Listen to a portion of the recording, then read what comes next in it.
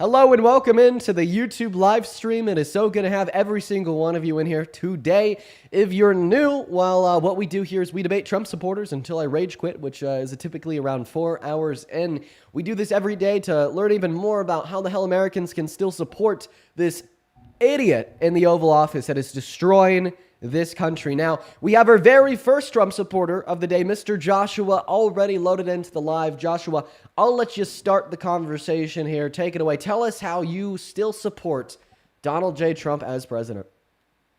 Well, I have to ask you, would you support anyone that's accused of SA? What? Would you support anyone that's accused of SA? Like, support anybody that's accused of SA as president? No, just in general. Just in general? If I know that it was a false accusation, yes. But if I didn't know that it was a false accusation, no. What about if they were convicted of the crime? If they were found like convicted of SA, no, I want to support them. Why don't you take a look down at your shirt? Was Tupac convicted of that? Yeah, he was. Okay, I appreciate you for letting me know, man. Thank you. You're repping his merchandise. Is that not hypocritical? It's not hypocritical because I didn't know that. Oh, you didn't? Are you going to wear the shirt again? Probably not. No, bad. No? Okay. Are you going to disavow Tupac now? I mean, I don't really avow him at all. I mean, a lot of people, a lot of people in the chat, and you don't avow him. A lot of people in the chat are saying that's not that he was not found guilty of SA. Oh no, he was. Okay, well if he was, yeah, I obviously disavow that. I put this shirt on because my other shirts are dirty. It's not that deep, bro. But you bought that shirt, right? No, I actually didn't. I found it in my girlfriend's closet. It was a gift? It was a gift? Oh. Your girlfriend shirt. So your girlfriend supports someone that's convicted of SA. Bro, we're 20 years old. Calm down. It is likely that like it, neither me nor her knows anything about why would you buy their merchandise? One second. Truly like anything about what Tupac did or didn't do when he was alive. She probably just bought it because it's a cool shirt. I think that you're taking things a little bit too deep here, man. So do you want to tell us why you support Trump? No, I want to focus on this. Okay, well, I mean, I told you if he was found guilty of SA, that's really bad. So it's okay if someone supports Trump? What?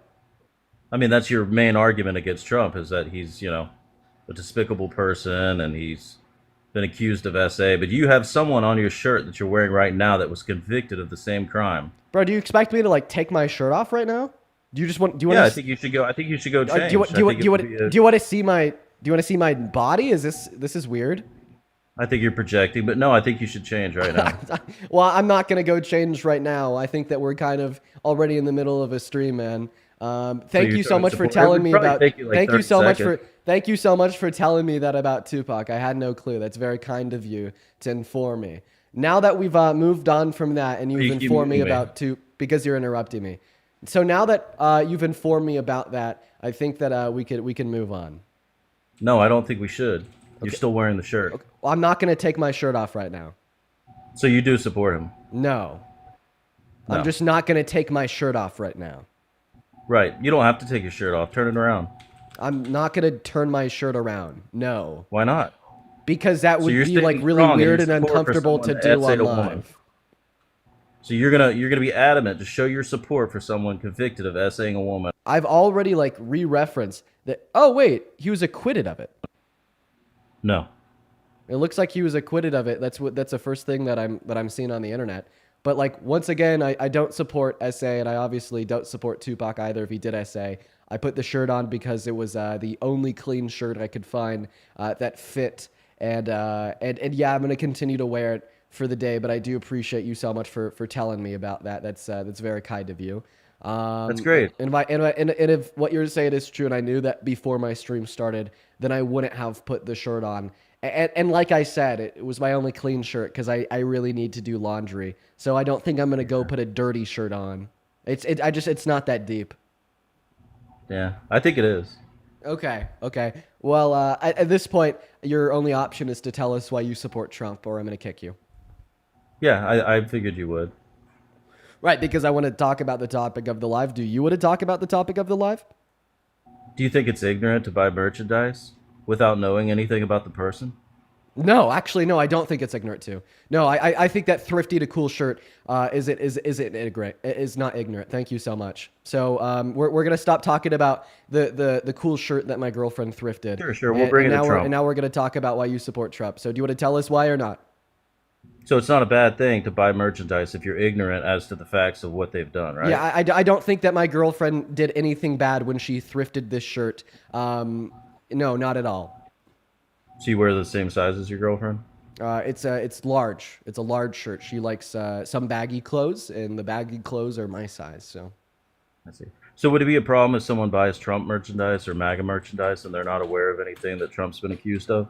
Because you just said it's not a problem. Yeah, if there's somebody that doesn't know who Trump is and they buy some like MAGA shirt just because they think it looks cool, like I'm not gonna say that they did anything wrong, but I'd probably tell them like who Trump is, right?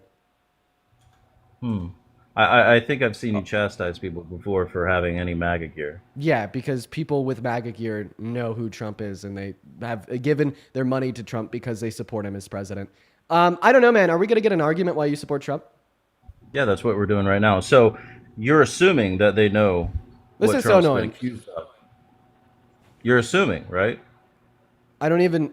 What? I'm really lost and confused. I'll go ahead and ask you why you support Trump as president. If you don't give me a response, I'm going to go to move on. You have one opportunity you can here. pigeonhole the conversation.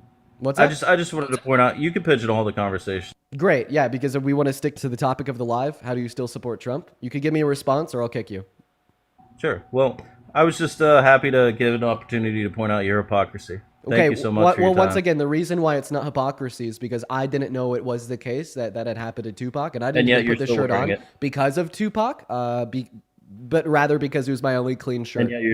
Yes, and yet I'm still wearing it because I'm not going to take my shirt off on live, Joshua. How many times have we been over this? I think this guy just wants to see my abs. I don't know. Yeah, I think that this is just all like a highly orchestrated plot to see me without a shirt on. I think you should. This guy just wants to see me without a shirt on. Is this like is that the new meta? I'm pretty sure he just wants to see me without a shirt on. I'm pretty sure he just wants to see me without a shirt on. You know, I have been back in the gym, so I mean, I look good. So you know, I won't condemn him for that. But we are just looking for some debate. So let's go ahead and move on to the next guest right now. Go ahead and drop a MAGA with your age down below in that comment section if you want to come up and have a conversation with me. You know, it's pretty weird to ask like a younger man to repeatedly take a shirt off. I'll definitely tell you that. You know, that guy was like maybe mid-30s, 40s. It's pretty weird to ask a guy half your age repeatedly to take his shirt off. Let me tell you. But let's go to move on to the next guest. You guys, if you are that cute, make sure that it's because you support Trump, y'all. Everybody just give us a minute here, y'all. Everyone just give us a minute here, y'all, to get that next Trump supporter loaded into the box. Hopefully we could have somebody that actually tells us why they support Trump. We're going to go ahead and load up Cole, y'all. And yo, dude, Justin, thank you for the very first donation of the day, bro, with the $25 over on PayPal. Justin said, hi, Dean, hope you're having a good day. Much love, bro. I appreciate you for the love, Justin. Everybody show some love to Justin down below in that comment section right now, guys. Let's get 250 Justin W's as well as Melissa. Thank you for the $15. Thank you so much, Melissa. Thank you. Melissa said, can we please get a shout out for libraries and archives? Bro, shout out. Big shout out to libraries and archives. Literally one of the most important facets of our civilization. We need to know and remember history 110%. Thank you so much. What's going on, Cole? Do you support Trump? Yes. Okay, how old are you? 21. 21. What year are you born in, Cole? 2004. Okay, great. What month? April. April, May, June, July. You sure would be 21. All right, Mr. Cole, how the hell do you still support this president? I mean, he's so bad, bro. He's terrible for this country. He's terrible for the world. So tell us why you support Trump. Cheeseburgers and hamburgers go well with fries. Okay, you've come up here and say that before. You're officially banned. Moving on to the next guest for the 11.1 thousand people tuning into the live stream. Today we are witnessing this awesome spectacle where there's like so many Trump supporters in here, obviously, because we have over 11,000 viewers, but like nobody wants to come up and have a conversation. What's going on, Brody? Brody left before the conversation even started, so we're gonna move on to the next guest right now. Everybody, do just kind of give us a minute to get that next guest guests loaded into the live. Everyone just do be patient, y'all. We're going to get Ben loaded in right now, everybody. Let's go to get Ben up in the box. If you are watching and you support Trump and you want to come up here and have a debate like I want to have a debate with you, go to put a MAGA with your age down below in that comment section. We'll get you pulled up here. The Trump supporters today are scared, everybody. They're in hiding because they're scared. If you happen to be watching and you're not scared, you have a spine, you have a backbone, and you're ready to debate, let me know down below. We'll get you loaded in. As well as, Connor and Cody. Thank you both for the $10 over on Venmo. Connor says, I've returned, Connor. Oh, the sabbatical as well. Then Cody says, what strings do you use on your guitar? Brandon Gage. I don't know the Brandon Gage because I just got a new guitar, so it's whatever shipped on them. But thank you for the love, you guys. Shout out to Connor and Cody. And that's Cody with a K, by the way. Welcome in, Perks. Do you support Trump? I do. How old are you? 18. All right, what year were you born in? 2007. Okay. Wow. Holy shit. 2007 is 18. What month were you born in? April. Yeah, that's crazy. That is crazy. Okay, so why do you support Trump? I support him because I feel like he does more for this country than Kamala could. Kamala is how you pronounce her name.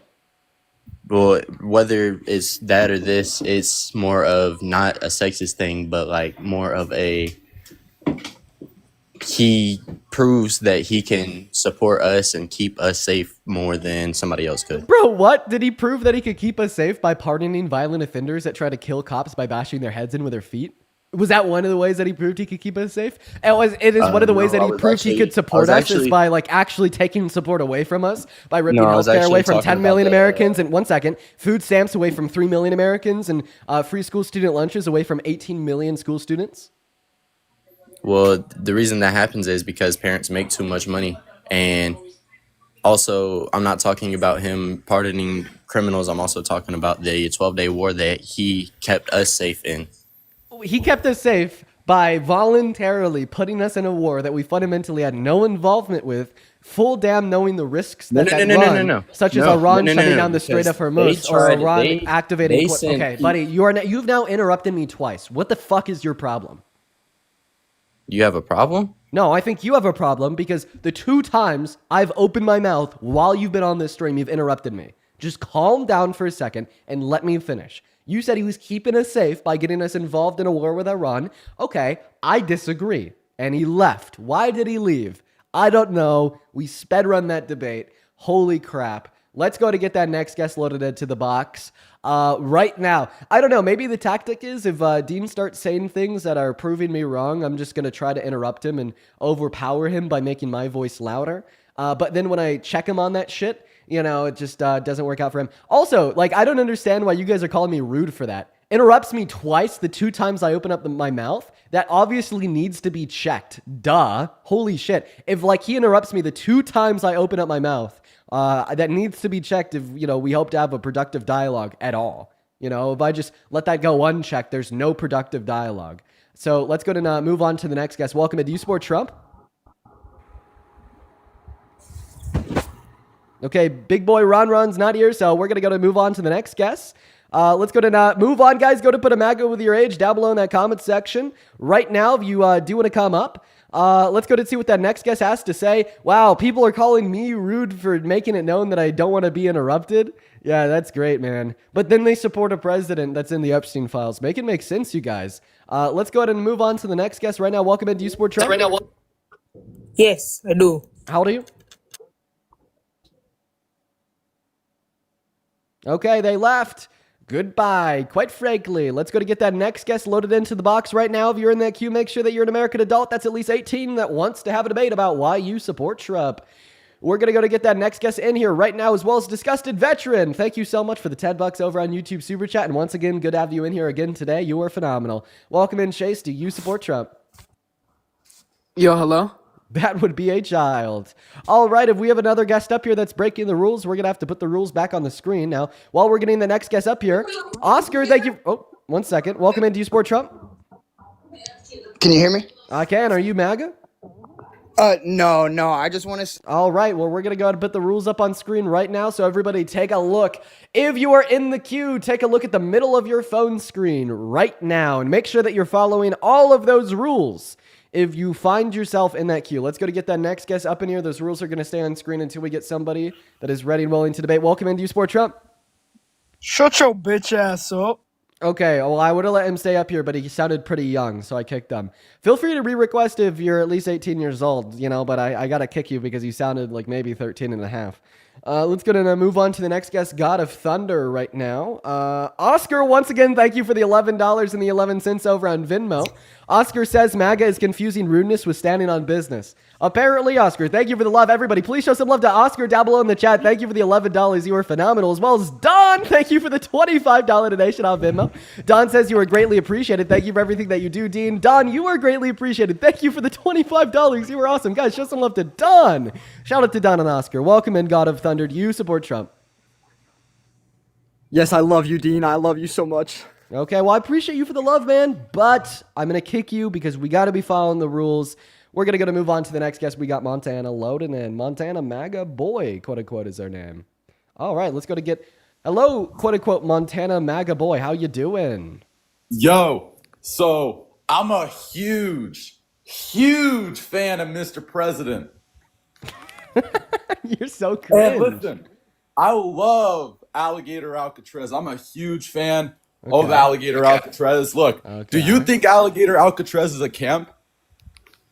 So I think that Alligator Alcatraz is like something that I very obviously disagree with, not only because of the suboptimal conditions inside of Alligator Alcatraz, but also just because of the fact that mass deportation is like one of the worst policies in. So do you think Alligator Alcatraz is a camp? Is it, when you say camp, what do you mean? I don't know. I just hear you Democrats saying it's some sort of camp, and that's really not. You mean concentration camp? Yeah. You guys call it a concentration camp, and that's not really what it is. It would depend upon what definition of concentration camp is being provided. But like instead of I wanted to know because you guys are. Do you mind if I have the mic real quick? Go for it. Instead of just going back and forth on if we can or can't refer to it as a concentration camp, knowing damn well you're never going to concede, how about we just debate the overall productivity of Alligator Alcatraz in the first place? I mean, regardless it's of not that's your second interruption. Could I finish? Are we having a conversation or what? We are, and a conversation requires us being able to communicate full sentences.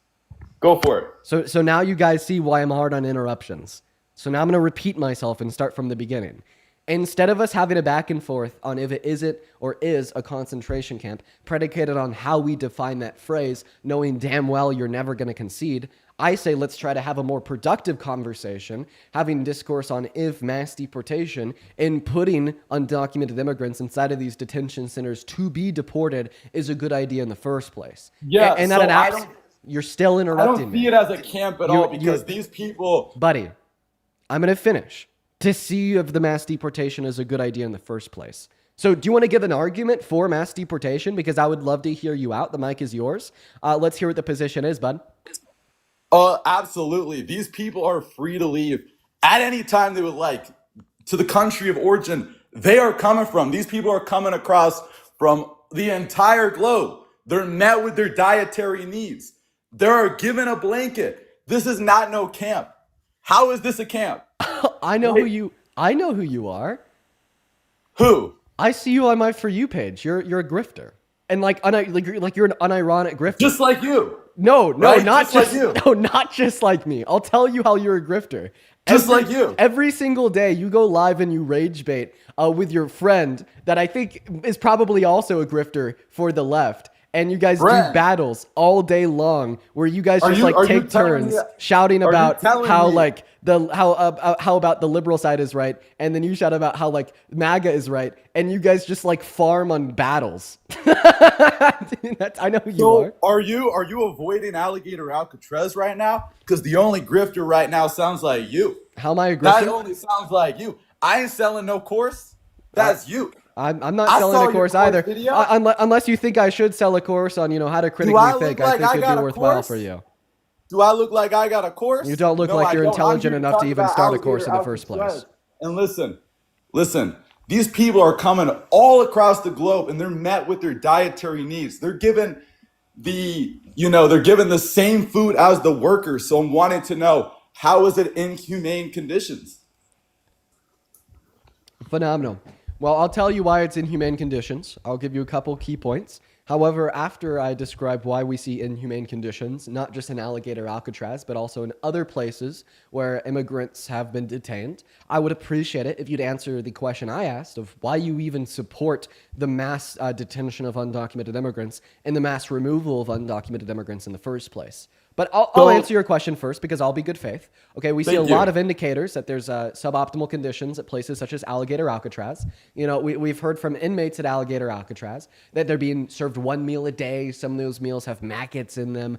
Hearing from other inmates at Alligator Alcatraz that, you know, there hasn't been clean running water to bathe in a week, as well as the totality of the camp was set up in 7 days. And there's a lot of concerns with how it was set up. So the Republicans that built the camp told us that it is built to withstand a Category 2 hurricane. However, in the last 4 years alone, there's been 3 hurricanes that were Category 3 or higher. Meaning that, you know, it's very well expected that in the next handful of years, we could expect a hurricane that just wipes the camp off the face of the map, right? And I mean, like, there's other places as well, like Seacot, where the Trump administration has sent undocumented immigrants to be detained, where they've been tortured and beaten and starved. I mean, we actually just heard about a legal immigrant, a green card holder, that was accidentally removed to Seacot, where he was literally SA'd, right? Of course, there's suboptimal, inhumane conditions at these facilities.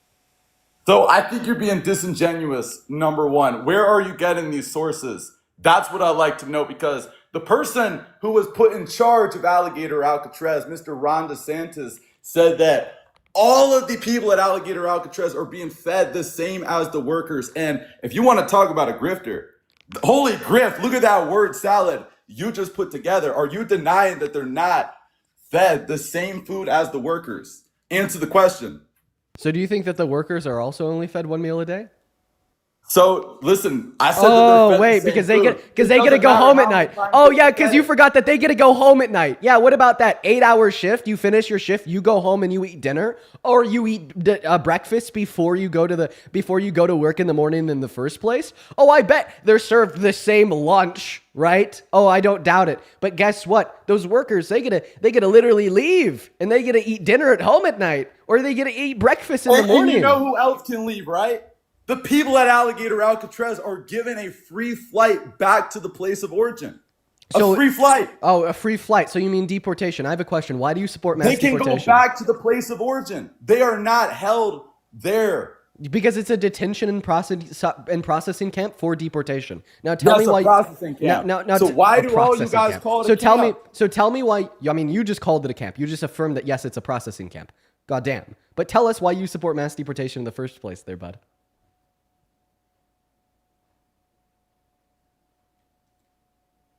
Come on, MAGA boy. Come on, MAGA boy. Why do you support mass deportation in the first place? Are you censoring me? We know you support censorship. We know you support it because we done not saved TikTok once. We saved it twice. Right. 3 times. We're going to get an American owner for TikTok. Listen, this is what you say. I've seen you say this. Wait a minute. I'll give that one. I'll give that one to you. Donald Trump did save TikTok, but honestly, I would prefer the 66 million American women that have lost their access to abortion to have access to abortion. The 3 million Americans that have lost access to food stamps to have access to food stamps, and the 10 million Americans that have lost access to healthcare to have access to healthcare, compared to me having access to TikTok. Thank you very much. Look, it's the same old playbook. We've heard you say that because it was right a month ago, and it's right today. Where credit is due. Thank you for giving credit where credit is due. We are agreeing that we saved TikTok when TikTok went dark under your administration. Come on now. We are holding people accountable. We're probably going to agree more than we disagree here. I agree that absolutely. That's Biden, what I do. I make people agree. Listen to what I have to say. Listen to what I have to say. Right? Biden obviously did nothing to attempt to save TikTok. And the one pro that we have reaped from Donald Trump's lawlessness is illegally extending the TikTok ban. You understand, if you actually read the bill, he can't just continue to issue an extending deadline on when it's officially banned if there is no progress of a deal being achieved. And obviously, he is now one moment. Listen to what I have to say. Listen to what I have to say here. He's now extended that deadline 3 times, which obviously indicates that at least for the first extension, there was no progress being made. So that extension is illegal. But I'll tell you, fuck yeah, I want TikTok. That's great.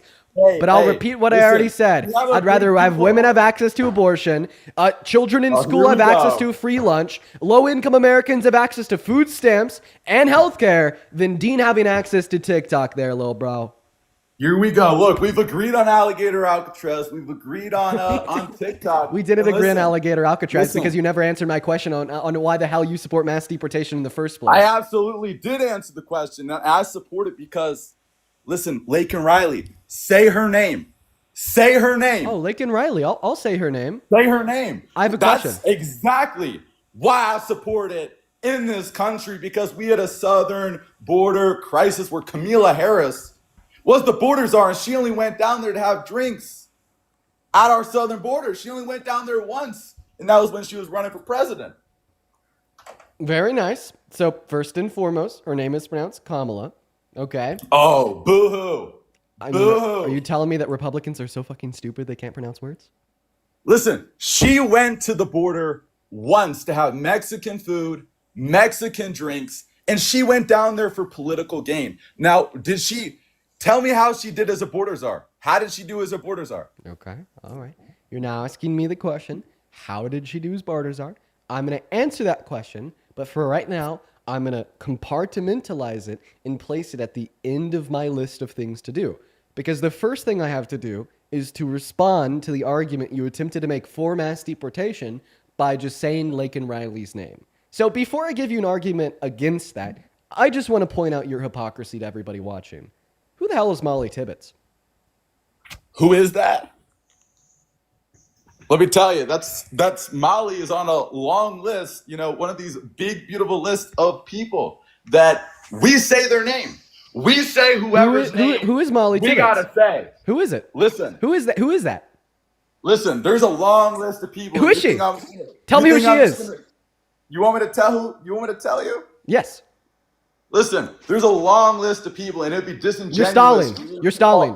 Every single name on the list. Oh. Now you tell me who she is, since you know so much about her. Yeah. So the reason why you don't know who Molly Tibbetts is because she was murdered by an undocumented immigrant during Donald Trump's first administration. Isn't it fucking Absolutely. funny? Let me finish. You pipe down. Isn't it funny that you've never heard Donald Trump say Molly Tibbetts' name? Isn't it funny that you've never heard any Trump supporter say Molly Tibbetts' name? And isn't it funny that you as a Trump supporter don't even know who she is?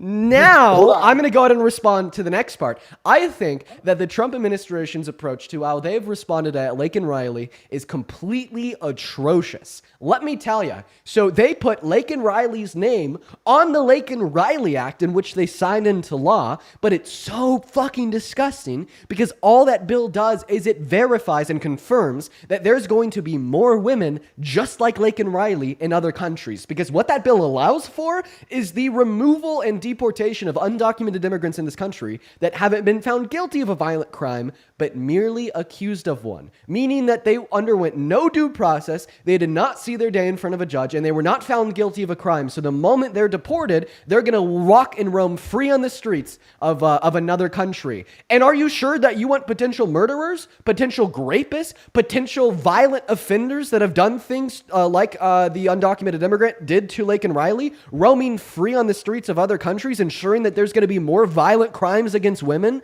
more women raped, more women murdered, just ensuring that there's more women in other countries just like Laken Riley, and then you're like putting that under a bill called the Laken Riley Act? How contradictory is that? How absolutely shitty is that? How absolutely atrocious is that?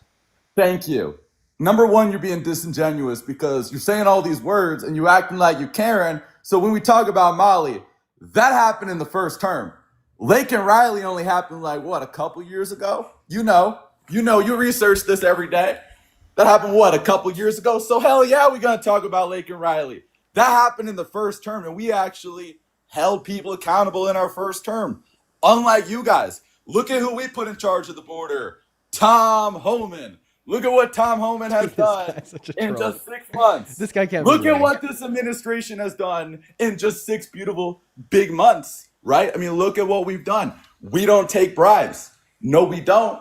That jet was started under your administration. When you talk about we take bribes, that was started under your administration. Now, look, I'm not here to play the disingenuous game with you. spitting out all these words. Word salad. Look, I will give Kamala Harris credit. I'll give her credit with pronounce her name right. Pronounce Camila.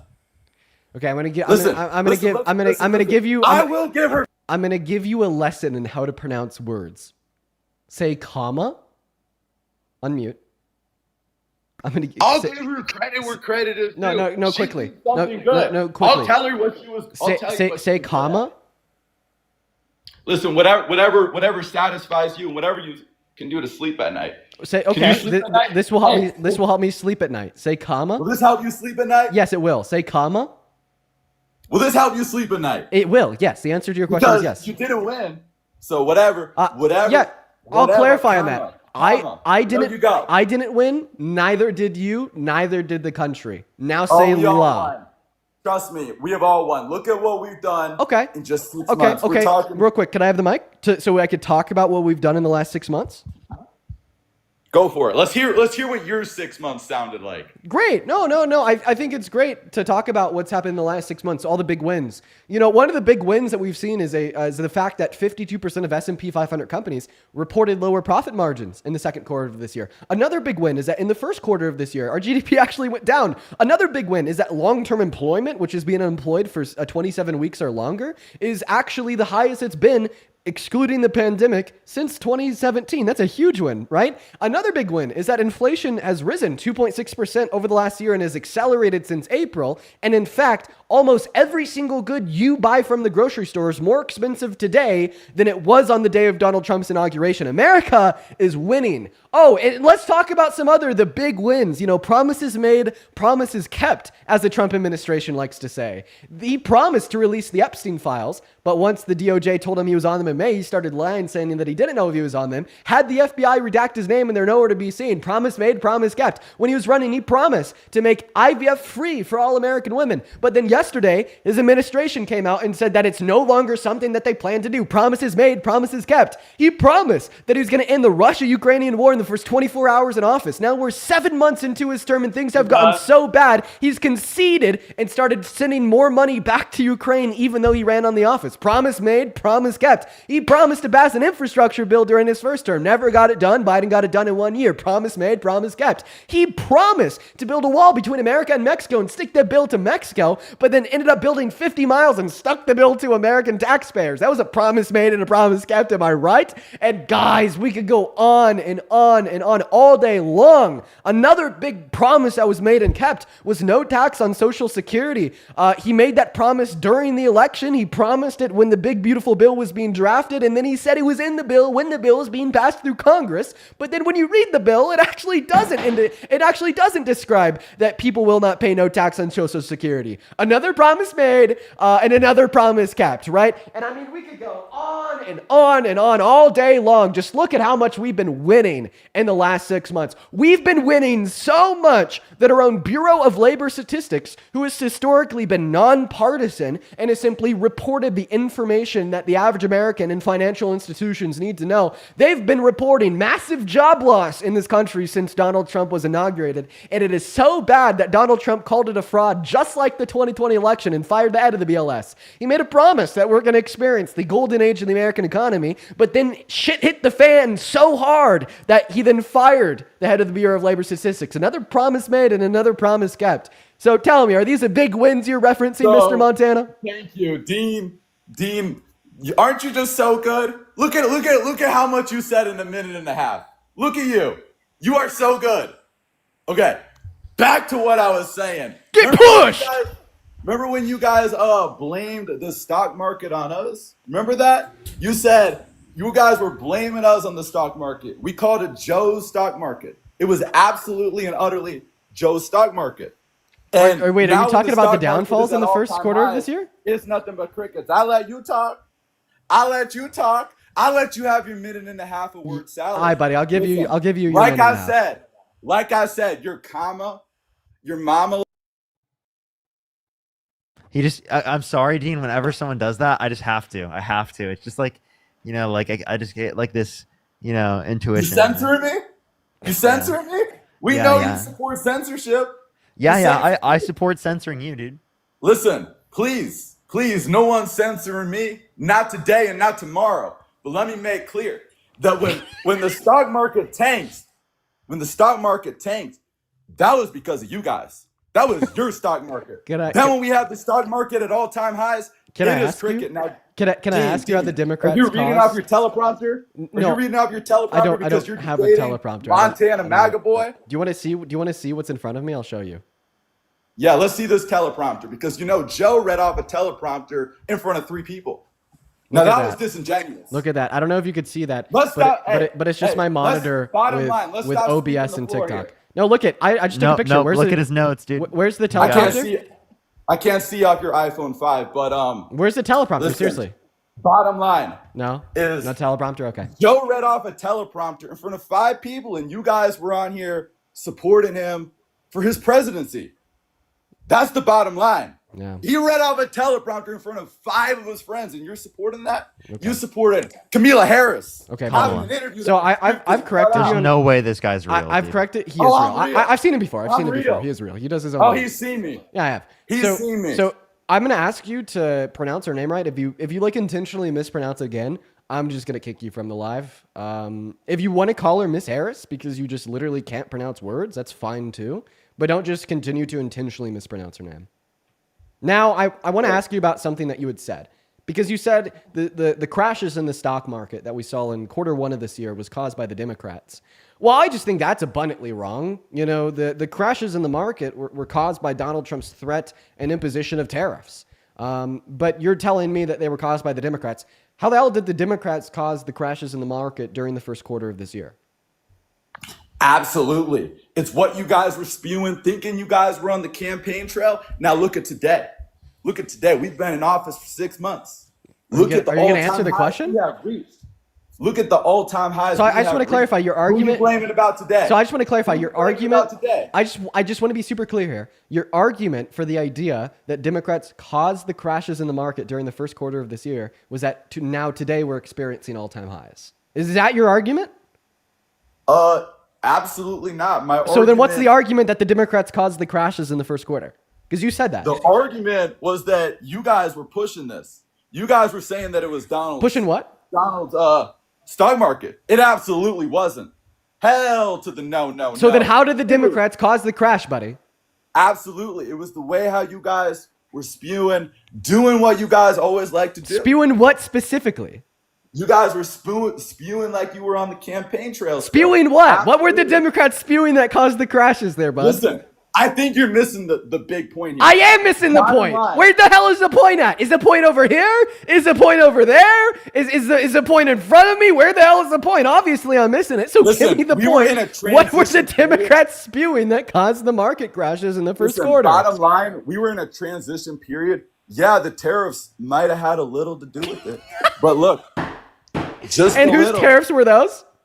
Listen. Whose tariffs were those? Listen, absolutely. Thank you. Were they Trump's? You guys were pushing. They were Trump's tariffs. So I just want to clarify, your argument that Democrats caused the market crashes in the first quarter of this year was that Donald Trump signed his shitty economic policy into law. Really?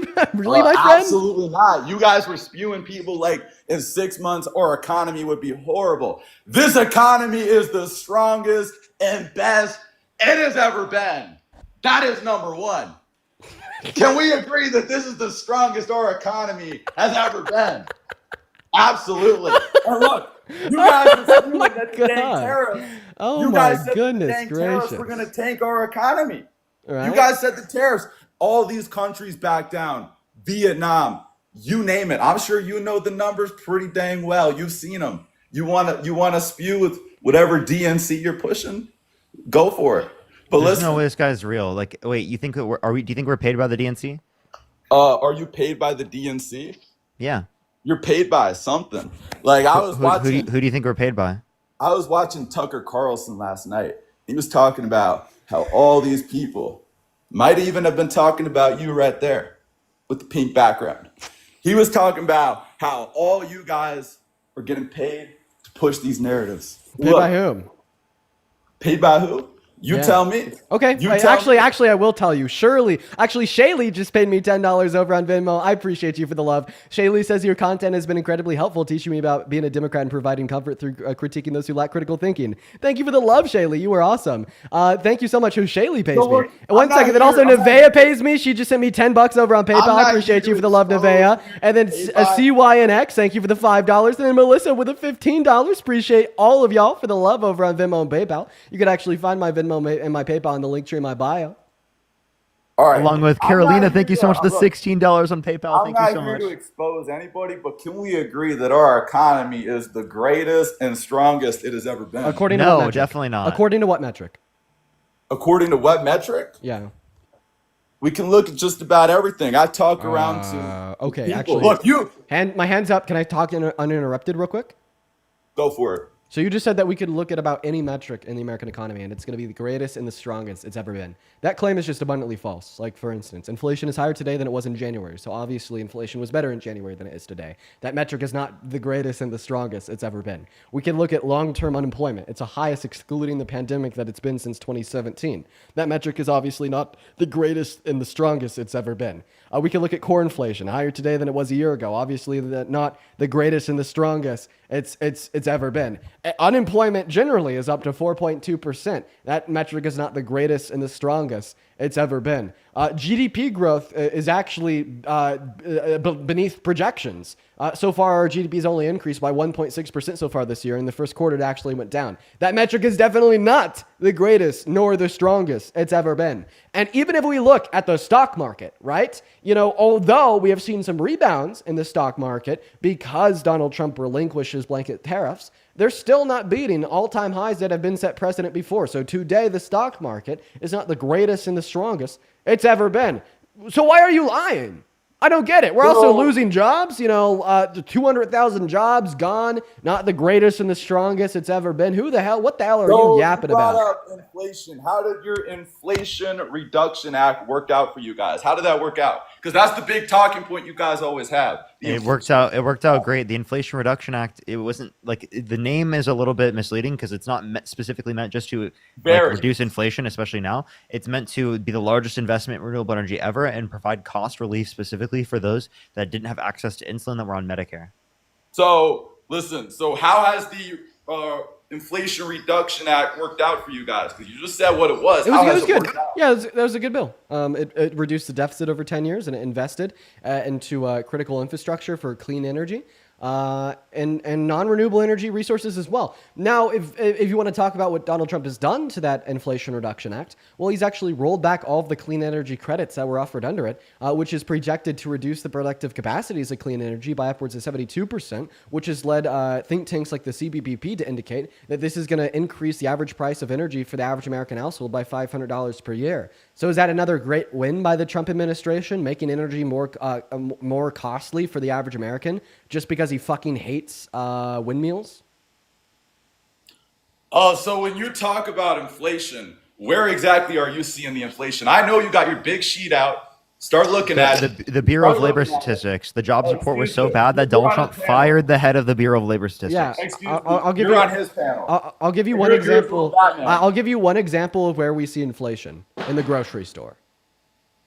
Right. So listen. Almost I every know good you- outside of iceberg Look, lettuce and lemons look. are more expensive today than they were in January. We know what you do. You're about to have your same scripted answer here in a minute. This is gonna be you. Bananas. Parker script. They're up 2 cents. Eggs. They're up 3 cents. No, eggs are actually up $1. Eggs are actually up $1. Listen. So are you looking at a nationwide poll? Yes. What are you looking at? Yeah, You're looking at nationwide averages. Yes, Nationwide or in LA? Which one you looking at? nationwide averages. Because when I go there, listen, I can show you. I can take a picture next time and I can show you. Where I'm at is cheaper. All right, no It's shit. cheaper where I'm at. No shit. Absolutely. I Look, have a question. How many people live in your city? how many people live in my city? More than people that live in your city. I'll tell you that. Definitely not my city. I can tell you that. Right. Really? Yeah, I live in LA, bro. You live in LA. So Right. that's why you haven't seen the cheaper stuff. This is who we were getting the information from. Wait, by the way, Mr. I live in LA. Dean said it, dude. Mr. I live in I- LA. Look, you're on his panel.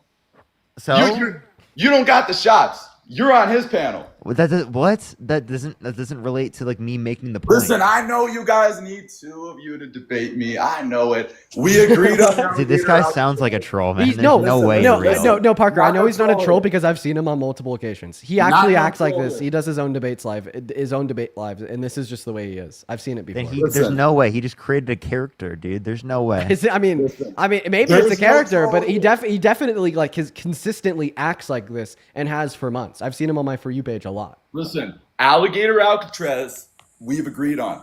We've agreed on the all-time. Okay, wait. I want him to like in tell the us stock who he. market. By the way, Before you do, can you tell us who we're paid by? by the way, I want to clarify, Parker. We don't have any For You page push. We got limited. I'll have to do a restart. Really? Yeah. What? Yeah, I'll have to do a restart.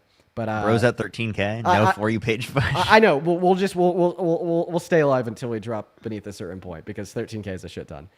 So it seems like everything's going all right without FYP push. But go ahead, Montana. Like I said, Alligator Alcatraz, we agreed on. TikTok. I don't think that we did. I think we did. I No, think we we did didn't. because you guys are out there spewing that it's some concentration camp, which it I'm clearly isn't. gonna ask you a very clear question. Would you say like a main reason you support mass deportation is because of the crimes that undocumented immigrants commit? Oh, listen, I support it for many reasons because I put America first and America first only. Let me tell you, okay. Latino America said, no, you not. Black America said, no, you not. What? No, you not. What You the not. hell Your are you regime saying? ain't taking over no more. No What more. are you saying? Dude, what We the are fuck back. is this guy yapping about? We are back, baby. America is back. And listen, Okay, Okay. We are kicking bringing undocumented immigrants out of the jobs country is not back to pro-America. America. Wait, Here. What was- Name one core American value that Donald Trump upholds. Absolutely. Look, let me tell you. I'm going to tell you what we like, and I'm going to tell you what you're going to say. No tax on tips. No tax on overtime. Dude, and just no so you're tax- not answering. I said core American value. Hold on, You're hold not. on, You hold no. on, We're not gonna. hold We're on. not gonna. We're not. Hold on. We are. We Wait are a not minute. going to hold on. Wait a We are minute, going wait to a minute, interrupt you wait a because you're minute. not answering the question that was asked of you. Let's just clear it up even more. Do you think that Donald Trump supports the Constitution? Look, I'm trying to answer the questions, but when you're switching the questions every few seconds, I can't answer the question. Dude, that you no gave. tax on tips is not a core American value, kid. Yeah, Listen, name it one absolutely core is. American I'll value tell that you Donald why. Trump name one core American a value minute. that Donald Trump upholds. Wait a minute. Don't be disingenuous here on the mic. Okay. What I was going to tell you. This guy's so insufferable. Holy shit. No tax on tips is not a scam. It is putting money in the American people's It's pockets. not no tax on tips, Hold and this on. is again not you demonstrating a core American value Hold that Donald on. Trump upholds. Hold on. Wait a Dude, minute. he's just reading Wait the a minute. script. He doesn't- Absolutely. I don't think he has a It's putting money pre-written response in to this American question. Pockets. Absolutely is. Putting money in Americans' pockets. Okay, so putting Hold money in on. America, so taking money from the poor and giving to the rich, that's a core American value. This is what you guys said. You all say the same thing. No tax on tips is a scam. Again, what's a Listen core- to what AOC Dude, is telling you. oh my God, name one. How about this? Name a single core American value. A single core American value, peace through strength. Look at what happened in the Middle East. Right now, we have peace through strength. Yeah, No did that new work well with conflicts. Russia? No new conflicts. Hold on. Is Donald we're Trump getting making our that settled. economy We're stronger? getting that settled. Give us a chance. We're going to get it settled. We've been in for 6 months. I know we said day one. It was a little bit sarcastic. Then why did he We're put gonna get funding that back settled. into Ukraine? We're going to get that settled in just a few Yeah, moments. you're gonna get it Listen, settled by doing what the Democrats have wanted to do all along. Emmanuel Macron came to the White What House. is They were trying. what does Macron have to do with Parker's question of asking you to name a core? He's American over value? here talking about Okay, the war. okay, I'm gonna be more specific than Parker. Here's the question: does Donald Trump care about the American Constitution? He's over here talking about the war, so I was trying to talk about the Does war. Donald Trump care about the American Constitution?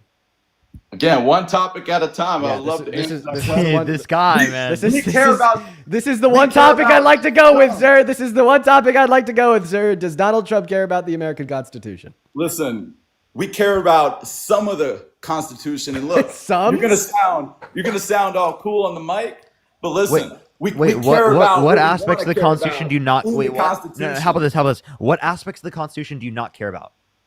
So listen, let me rephrase the question. How have we Wasn't just a gone statement. against the Rephrase Constitution? my question. Absolutely, I want to ask you. I want to ask you the question because this is. I want to ask you. Let me rephrase my question into a different question that I'm asking you, so that I don't have to answer the question. Hey, listen, that ain't it at all. Okay. I ain't, okay. I ain't gonna answer a trap question. Dude. You guys have to traps. Wait, he was just trying to clarify on what you said, because you said that you only care about some of the Constitution. So Parker's question in return was, well, what parts of it do you not care about? And then you called that a trap? No, I didn't know that asking clarifying questions about what you say is a trap. Listen, maybe your world prospect here just isn't too deep and it's only like talking points from Fox. Listen. But what I wanted to get to here is, like typically patriots say they care about core American values like the Constitution. But Donald Trump doesn't. How do you feel about his executive order that explicitly contradicted the 14th Amendment, when the 14th Amendment is one of the most important amendments in the totality of said Constitution? What are your thoughts here, man? Listen, you said American value. I said peace through strength. And that's what's going on right now. That is conservative values. And Yo, you saw, do we got Caroline Levitt on the line? 2 weeks ago. Are you Caroline Levitt in disguise? We were wrong. Are you Look at Caroline what happened. Levitt? Are you Caroline Levitt? Are you Caroline Yet Levitt? again, we were correct. Sir, are you Caroline Donald Levitt? Trump has been right about every single issue. Are you Caroline Levitt? Because you're dodging the questions like she does. I remember when a reporter was in the newsroom asking her about the fact that Donald Trump just straight up lied about his grandpa, telling him about how he taught the Unabomber, even though the Unabomber's identity only came out after his grandpa died. And then she just completely was like, oh, Donald Trump's a good president, some shit like that. Now I'm specifically asking you about how you feel about Donald Trump's executive order signed into law on January 20th, number 14160, that explicitly contradicted the 14th Amendment. And you didn't even fucking respond. You just started talking about peace through strength. So stand Absolutely. fucking topic here. How do you feel about Donald Trump's Absolutely. executive I order have on January 20th, 14160, that explicitly contradicted the 14th Amendment of the American Constitution? See, when you have the cards, you don't have to answer your disingenuous questions. He never answers a single question. He never addresses the reality. I answered every single question. Every Okay, single question. Really? Then what was Dean's last question he just asked you? Listen, I'm not falling into your little trap here. You got the chat. He's like, I'm not going to answer that question either. Wait, is Not falling I into just your little wait? trap. Do you think it's a trap for me to ask you about like Donald Trump's executive orders? Like, I'm just simply asking you, how do you feel about Donald Trump's executive order number 14160? How is it a trap for me just to ask you about things that Trump has done? We just have to tell him things. We can't ask him anymore. Okay, Just got to tell him. I'm just gonna tell you, Donald Trump's executive order explicitly contradicted the 14th Amendment by banning birthright citizenship for the children of undocumented immigrant. He not only contradicted the text of the 14th Amendment, but case law surrounding how the 14th Amendment applies to undocumented immigrants, such as Plyer v. Doe in the 90s or U.S. versus Kim in the 19th century, where it is very clear that, yes, the 14th Amendment does apply to undocumented immigrants. Listen, I think you're spinning the whole narrative here. The entire narrative you are spinning. Listen, I agree 100% with it. We rewriting the rules. We ain't a part of the establishment. We rewriting the rules. Yes, Yes, we are. Wait, can you repeat what Dean just said? Can I repeat what he said? He said, Yeah, like the general idea. listen, you're on his panel. Listen. Who are you? Who are you? Who are you? Who are you with your pink background? My name is Parker. Get a job. Also, And that's I'm the guy objectively- that's destroying you in a debate right now. Also, that's objectively not pink. That's purple. Oh, boo-hoo. Kamala, boo-hoo. Okay, thank you so much. Kamala. Thank you so much for recognizing that there is a big difference between Camila and Kamala. Kamala, just like there's a big difference between pink and purple. Listen. Like you're just kind of self-dunked because this whole time you've been trying to argue that you could call her Camila with like it's no big deal, but then you just like set up an analogy to the difference between pink and purple to be the difference between Camila and Kamala. Okay, well there is a big difference between pink and purple. Those are two distinct separate colors, which would indicate that you agree that there's a big difference between the word Camila and the word Kamala. That was a self-dunk. Listen. Look, you brought up a ton of topics today, and I think I won this debate, if I'm gonna be quite frank. I think I won it.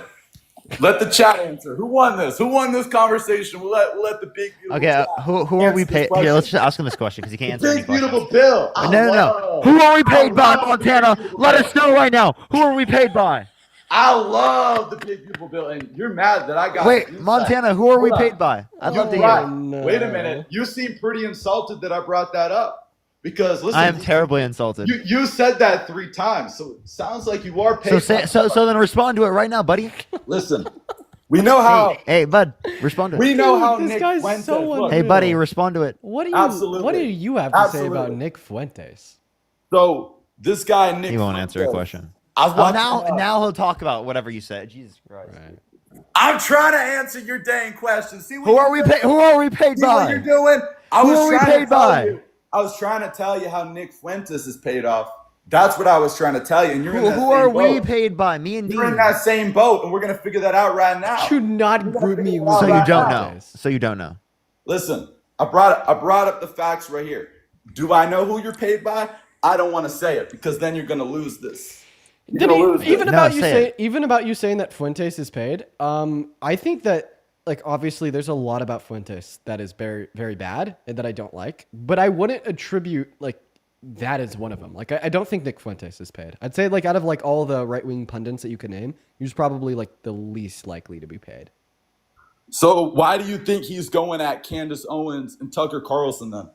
I don't know what Because he gets their viewership. Yeah, I don't know what he said about them, but like I don't know. I just don't think Nick is paid. I don't think anyone would pay him. Who would pay Nick? Who would pay him? Listen, there's a ton of different groups. Look, you might even be in his group. You might Literally all right fascists. That's the only people that would pay him. But alt-right fascists just don't have like that type of money. They don't have that like galvanization and funding or electoral power. Well, I would just mean like the people who follow him. I don't. Oh believe well, any like of, sure, like his fan base. business or- Yeah, for sure. I'm like talking about like big donors. Like I can't really think of like any like big donors that are like truly like alt-right fascist Nazis. Okay, maybe I could think of a couple. Okay, maybe I was wrong. This guy. Okay. Unfortunately, I was wrong. Okay. Anyways, back to you. This guy couldn't figure it out. So just explain to us who you think we're paid by, and if you don't know who we're paid by, then how the fuck do you know that we're paid? Listen, we know. I know. I could say a name. But listen, I ain't Then gonna say it. Say it, buddy. Say it right now, buddy. Listen. Listen. I know a connection. Hold on. I know a connection that we both have, but I ain't gonna say it on here. Say it. Say it right now. All right. You want me to say it? Yes, say it. Yes. He's probably even watching. Say it. I'm trying to figure out if it's you or the other ones. But Say it. I know you're not friends with them, so I ain't trying to expose everybody. Say it. Say it. You want me to say it? Camille. There you go. You know who Camille T. Maroon is? Oh, you have connections to him? That's crazy, dude. Okay, Listen. we're gonna set politics aside here real quick. Run as fast as you can. No. I don't have any more connections. Back in the day, I did on TikTok a couple years ago, but I know you guys were working with them, or was the other guy? No, that was not. There- That was not me. There's a long story there, but no, like seriously. Trust me, I'm I just know gonna the set answer. all politics aside here, bro. Run. Trust me, I've already ran.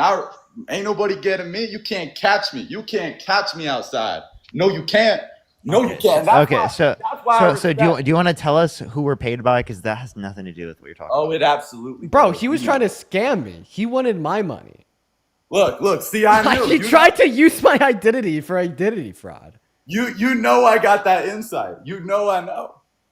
See, you know I know. Now you're real quiet. Just because like Real quiet. you happen by chance to be involved with like the same like scammer that I was like years back, right? I don't think that indicates anything about like anybody that I would be paid by. Listen, we all know. You all working for somebody. We all know it. Listen. Okay, hey, when are you gonna acknowledge that you are like trolling and that you've created a character that you can go No, on I live with? actually came up here not. No, like I genuinely don't believe you're a real person. I really I don't. came up here to talk about Alligator Alcatraz and see me. Dude, this guy can you like actually like seriously be real? Like do you actually believe this? So I came up here, talked to Dean about Alligator Alcatraz before he brought up his sidekick. We agreed that Sidekick is crazy. we agreed Wait, that. I have a question. If Parker is the sidekick, even though when Parker goes live, on his backup account today, he had like 6,000 people in there. He has close to 500,000 followers on Instagram, close to like over 1 million followers on his main account on TikTok, and close to like 250,000 subscribers on YouTube. If those are the numbers that makes him the sidekick, what does that make you with you and your 7,000 followers and 30 views? However you want to paint the picture. Because if that's what makes Parker the sidekick, what does that make you? What it makes me, I'm fighting against the censorship every single day. And we brought back, and can we both agree? I'm currently on my second account because my main account and third account are banned right now. Can we both agree that the censorship got better under this term? It's gotten worse. How's it gotten worse? Like on TikTok specifically, their moderation has been more restrictive. Their moderation has been more restrictive of liberals. And like, I'm not going to expose too much, but like, hypothetically in Minecraft, imagine a company that was just like TikTok, and imagine this company had their employees like specifically no longer servicing to the mistreatment of liberal content creators just to serve the Trump administration and stay in their good grace. And imagine if that was like specifically confirmed by individuals operating inside of the company. I don't know. That's a crazy hypothetical. Very outlandish. It's obviously not actually happening. You don't believe that. You don't believe that. You hopped on the Democrat train. When you saw you could get a little bit of viewers. Yo, check this out. Check this out. I'm going to censor you. Are you ready? Listen. You later, buddy. Gonna get censored. No, you ain't doing nothing. I'm going to censor you. Buddy. I'm going to censor you. Are you ready to get censored? Listen, show me how. You just got censored. Yippee. I couldn't wait. All right, everybody, we do need a restart. So if you're curious, for the 10 points, 5,000 people in here, we got it with a restriction earlier. It told me that I'm sending people off platform, and our live is no longer pushing out on that For You page. If we just stay live on this account and this specific live stream for another 3 hours, we just won't be able to get debates going. So unfortunately, everybody, we got to hit a restart. I'm going to give you guys a set list of instructions here on how to come back after a restart. So the first step that you want to do right now is just to hit that follow button.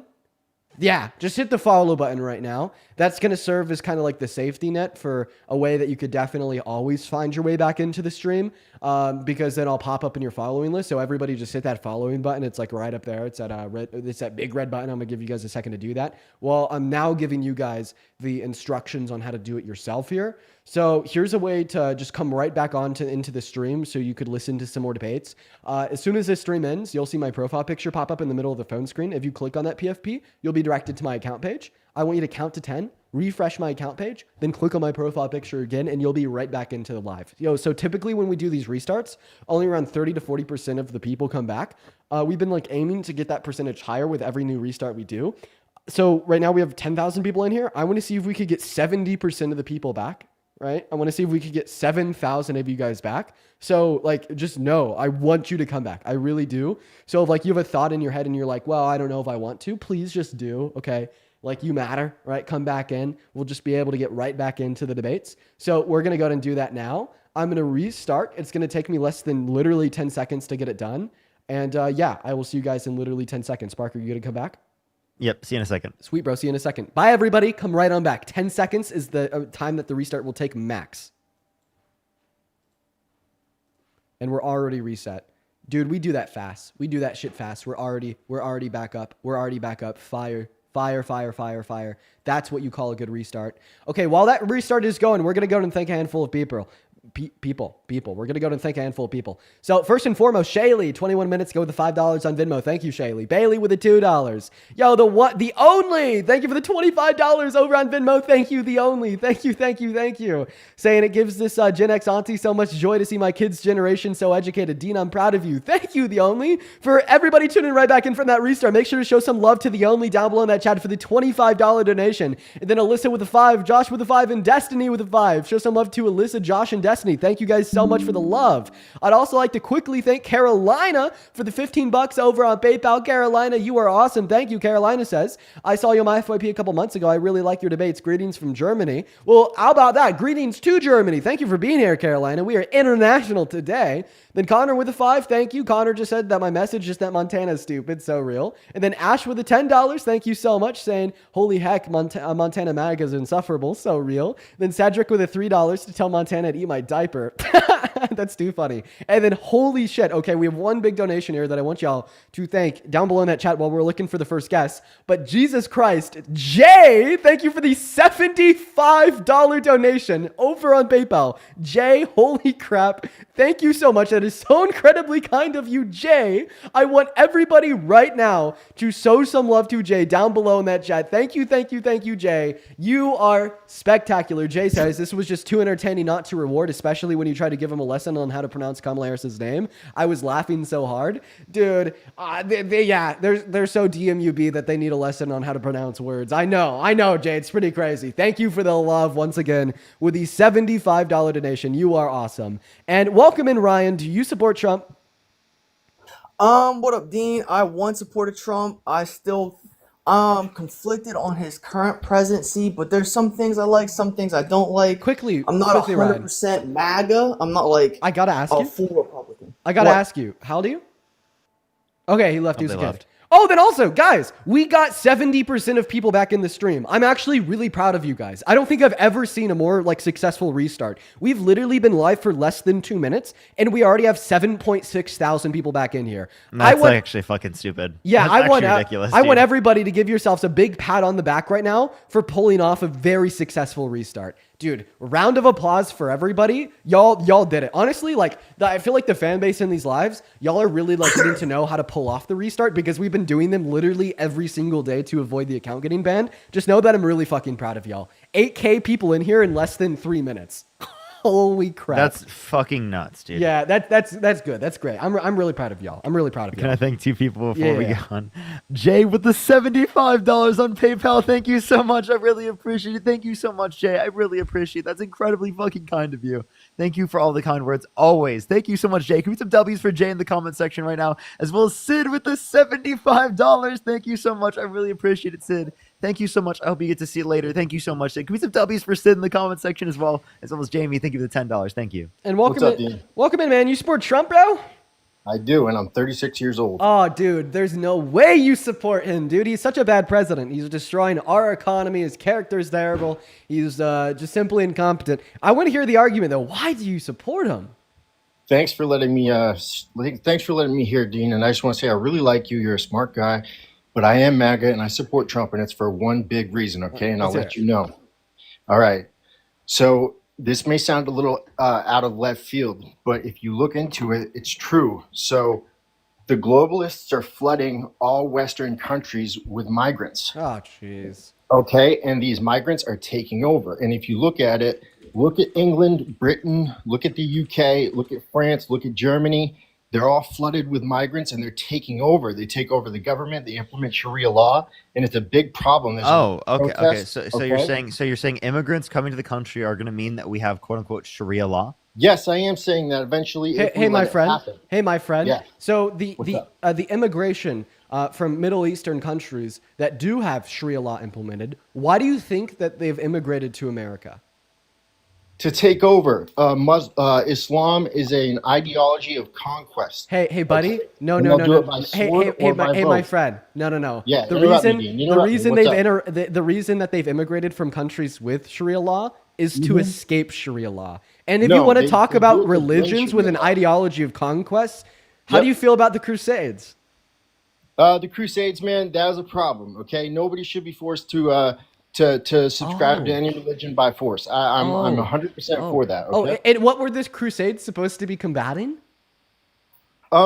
Look, so it's been millennia of a battle between the spread of Islam. So it's funny because you're telling us that Islam is the religion in which upholds ideologies of conquest. But the biggest examples of religious conquest in human history are Christians trying to conquest and forcefully diminish the spread of Islam.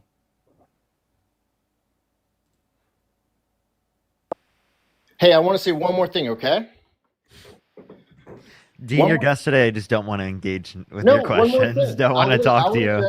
They don't want to talk to you at all. I just want to say one more thing, okay? Is that okay? No. I mean, I want to say one more thing. Say what you want, but hopefully, let's make this a debate, man. That's the point of the live. So I want you to respond to what I just said. I will. What'd you say? You yeah, said about you brought Islam and the Christianity Oh my have been God. combating for millennia. Okay, and I No, agree with no, you. no, I Now, brought- That's not what he You said. said No. Christianity and the Crusades were the worst at spreading by the sword. Okay, that's what you said. I'll repeat myself. All right, I'll can answer you that. can you listen this time? Sure. Okay. So first you said that immigrants coming from Middle Eastern countries that uphold Sharia law are coming here to like conquest, take over, and implement Sharia law. I responded to that point by saying that you're just fucking wrong. No. Sure. Individuals coming from countries that uphold Sharia law that are immigrating into America are A immigrating lot of them are. are A lot of them are trying to escape it. I'm sorry to interrupt, but a lot. Yeah, I agree. Dude, a lot of them are. trying to stop escape talking. it. Sure. Just stop talking. Real quick. Take one of your hands. Do this with me. Take one of your hands. Put it in the air. Let me know when you have your hand in the air. I like you, Dean. I really do. Real I'll quick. stop talking. Go Just ahead. put your hand in the air real quick. Let me know when it's in the air. It's in the air. I want you to do that. Okay, I'm doing it. Okay, there you go. There you go. So no, right? Immigrants coming from countries that have Sharia law implemented aren't coming here to implement Sharia law here. They're coming here to escape Sharia law. Oh, wow. I heard you. And then you're not doing the closing mouth thing. Now, the second part of what I like to say here is you're telling us that Islam is a religion in which would uphold conquest. However, the largest example we have in human history of religious conquest is Christians trying to force Christianity upon Islamic nations. You're right. I agree with you. And I have one more point, okay? Can I speak? Yeah. Okay. The final point here, okay? I agree with you. Christianity has been spread by the sword, and it's been a big problem. Like I already said, I listened to you, I heard you, and I agree with you. Now I have one more thing to say. All right?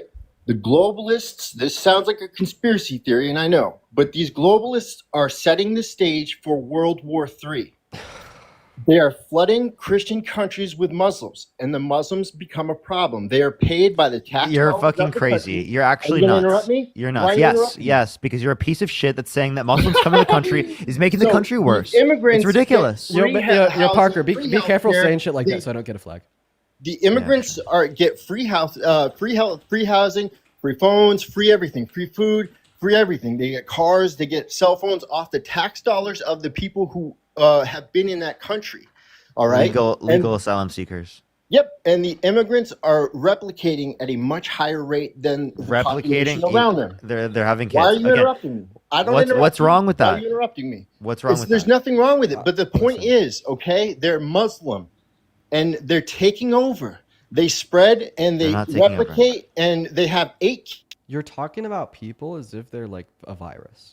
Okay? Like, seriously. So if you want to use dehumanizing rhetoric to refer to people as like things or as viruses, I'm gonna go ahead and turn your mic off, and I'm gonna point that out, right? You're calling them these Muslims are replicating and taking over, right? Like a virus. I don't know. I feel like you're setting the stage for racial dehumanization. The same type of rhetoric and the same type of dehumanization that's been used against black individuals Stage for in World War American III, history. Islam versus Christianity.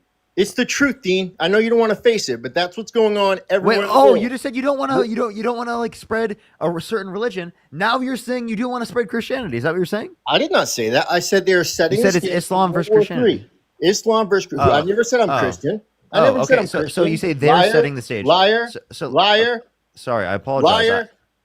Dude, I this never guy's said that. unhinged. Don't lie. Why are you lying? All right. What I said was they are setting the stage for World War III, Islam versus Christianity. And all you have to do is look into it. Look at England, look at Britain, look at London, look at the UK, okay? The Muslims have taken over, and there's a lot of big protests and demonstrations against it. The people of those countries don't like it, and they're trying to do it to America too. And the reason I like Trump— what percentage of people in to the answer the first question, Dude, Jesus Dean, Christ. why do I support Trump? No, what to answer your percentage? first question, why do I What percentage of people in power in the United States are Muslim? What percentage of people in power in Europe are Muslim? More than Christians. Look it up. Not true. You're Why totally America? wrong. But in You London are a and the liar. UK, Absolute and in liar. Britain, Bullshit. they are. Bullshit. They're Bullshit. taking over. Bullshit. All right? Bullshit. You're wrong. You're wrong. Okay. Totally wrong. You made that up. You're a liar. Okay. The reason I like Trump is because he's against the Islamic invasion. That's the What are number you one talking about? reason I That's like not Trump. a thing. Look You're it making up. it up. You're Look making it up, boy. Look it up. You look it up. Look You at didn't London. look up Look shit. at the UK. Dude, this Look guy's at Britain. unhinged. Look at Germany. Look at France. This guy's just all right. The a- only a strongholds nutcase. in Europe are Poland and Hungary. Okay, I have All a right, question. they're the only Only ones who stronghold. denied the Do you mind? Islamic invasion. I want to ask you a All question. you have to do is look it up. I want to ask you a question. Islam versus Christianity. My hands in the air. Period. My hands in That's the air. why I like Trump. Calm down. Because he's against it. Calm down. Period. Calm down. See, Well, you guys started yelling, so I can yell too. I'm on the right. You're on the left. Okay. I'm chilling, bro. No. Okay, just listen. I'm just trying to get heard. Just This listen. fucking faggot Parker's interrupting me. Oh, what the fuck? Dude, so unhinged. So unhinged. Holy shit. One of like the most unhinged humans that has ever been on this live. We're going to go ahead and move on to the next guest now. Literally, like so unhinged. Jeez. Oh my God. Let's go to move on to the next guest. Everyone, just give us a minute to get that next Trump supporter up in here. That dude was just like, that guy completely lost it.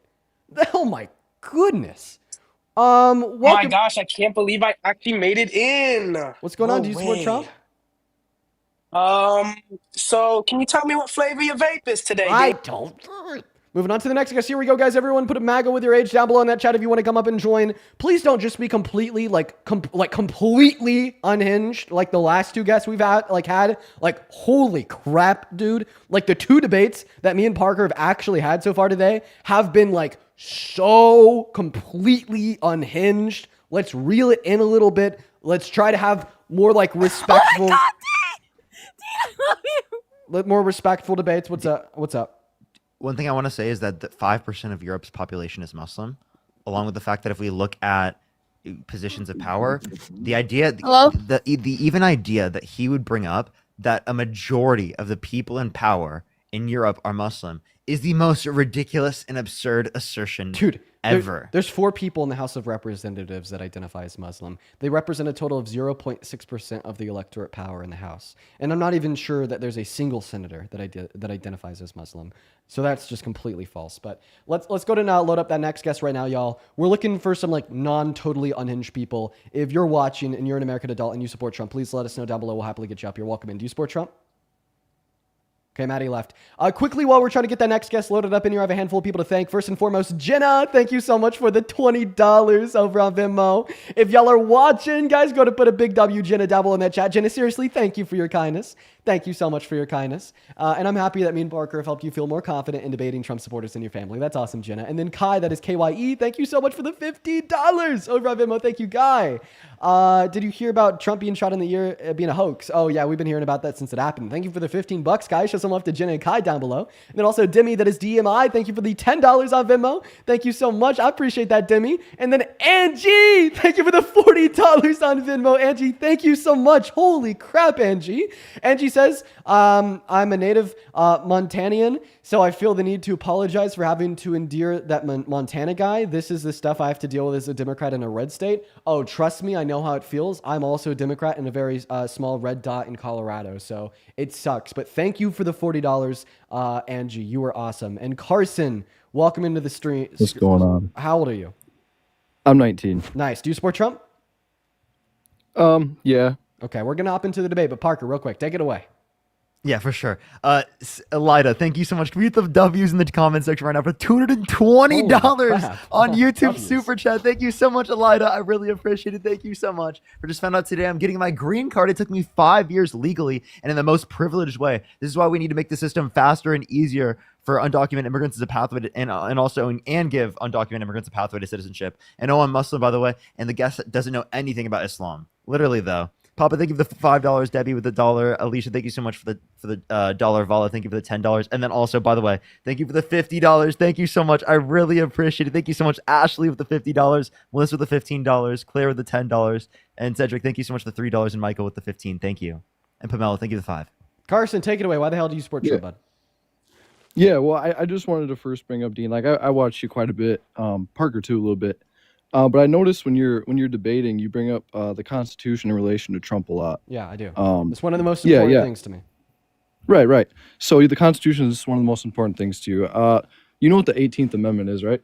Not off the top of my head.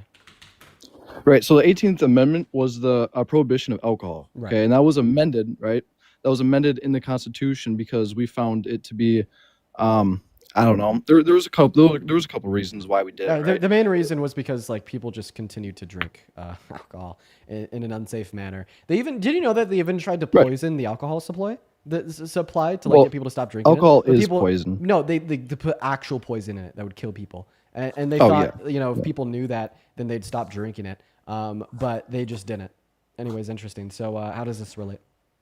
Yeah, well, I'm just saying it relates in the sense of like you're using the Constitution to basically like with Trump's actions, people's whole controversial views on if he's actually using the courts to deport people, right? Like I feel like that's a lot of your stance using the Constitution in that way. No, my biggest issue with him in the Constitution is trying to illegally overturn the 14th. Illegally. Are you talking about like trying to amend the amendment? He passed a executive order banning birthright citizenship for the children of undocumented immigrants. It was such a gross attack on one of the most important amendments of the totality of the Constitution.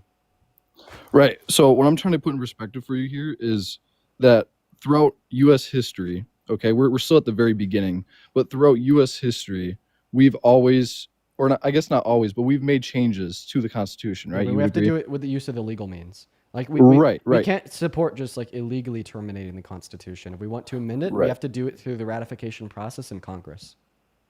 Yeah, exactly. But what I'm trying to get you to understand is you can acknowledge that the Constitution could have faults or has not had enough added to it. Of course, it's not perfect. And in fact, you brought up a good example, the 18th Amendment and Prohibition. Like obviously I do think that like the sale of alcohol like should be legal for like a multiplicity of reasons, most of them being pragmatic reasons. But like even if Prohibition was still in effect today and Donald Trump passed an executive order just saying, well, now it's legal, I still wouldn't support that. I think that we'd have to amend and ratify a new amendment through Congress to overturn the 18th, and that's exactly what they ended up doing.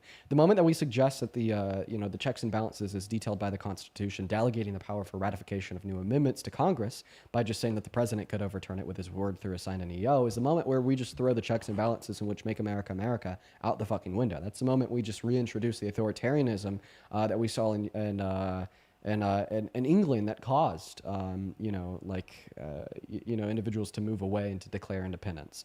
And I feel like that's just so important, not only for core American values, but also for the safety of Americans. It's because those checks and balances ensure that at the end of the day, our system is going to be as reliable as it can be, even if we have a handful of bad actors. But then when we give the bad actors that are in power, like total power to do whatever they want, that's the moment we go from a constitutional republic or a democracy and turn into an authoritarian regime. And that's what Donald Trump wants. He wants an authoritarian regime where his word is final. And honestly, if you agree with him and you side with him passing an executive order to overturn the 14th Amendment, and you also think his word is final, then you don't look at him like a president. You don't look at him like one part of a multifaceted machine with checks and balances. You look at him like a king. Okay. Well, while we're on the subject of the Constitution, I was going to ask, are you aware what the 16th Amendment is? Well, can you respond to what I said first, please? That'd be very meaningful. Well, yeah. Here's what I think the argument like boils down to is your beliefs in what the specific person thinks that the U.S. Constitution, what it means first, and then how they interpret it, and then second, their own beliefs that they want. Repeat that in a way that makes sense. Okay, so people individually interpret the Constitution in different ways. Okay, we've had often throughout history, that's why we have courts, is because we try to figure out what the Constitution actually means. Yeah, but we already have very clear case law to demonstrate what the 14th actually means. There's no room for interpretation there. I'm talking in general. Okay, well I'm not, okay, because I'm talking about the 14th Amendment, and that's what great, Donald Trump is. But I'm talking in general. Well, so stop talking in generalities and talk about the specific attack that I pointed out. 16th Amendment is collecting taxes. But I still want you to be able to reference the 14th No, it's not Amendment taxes. It's federal income tax. Okay. It's not taxes. It's federal income tax. Yeah, real smart guy. Yeah, it's federal income tax. It's not just your ordinary tax. Do you know why the federal income tax was made? No, you respond to the point that I made in reference to Donald Trump launching an attack on the 14th. What was your response? Okay. If he's signing an executive order, he wants to push legal action regarding an amendment in the Constitution that regards the well-being of the U.S. citizens, and that's what his job is. Wait, courts don't amend the Constitution. What the fuck are you talking about? No, I didn't say the courts did. Did I say the courts amend the Yeah, Constitution? because you said that he's pushing for Well, the legal U.S. action Supreme to amend the Court. Constitution. Well, the U.S. Supreme Court interprets the Constitution. Yeah, We already So have the courts do. interpretations of the 14th said as president describing that undocumented immigrants would qualify for equal protection under the 14th Amendment, and that undocumented immigrants as a whole would qualify for birthright citizenship under the 14th Amendment.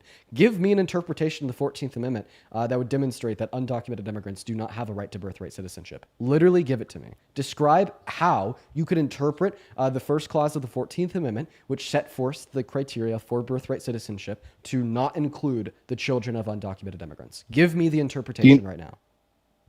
Yeah. So I mean, if you want to ask my interpretation of the 14th Amendment, if you're asking me personally, or if you're asking what Just give me any US possible Supreme Court- interpretation of the birthright citizenship clause of the 14th to indicate that would exclude the children of undocumented immigrants born here. Interpret it in such a way that would yield that conclusion. I don't even think there's a possible interpretation for that. Well, no, not right now because it has to be reinterpreted. Give me the way that they would reinterpret it. I mean, I guess you would have to do. I mean, I'm not a law writer, but what you'd have to do is you'd have to establish, like, if you were formally already here as a U.S. citizen, or if you were already born here as a U.S. citizen, because what you're doing is you're changing the laws. So Okay. So now you're recommending an interpretation that explicitly contradicts the text of the 14th Amendment. What are the first two words of the birthright citizenship clause of the 14th? Dean, that's what amending a constitution is changing it. No, we were talking about reinterpreting, not amending. Now you're getting lost in the sauce. Fair. Okay, All so right. answer my question. What are the first two words of the birthright citizenship clause of the 14th? I don't know exactly. All people, right? So does all people mean all citizens or something else? I mean, people, I'd assume they're referring to human beings, Dean. Right, there you go. So in other words, you're telling me in order to interpret the Constitution in such a way that would only subject citizens and the children of citizens to have birthright citizenship, you'd have to classify non-citizens as non-people. Right. Yeah, you'd have to reinterpret it. That's great. I didn't come here to argue the 14th Amendment with you. What I came to argue here was your understanding of the Constitution. Like, I feel like you feel like it's so set in stone that this is the Constitution, this is the way U.S. works, and this is the way it's always going to be. Like, it's just not the case. I mean, You're just being disingenuous. You're being disingenuous. It's not disingenuous. It's pretty genuous. No, what you're arguing is disingenuous because that's not what I think. No. There's two ways. It's not what you think, so it's disingenuous. There's two ways to change what the Constitution means. One way to change what the Constitution means is to ratify a new amendment through Congress requiring a 75% approval of a new amendment. And a second way to change what the Constitution means is for SCOTUS to reinterpret it. Right? And what insofar as what already exists. So when I say that Donald Trump launched an illegal attack on the Constitution with his executive order defining undocumented immigrants and their children as non-citizens, even if they were born here, well, guess what? I'm calling that really bad and very authoritarian because that wasn't a ratification of a new amendment with approval of 75% of Congress. It was the executive order of one man. And that wasn't a reinterpretation of case law and the 14th Amendment that's already on the books nor exists because it's not a ruling from our Supreme Court. It's an executive order from one man. So that is incredibly set in stone, dictated via the checks and balances set forth from the Constitution that no, our president cannot change, reinterpret, or amend our Constitution with the use of an executive order. And that is binary. That is black and white. That is night and day. That is set in stone. And for you to act like it isn't just shows either your A, ignorance on the Constitution, American checks and balance is and core American values, or B, how far you're willing to bend the knee to an authoritarian dictator. Well, I'm libertarian, so I think I'm far from authoritarian. But Dean, what I'm trying to get to you is that you shouldn't be so fixated on a certain amendment. Like, I could be fixated on the 16th Amendment because it's no longer used for war anymore. You know what I mean? It's just you're like, if the government decides that this amendment is no longer supporting or helping out the U.S. citizen, then it should be changed. It's just how it is, Dean. I'm sorry you're upset about it. Okay, I'm gonna really hope that you're just ignorant on what the 14th Amendment is compared to being a very evil person. You didn't even know what the 18th Amendment was, Dean. Okay. And He's And not you saying talk about the he's not saying it would be Constitution, bro. bad to be. He's not saying it'd be bad to be ignorant on it. He's just saying that you should listen to someone who does have understanding of it. Right, like for Well, you to you're also suggest, ignorant you just regarding the suggested, Constitution, too. you just suggested that it's possible that the 14th Amendment is no longer relevant in America today. I did not say that. I'm really I hoping. did not say that. Yeah, you suggested that that was possible because you said to me, Dean, I don't understand why you're so fixated on one amendment. What if it's just not relevant today? That's a suggestion that it's possible that the 14th Amendment is no longer relevant today. In fact, I am so fixated on the 14th Amendment because it is one of the most relevant amendments to the Constitution in America today. Tell me, what all does the 14th Amendment guarantee individuals that are subject to the jurisdiction of this country, sir? Are you asking what they're guaranteed in the amendment? Yeah. It's citizenship. That's not all. What else, friend?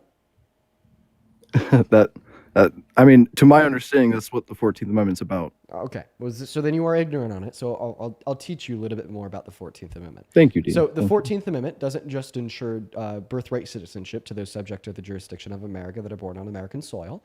It also guarantees due process. Wow. It also guarantees. Oh, that too, yeah. It also guarantees equality. Wow, that's crazy. Yeah. The 14th Amendment is the amendment that suggests equality for everybody in similar circumstances, saying that they must be treated equal unless there's good reason not to. Right? The Equal Protection Clause of the 14th Amendment. It also was the first amendment before the 15th to penalize states for not allowing black men over the age of 21 to vote. It also guarantees that if you were involved in, orchestrated, or a part of an insurrection upon our government, that you cannot serve in a public office, right? And when did the 14th Amendment come into play originally? In 1865. And why was it ratified? As a peace treaty between the North and the South that ended the Civil War. Yeah, the Union forced the Southern states to ratify the 14th Amendment in order to rejoin the Union. And in fact, this amendment has served as a benchmark, right, in pushing for civil rights and civil liberty for all in this country. The 14th Amendment is what led to the Brown v. Board court decision that criminalized racial segregation in schools. The 14th Amendment is what ultimately led to Plyer v. Doe in the 90s, suggesting that immigrants have the same access to public facilities such as free school K through 12 that citizens do, residents, right, or even non-residents do. Wow, that's very important. Okay. And this is so totally insane for you to suggest is an amendment that is no longer relevant in America today at all, especially when we consider the aspect of due process.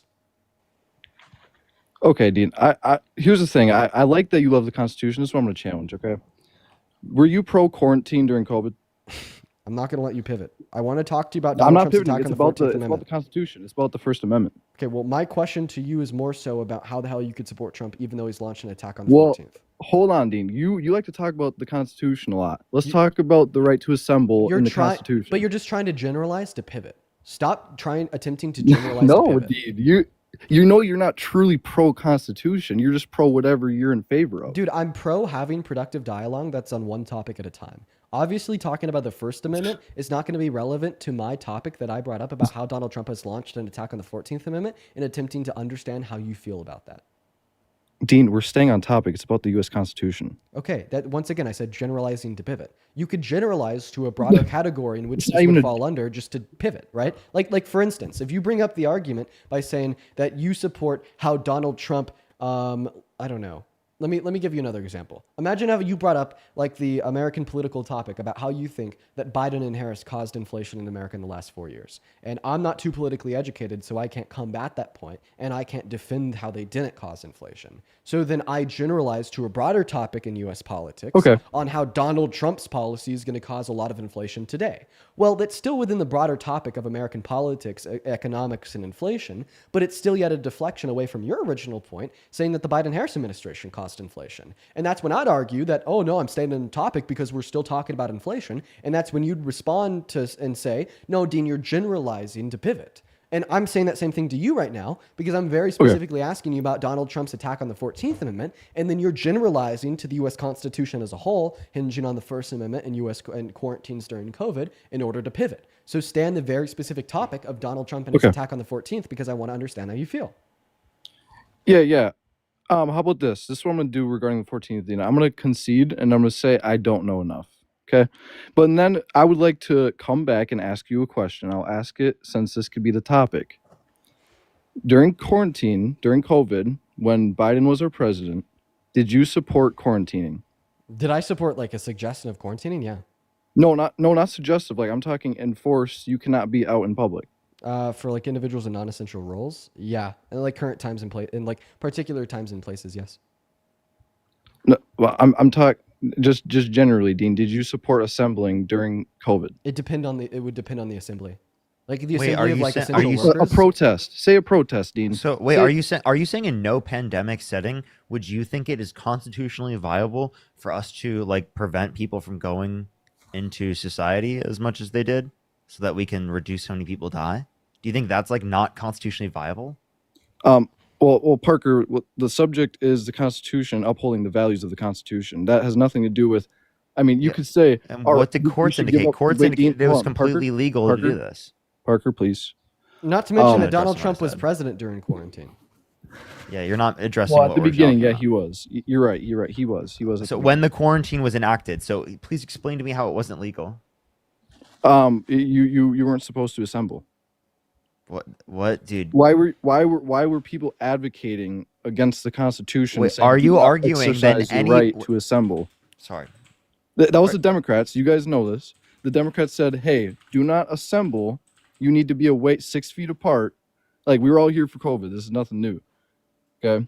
So I'm asking you two: do you support that, or would you say no? Exercise your right to assemble. It doesn't really matter what the government says. By assemble, you just mean to go outside. This is Assemble, this yeah, isn't no, assemble, not but, outside. Parker, assemble means so, to get in a by the group way, so together. let me just try to make this clear again, because I've already asked this questions, and I'm gonna have to restate the question again. Do you think in any pandemic setting that it would be justified to limit people from going out in public as much to be able to reduce how many people would die? Would that be constitutionally viable under your view, in any way? Well, I was going to call. I would say if the people have the right, which we do have the right, no one has the right to tell you can't assemble. So yes, you can assemble even if there's a pandemic. That's So my even belief. if there was, say, a pandemic where there was Yes, 30% Parker. mortality rate, right, and the same level of spread as the flu, you would say in that scenario that you wouldn't support, or you would consider that there'd be no constitutionally viable mechanism of legally restricting people from going out in public in an emergency setting that affects the national security of the country in order to be able to ensure that the American public is safe. Yeah. Well, how so is it a national? I will say, you actually are suggesting a little bit more of like a complex constitutional question, like calling into question the constitutionality of quarantines. And generally, I mean, the highest court that we saw rule on quarantines during the pandemic was Wisconsin's Supreme Court. And you know, as a part of their ruling, they did state that quarantines are not unconstitutional. And like generally, this is because of public health powers that are reserved for the states under the 10th Amendment, police powers that states have that gives them broad authority to protect public health and safety. And we've typically seen like courts rule that states have the ability to enact like shutdowns and quarantines as long as like these are implemented in times of emergency and are reasonable and like not arbitrary. So I mean, like that is like the current like status quo legally speaking. This is what we've seen, you know, like state Supreme Courts rule. But it is like a more complex, you know, constitutional question. And yes, I do agree with that.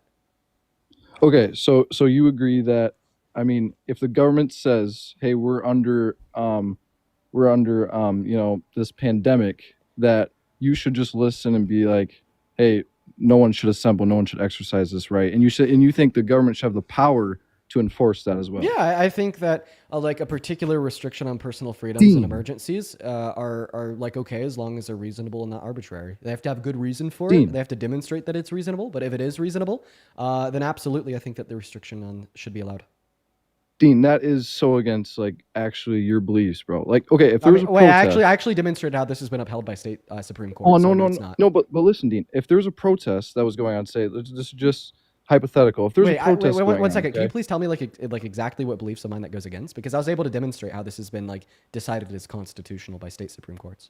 Yeah. Well, I would argue it's pretty not constitutional because of what the First Amendment says. Well, then we just go into a debate about our interpretations of the Constitution. That's fine. We could have that. But like, this is like completely different than our conversation about the 14th Amendment, because not only... We already conceded that. Yeah, because like not only is like an interpretation of the 14th Amendment that excludes the children born of undocumented immigrants not viable because of the text of the 14th, but we have case law since like the 19th century to back up an interpretation that would include the children of undocumented immigrants. But now, as it relates to the conversation here, questioning the constitutionality of like quarantines during public health emergencies, I actually have case law that backs up they are constitutional, such as Wisconsin Supreme Court, as well as like there's very fair and valid interpretations of the Constitution that delineate it is constitutional and it has been upheld. So it's just completely different. I think that you're losing on this foot too. But you know, we can agree that at the end of the day, it's the courts that determine these interpretations, right?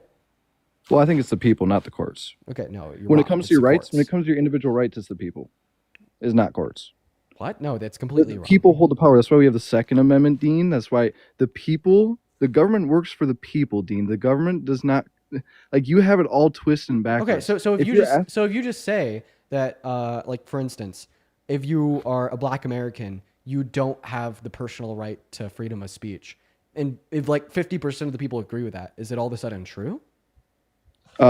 No, that's why there was a civil war. Okay, so no, the people don't hold that power. So the people that hold that power in accordance with the Constitution would be the courts, right? No, the people in America have always held the power. That's how it was made. So, I mean, but who decides what the interpretation of the Constitution is? The people or the courts that the people elect? The people, because the people elect the officials. Okay, Dean. yeah, so that's what I just said. The courts that the people elect. So at the end of the day, it's the courts that the people elect, right? Well, at the end of the day, it's the people.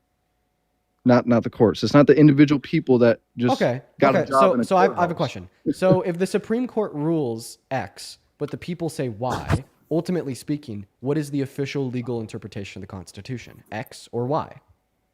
It'd be X. Okay, right. So at the end of the day, it is the courts. Well, yeah, but you. Okay. I feel like you just conceded. Bro just conceded. So now that you have conceded to that, saying that at the end of the day, it is the courts, right? Well, I mean, we have an. No, so that at the end of the day it'd be Y. So if Supreme Court ruled X and the people said they want Y, at the end of the day it'd be Y. Dean, why do we have a Second Amendment? No, you're pivoting. Answer the question. To protect us from you can address that. Address the question. If I pivot, they won't think I'm not addressing. Oh my gosh! So I just feel like it's so disingenuous. I'll repeat the question. It's not disingenuous at all. This is just like basic civics 101. This whole conversation. I'll re-ask you. You're just getting pissed because you're losing. Listen, I'm gonna ask you the question again. Dean, it's just you're not being genuine. There's absolutely nothing disingenuous about me describing checks and balances and the ultimate legal interpretation of the Constitution prescribed by the Constitution. The only thing that is disingenuous here is you suggesting that the ultimate legal interpretation of the Constitution prescribed by the Constitution is something other than what it actually is. And I'm going to prove it with this question. So if the Supreme Court rules X, but the people say they want Y, ultimately speaking, what will be the current legal interpretation of the Constitution, X or Y? I mean, if you're talking like in a Supreme Court, it's whatever the court rules, Dean. This isn't new to anybody. There you go. That was all I was trying to demonstrate. It's whatever the court rules is a current legal interpretation. But what I'm trying to demonstrate to you, right? Dean, so now that you've conceded and agreed that ultimately it is whatever the court rules, insofar as what the current legal interpretation is, well, the current legal interpretation, the constitutionality of the current legal interpretation of the constitutionality of quarantine would be the ruling that we have suggested from the Wisconsin Supreme Court that did argue they were constitutional.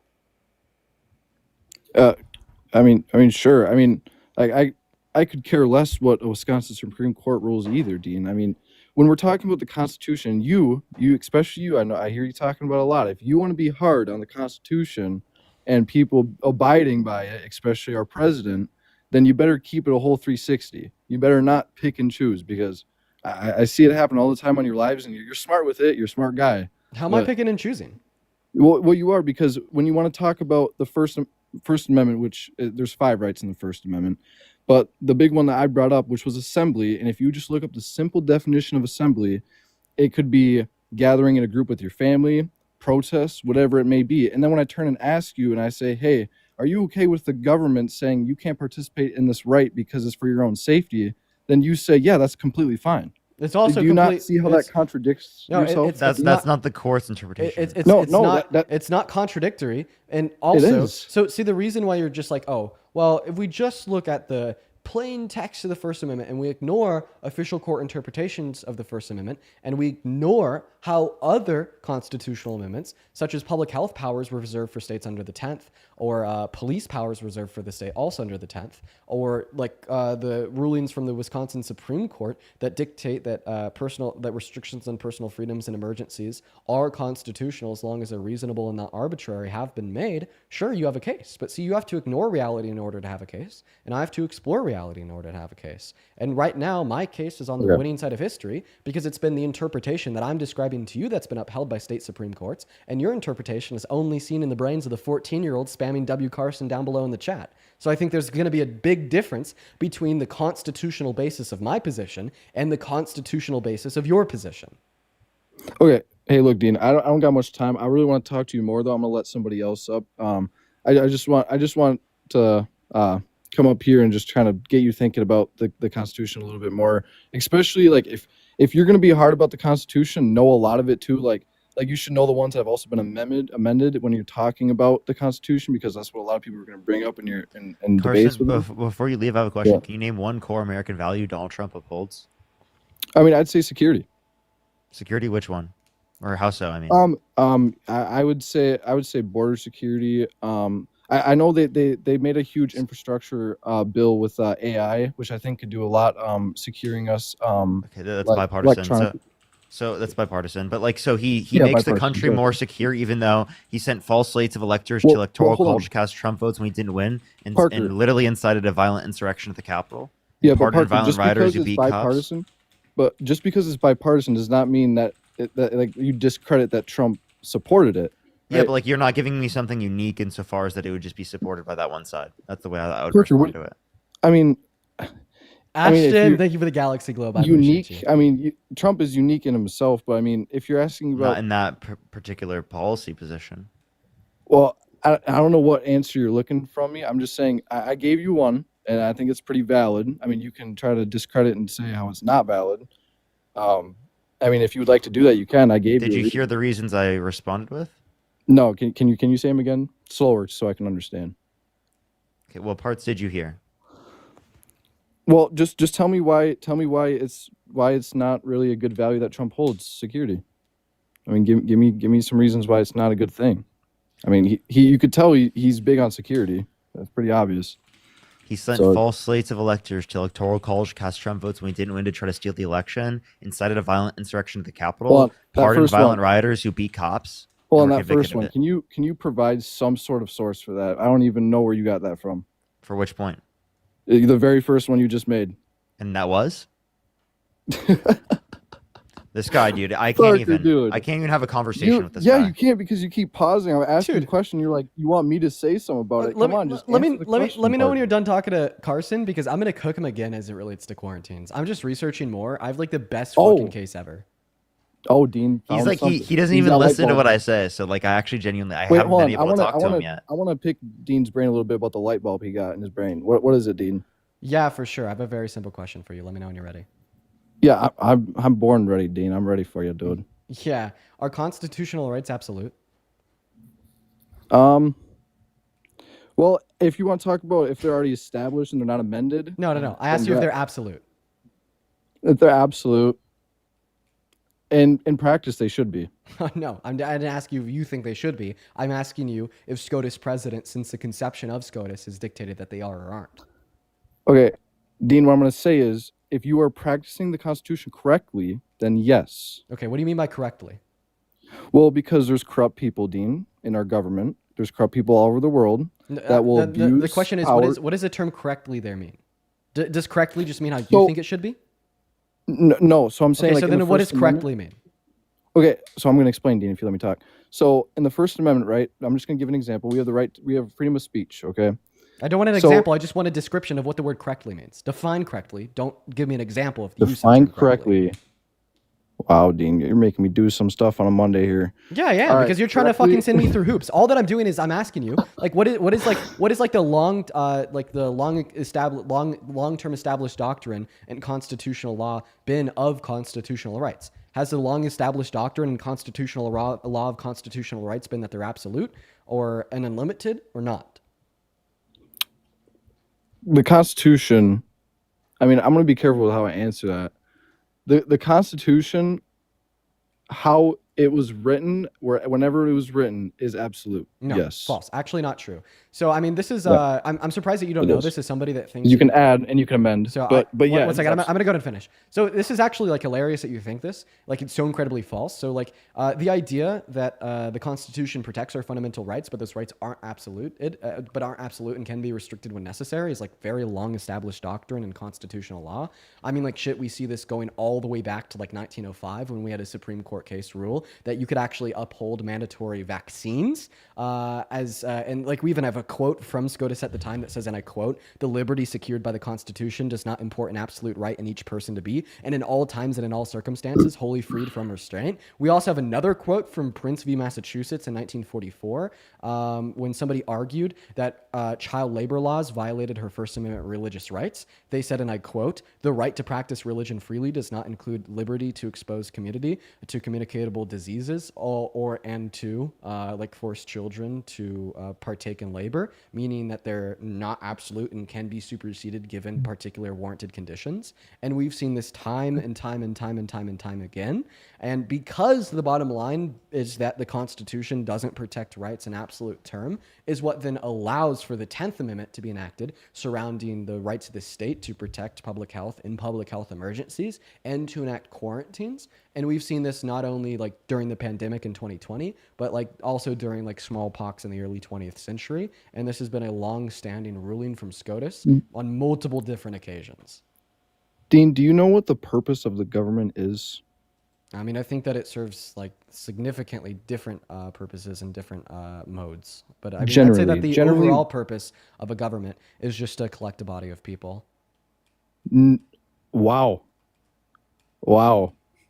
Dean, that is, I hope someone screen recorded that and got that. That is interesting. That's what you think the purpose of a U.S. government is, or any government for that matter. To collect a That's body interesting. To collect a body of people. And no. What's wrong with that? That's so wrong. That's so wrong, Dean. Okay. And? Do you want me to tell you how that's wrong? Do I have to explain it? Yeah. Like they could collect a body of people to serve the body of people, to protect the body of people? Oh, well, you're getting there. Dude, it's just an expansion upon my original statement, silly goose. You're a silly goose. Gosh, Dean. Okay. So yeah, the purpose of the government is what they're supposed to do is protect us, and they're supposed to serve us. Okay, but we all know how well the government protects us. Okay, it's not very well. So the who really protects us is each other, are the people, because the government is supposed to serve us. We're not supposed to serve the government. Okay. Low-key, I'm about to get off, dude. I can't do this any longer. I need to take a break. Well, Parker, if you want, we could just kick him because, like, I'm gonna be honest. I gave him kick like me. I gave him like I was thinking of taking time off anyway. That's fine. You know what? I'll kick myself off. No, don't leave. Don't run, Carson, because I still want to run. I still want to try to offer you like one last attempt to respond to my argument with the use I'll of. be on later. See you later, Parker. To respond to Bye, my argument with the use of I can't case believe I got you law to concede. and SCOTUS precedent. What did you get him to concede on? Well, I feel like he doesn't really want to engage in the conversation because he feels like he's not very well educated about it. Like Parker never does that. So you said I feel. Yeah, those are my feelings. Okay, where are those feelings coming I'm opening up to you. Well, I'm kind of opening up a little bit about how I feel. Like, okay, but I'm asking you why you feel that way. Well, I feel that way because he kind of just, he wasn't talking and then he left. Like, it just kind of Wait, seems I have a like, question. hey, why wasn't he talking? I feel like he didn't know enough. Oh, is it because I was talking? It could have been. Right, because now that I think about it. Right, because like if you've ever watched like a co-host between me and Parker ever, we don't talk at the same time. Because when you talk at the same time, you'll be A, engaging in different paths of dialogue, and B, unable to discern the individual paths of dialogue because you have two paths of dialogue coming at you at once. So stop being hyperbolic and accusing him of casino just because he's already been live for 4 hours and wants to take a break while I'm cooking your ass on constitutional precedent of the idea that rights are not that rights are not absolute, and this has been suggested by SCOTUS since the 19th century. Yeah, no, I get that completely. Cookie King mugs you, but basically, Dean, all I was trying to talk to you about when in regards to this. No, I want you to was respond to my that- argument to demonstrate that constitutional rights are not absolute. Oh yeah, yeah. I mean, if you have the belief that they aren't absolute, I'd feel like that's a little scary to live like that. I mean, it is reality because I mean, rights get violated every day. I mean, that's why there's court hearings every day. You don't even so, think. yeah. Wait. You don't think that rights are absolute? Well, I'll give you an obviously example. not. Wait, I'll give you an example. So now you're suggesting that we should always think that rights are absolute. Let me ask you a question. We have like a right to freedom of movement and liberty. So if you think that right is absolute, do you therefore think it is unconstitutional to put murderers in jail because you're restricting upon their absolute right of freedom and liberty? Dean, what is respond to my question. Well, Dean, if had you given me a couple seconds, I would have got there, buddy. But anyways, you want to talk about like fugitives and felons? I mean, do you know in regards to like what the amendment or what the Constitution says about fugitives and like felons? I'm not sure precisely, but it obviously allows their Dean, rights to I would find out. To freedom, movement, and liberty to be infringed upon. I don't need to find out. Dean. I don't need to find out because out. I know that the constitutional basis is that it is constitutional, or else the criminal justice system wouldn't exist, silly.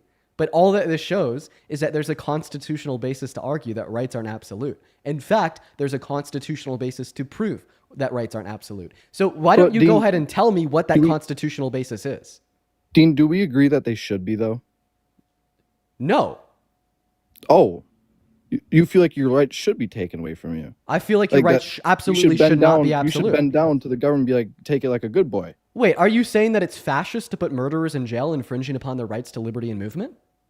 Did I say that, Dean? That's the implication, because you just argue that all rights should be absolute. Whatsoever. You're painting a picture in your mind here. Dean. I'll make it very clear how you're implying that, because you just said that rights should be absolute. So do you think that the rights to movement and freedom and liberty of murderers should be absolute? Yes or no? Well, I mean, if you're asking if I'm against the death penalty, yes. I'm actually not asking. Incarceration Wait, one does second. not stop I didn't ask you if you're against the death penalty because I didn't ask you if you think the right to life should be absolute. I asked you if the right to freedom, movement, and liberty should be absolute. For law-abiding citizens, yes, Dean. Oh, well, the premise only for law-abiding citizens suggests a non-absolute right because it hinges on the conditional, are you law-abiding or not? Because your delegation of your right hinges on a conditional statement means that that right is therefore not absolute. Oh, Dean, my brain hurts sometimes. Because would you say that these rights should be absolute for all people in America subject to the jurisdiction of the U.S.?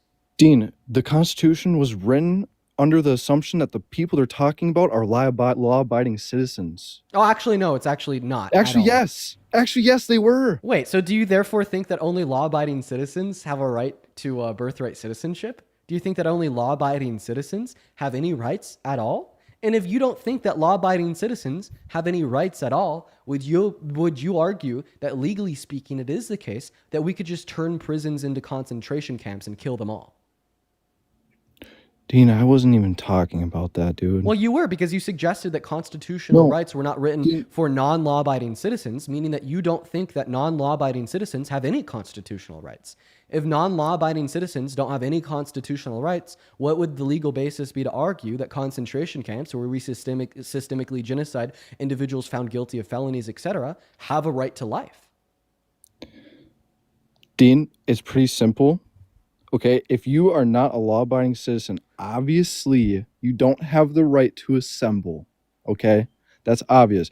But the argument I was making... Oh, okay, so you're basically saying that there's conditions where you can strip somebody's right to assemble away from them. See, that's actually the basis of the constitutional argument made by the Wisconsin Supreme Court. That's actually the basis of the constitutional argument made in Prince v. Massachusetts in 1944, Schneck v. the United States in 1919, made by Jacob v. Massachusetts in 1905. The constitutional basis of these SCOTUS rulings, as well as my argument the whole time you've been on the live with us, is that these rights are not absolute for all people at all times, and there are special circumstances where these rights can be infringed upon for some greater purpose of public safety. Why do you think we're okay with infringing upon the freedom to movement of felons by putting them in jail? It's because if we didn't infringe upon that right and we let them roam free in the streets, there would be an issue of public safety. That is absolutely the same reason why, constitutionally speaking, quarantine is legal, because when we allow people the freedom of assembly in some limited circumstances where we have good reason to infringe upon that is not arbitrary and is reasonable due to public health emergencies,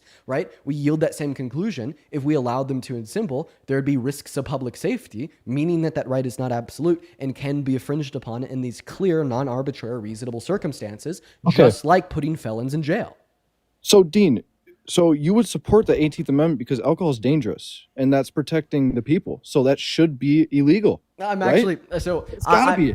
so I agree. So for public safety, for issues of public safety, I think that alcohol could suggest a very bad implication. However, the reasons why the 18th Amendment was ultimately overturned via the ratification of a new amendment is because we just saw other issues of public safety pop up due to the fact that individuals were still drinking alcohol. They're just consuming it illegally. So that would switch the my interpretation, my thoughts on prohibition away from an ideological standpoint of saying, well, in a nutshell, alcohol can suggest, an infringement upon public safety, to a more pragmatic position where we would suggest if we were to ban it, then is it the case that public will actually be safer? And historically, the answer to that question is no. So if you ignore nuance and you ignore the pragmatic facts that led to the overturning of the 18th Amendment, sure.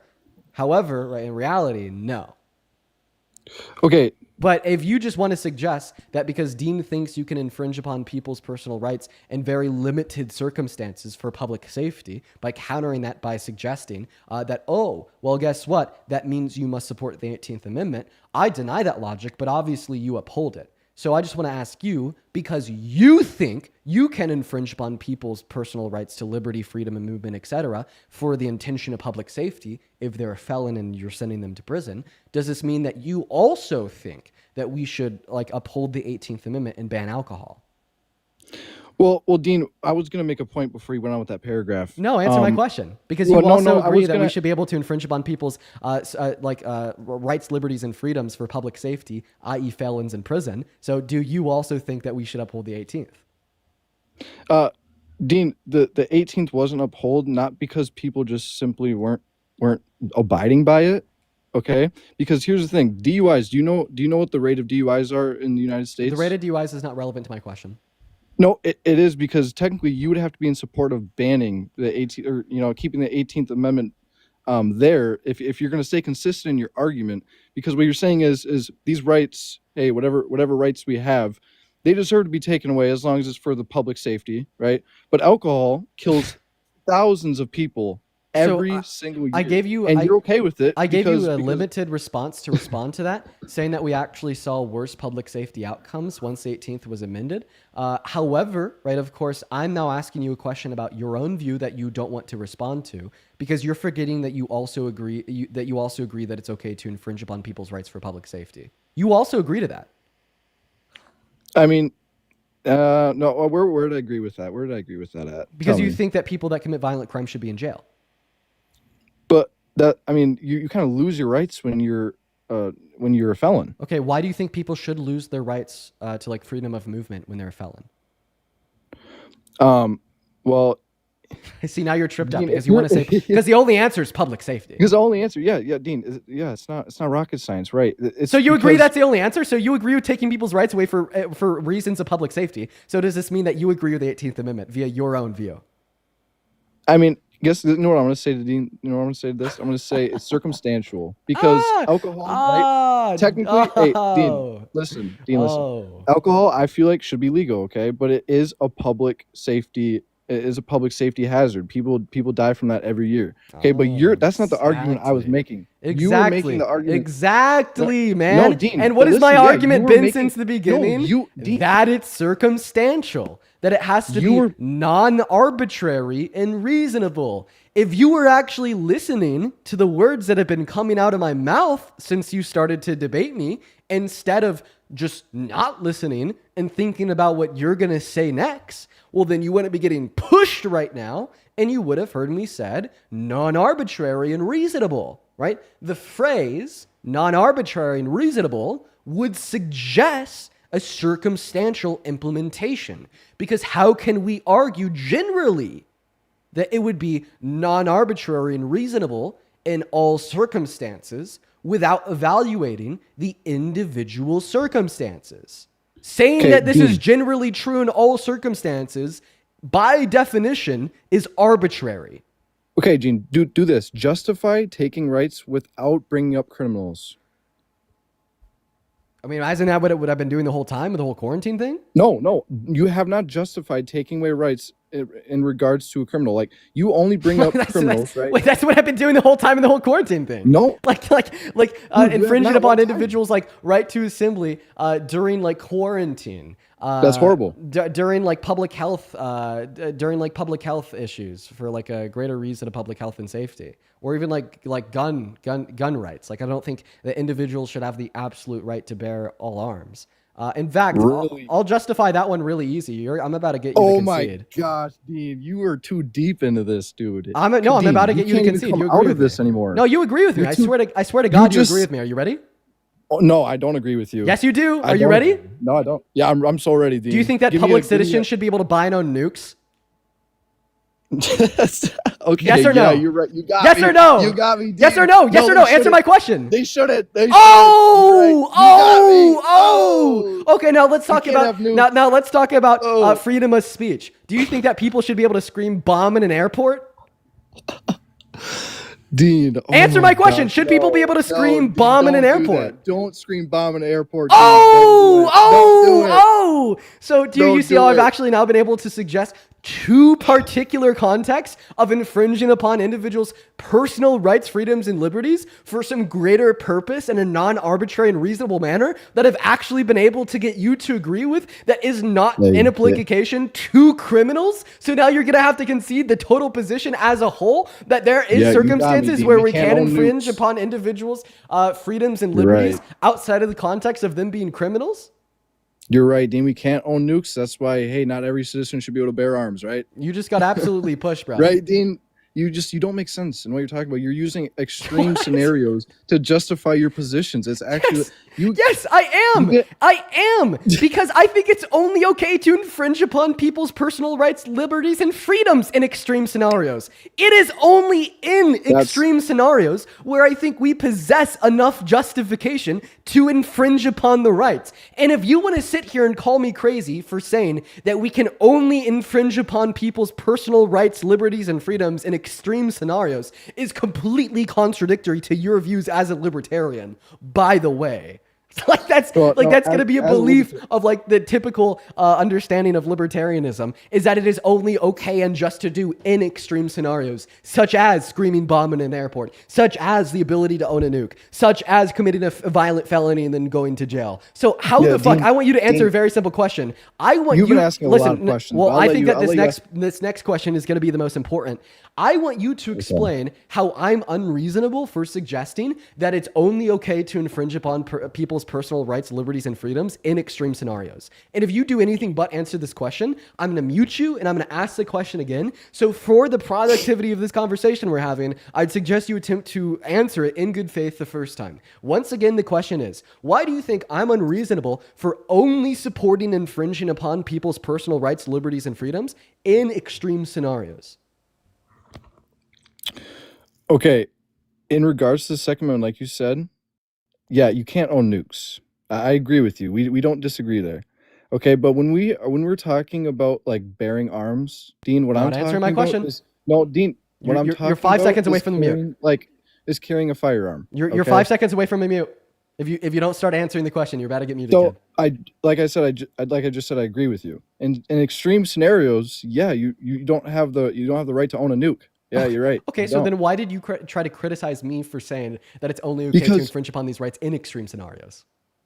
No, I wasn't. If that's how it came off, that wasn't. I was just trying to say, yeah, like that's obvious. Wait. Actually, no. What you did say is you said, "Oh, Dean, why are you only giving me examples of extreme scenarios?" That's what you said, right?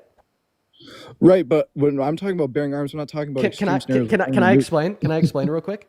Why Sure, I'm only Dean, giving you explain. examples of extreme scenarios? Yeah. Because it's only in extreme scenarios that I think it's allowed. Oh, but that's not true. Of course, it's true. Really, Dean, I got a question for you. Like, are you? I guess I don't know your position really on like firearms and stuff like that. But do you feel like like your average law-abiding citizen should be able to carry around like an AR-15 if they want? I'm agnostic on if we should be able to buy and own AR-15s, meaning that I think it's possible that owning AR-15s is an extreme scenario. And if you want to ask me why, maybe it's because the leading cause of death in our use is firearms. I don't know, Carson. But hey, listen, I'm going to go to move on to the next guest. I appreciate you so much for coming up and having a conversation with us. Let's go to move on to the next guest right now. If you are watching, you are MAGA, and you do support Trump, and you're at least 18 years old, and you do want to come up here and have a conversation with me, go ahead and put a MAGA with your age down below in that chat. We're going to go to move on to the next guest right now. Dude got cooked. What a crazy series of events. See, those are the debates that I like, everybody. It's where like the guest like possesses more information than like your average high schooler. But like they're still wrong and it's easy for me to prove them wrong. Like that's fun. That's great. But let's go to move on to the next guest. We got Brookie Loves Christ joining in. Dude got pushed. But let's go and thank a handful of people for their donations. It's been a while since I've looked. John, thank you for the $25 over on Venmo, Mr. John. Everybody show some love to John down below. John says, sheesh, I love your call me attempts on debaters losing their cool. Well, I mean, dude, you gotta fight fire with water. You gotta, collect the bees with honey, not vinegar, right? So, that's why, we try to keep it cool, dude. But thank you for the $25, John. Everybody show some love to John down below. Then also, Leah, thank you for the $25 over at Venmo as well. Leah, that is incredibly kind of you. Leah sent $25 with a message. Thanks to you, I've improved communication with my MAGA fam. That is awesome, Leah. I'm really happy, and I hope that things continue to go even better. I know that is incredibly hard, as I myself have MAGA family. Thank you, Leah, for the $25. And then 6 minutes ago, from Rachel on Venmo with the $10, and I adore you. You give me hope for the younger generation. I'm glad. I hear that a lot, and I think that's very meaningful. I think that's very meaningful. I want to be able to give people hope in the younger generation because there is, bright younger Americans that care about our future out there. Thank you so much, guys. Make sure to show some love to our donors. That is incredibly kind of you all. And welcome in. Do you support Trump? No. All right, we're going to go to kick you, then put the rules back up on screen. Everybody, quickly, if you're in the guest request for the live stream, go ahead and take a look at the middle of the screen where you see the rules right in front of your eyes. We're only looking to talk to people that are at least 18 years old, American, and support Trump. But let's go to move on to the next guest at that point. Also, everybody, make sure that we're double tapping on that phone screen. Let's try to get up to 2 million likes. Welcome in. Do you support Trump? Dean, Cookie King mugs you, bro. That would be a very small child, guys. Follow the rules right now. Follow him. Moving on to Ian. Here we go, everybody. And then also, Michael, this is from a while ago, but I want to make sure that you know that I'm thankful for you. Thank you for the $15 over on PayPal. Michael says, thank you, Dean. I watch you and Parker every day. Proud of you guys doing the work to influence your generation in the right direction. Michael, man, that is incredibly kind of you. Chat, let's show some love to Michael. Thank you. Thank you. You are the best. Welcome in, Jacqueline. Do you support Trump? Oh, Jacqueline's not here. We're going to start pulling from the chat. Hey, Henry, do you support Trump? Play Farm Sim with me and Parker. Get the fuck out of here. Dude was like LARPing as like a 24-year-old American adult to get up here. It's like some British shot. I don't know. Moving on to the next guest. Here we go. As well as one more here from Denise. Thank you so much for the love, Denise. Hello. That is very kind of you. Everybody, please show some love to Denise down below. Thank you for the $20. You were awesome. Then Coral with the $20 as well in Super Chat. Thank you, Coral. Happy Monday to you as well, Coral. Welcome in, Max. Do you support Trump? Absolutely. Okay. Wait, I don't even know where to start. Do I ask you what age or what time? Where do we go? How about both? How old are you and what time is it? What do you mean, what time is it? I mean, I feel like that's a pretty clear It's 2 o'clock, question. man. It's 2 o'clock. It's 2 o'clock. Really? What state are you in? Me? I'm in North Dakota. North Dakota. I don't even know what time zone North Dakota is in. Yeah, that is in Central. It's around 4 over there, buddy. You got cooked. My bad, bro. Follow the rules, okay? We have like a British invasion. Listen, guys. This isn't like 1778 or whatever the fuck, okay? This is 2025. We're looking to debate some Americans. And by the way, if you're enjoying this stream and you want to support the stream, and the debates and the independent journalism. My Venmo, my PayPal can be found in the link tree in my bio. I'll get 100% of all the proceeds over there. They go straight to me, as well as you get a notification at the top of this phone in my hand where I can read it off, including your name and any and all messages. Welcome in, Jane Lee. Do you support Trump? Oh, speaking of, look at that. We got a notification right there. $5 donation from Rachel. Thank you so much for the love, Rachel. Everybody, show some love to Rachel down below while we continue to look for the next Trump supporter.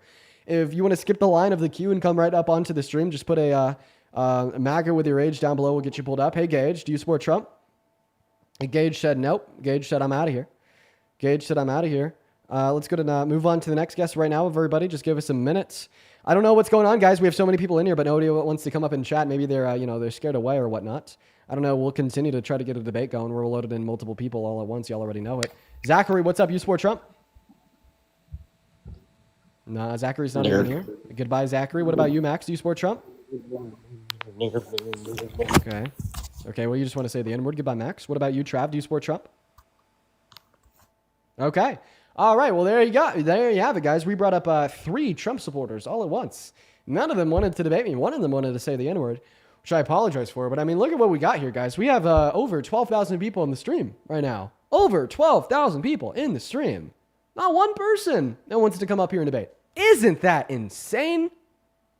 I mean, truly, isn't that just absolutely insane? Yo, listen, stop being scared. Okay, I'm looking at the chat right now. There's a shit ton of Trump supporters chatting it up. Just everybody, look at the chat. You'll see all the MAGAs. You'll see all the hate comments. Why aren't any of y'all trying to come up here and debate me? Is it because you know the best you could do is shoot from the sidelines? You can't handle the heat being in the spotlight on the live? I get it, man. It's scary. I get it. But we're here for some debate. So hop in that queue if you're an American adult that supports Trump and wants to pop up here. Welcome in, Stefan. Do you support Trump? Yes. Okay. Because of your laugh, I'm going to assume you to be a very obvious troll. Let's go to get that next guest up in here. Where are the Trump supporters at? Put a MAGA with your age down below. We'll get you loaded in. Hop in that queue. We're looking for one singular Trump supporter to come up here and entertain a convo. Only one, guys. All we need is one. All we need is one, chat. Welcome in. Do you support Trump? Yeah. I only have one question. Why don't you support people from the UK? Debate people, sorry. Banned. It's because you can't vote in America, including you. All right, looking for the next guest. Yo, oh my goodness. Mary with the $50 donation over on Venmo. Mary, thank you. That is so much money. Thank you so much for your kindness. Can we all please show some love to Mary down below? Show some love to Mary. Thank you so much, Mary. Holy crap. Mary says cheers. Hope you're now legally enjoying the drinks you need after a debate like this. I will be in around another month. My 21st birthday is in 26 days. 26 more days until I could legally be enjoying a drink. Thank you for the $50, Mary. You know what? I'm gonna save that $50 and I'm gonna spend it on my first legal drink, Mary. That's what I'm gonna do. I'm gonna spend it on my very first legal drink, Mary. So I really appreciate you so much for the $50. If everybody watching can please show some love to Mary down below for her $50 donation over on Venmo. It means the world to me. Thank you so much for the love. Show some love to Mary down below while we're working on getting that next guest up in here. We're going to go ahead and get that next guest let in right now. Everyone, do just be patient.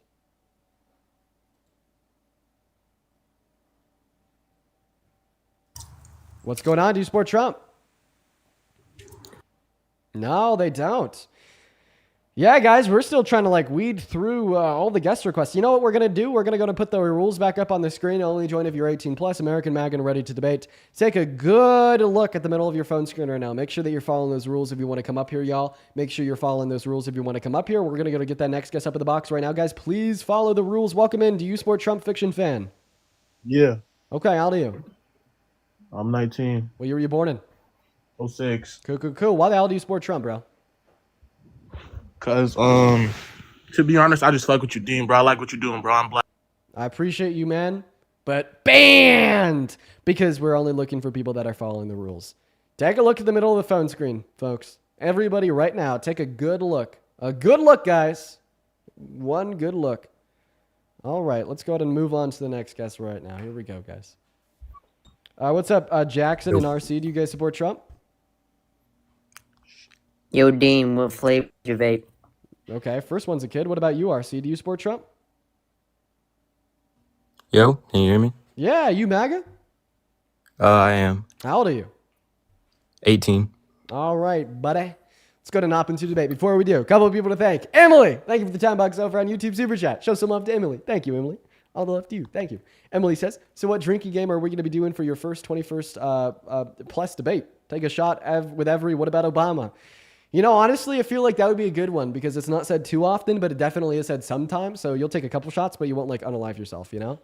And then also quickly, Michael, thank you for the $10 over on Venmo. Thank you so much for the love, Michael. Michael says, thank you for doing the Lord's work. I appreciate you, Michael. That is incredibly kind of you. Then Daniel with the $5. I appreciate you so much for the love.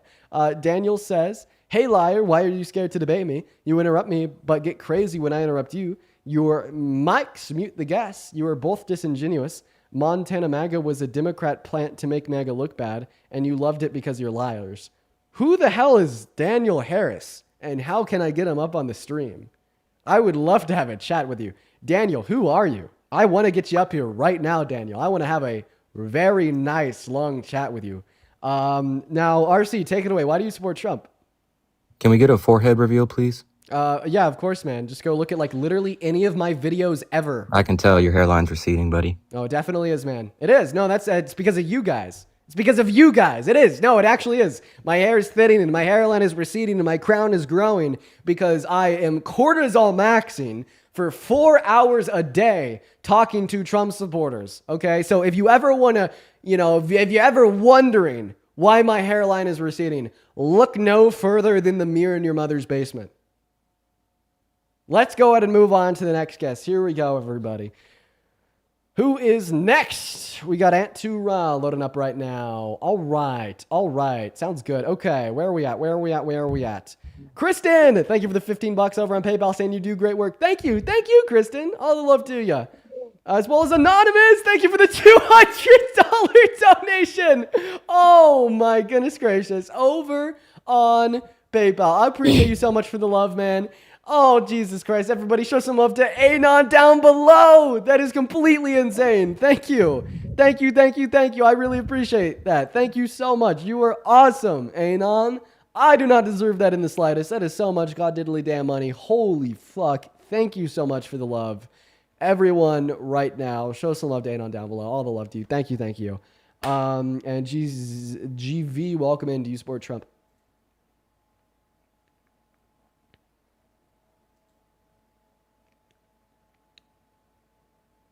No, it doesn't look like they're here. All right, moving on to the next guest. Callum, thank you for the 20 pounds over on YouTube. I appreciate you for the love, Callum. Callum says, I was the guy who asked why you don't debate Brits. I love your lives and don't support Trump in all honesty. In the UK, I have a party called the Green Party. Have a great day. That's awesome, Callum. And I hope I answered your question sufficiently. Thank you for the 20 pounds. Thank you, Callum. Welcome in. Do you support Trump?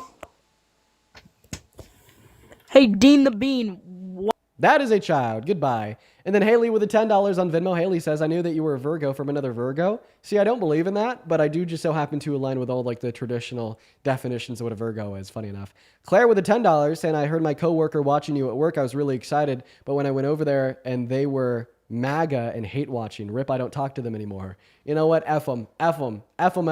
Kate with the $15 over on Venmo. Thank you, Kate. Kate says, I'm so proud of how far you've come. Thank you for supporting women and going against everything Trump is doing. Well, I think we're going to continue to do that every single day, Kate. It is so important to stand against the tyranny of this administration. And then, holy crap, Ella with the $65 over on PayPal. Oh my God. Thank you, Ella. Yo, let's get 650 Ella W's down below. Ella says, redistributing the wealth, starting with you, Comrade Withers. Dude, Ella, thank you for being here. I appreciate you for enjoying the stream. All the love to you in the world, chat. Show some love to Ella. That is so much money and so incredibly kind of you. I hope that you're having a good start to your Monday afternoon, Ella. Thank you. As well as Ashley with the $15. Thank you for the love, Ashley. Amani with the 8. And Jacqueline with a 25. So Jacqueline explicitly asked me to not read her message out loud. So you got it. I will not do that. But thank you for the $25, Jacqueline. Thank you seriously so much. It means the world. And then Dana, DNA with the $20 on PayPal saying, hey, Dean, my husband is an incarcerated veteran in Texas. We're both Democrats. And politics is such an important part of our relationship as his case is a perfect example of the brokenness of our justice system. Well, I really hope that he gets fair treatment, Dana. And, you know, if he is an innocent man, that he's let out. I appreciate you so much for the love. All right, everybody. Well, we're going to go ahead and head back to the debates. So let's hop right back into them right now. However, we are around the 2-hour mark of the stream. So if anybody is watching that has watched for the last couple days, you know what that means. Unfortunately, we have to hit a restart. We have to hit like a restart or two every day just for the safety and health of the live. I mean, it sucks that we have to do this, but TikTok TOS basically forces us to. Then there's nothing I could do about it. Basically, at the end of the day, if I don't do these restarts, then I will lose access to my accounts. You know, like if you happen to like frequent debate lives, if you watch Parker at all, you know, like Parker even like right now doesn't have access to debate on his main account and is forced to his second. You know, it's because Parker doesn't do the restarts like I do. I need to make him do them. But basically, if we don't do these restarts, eventually I will lose access to this account. And we simply cannot afford that, everybody.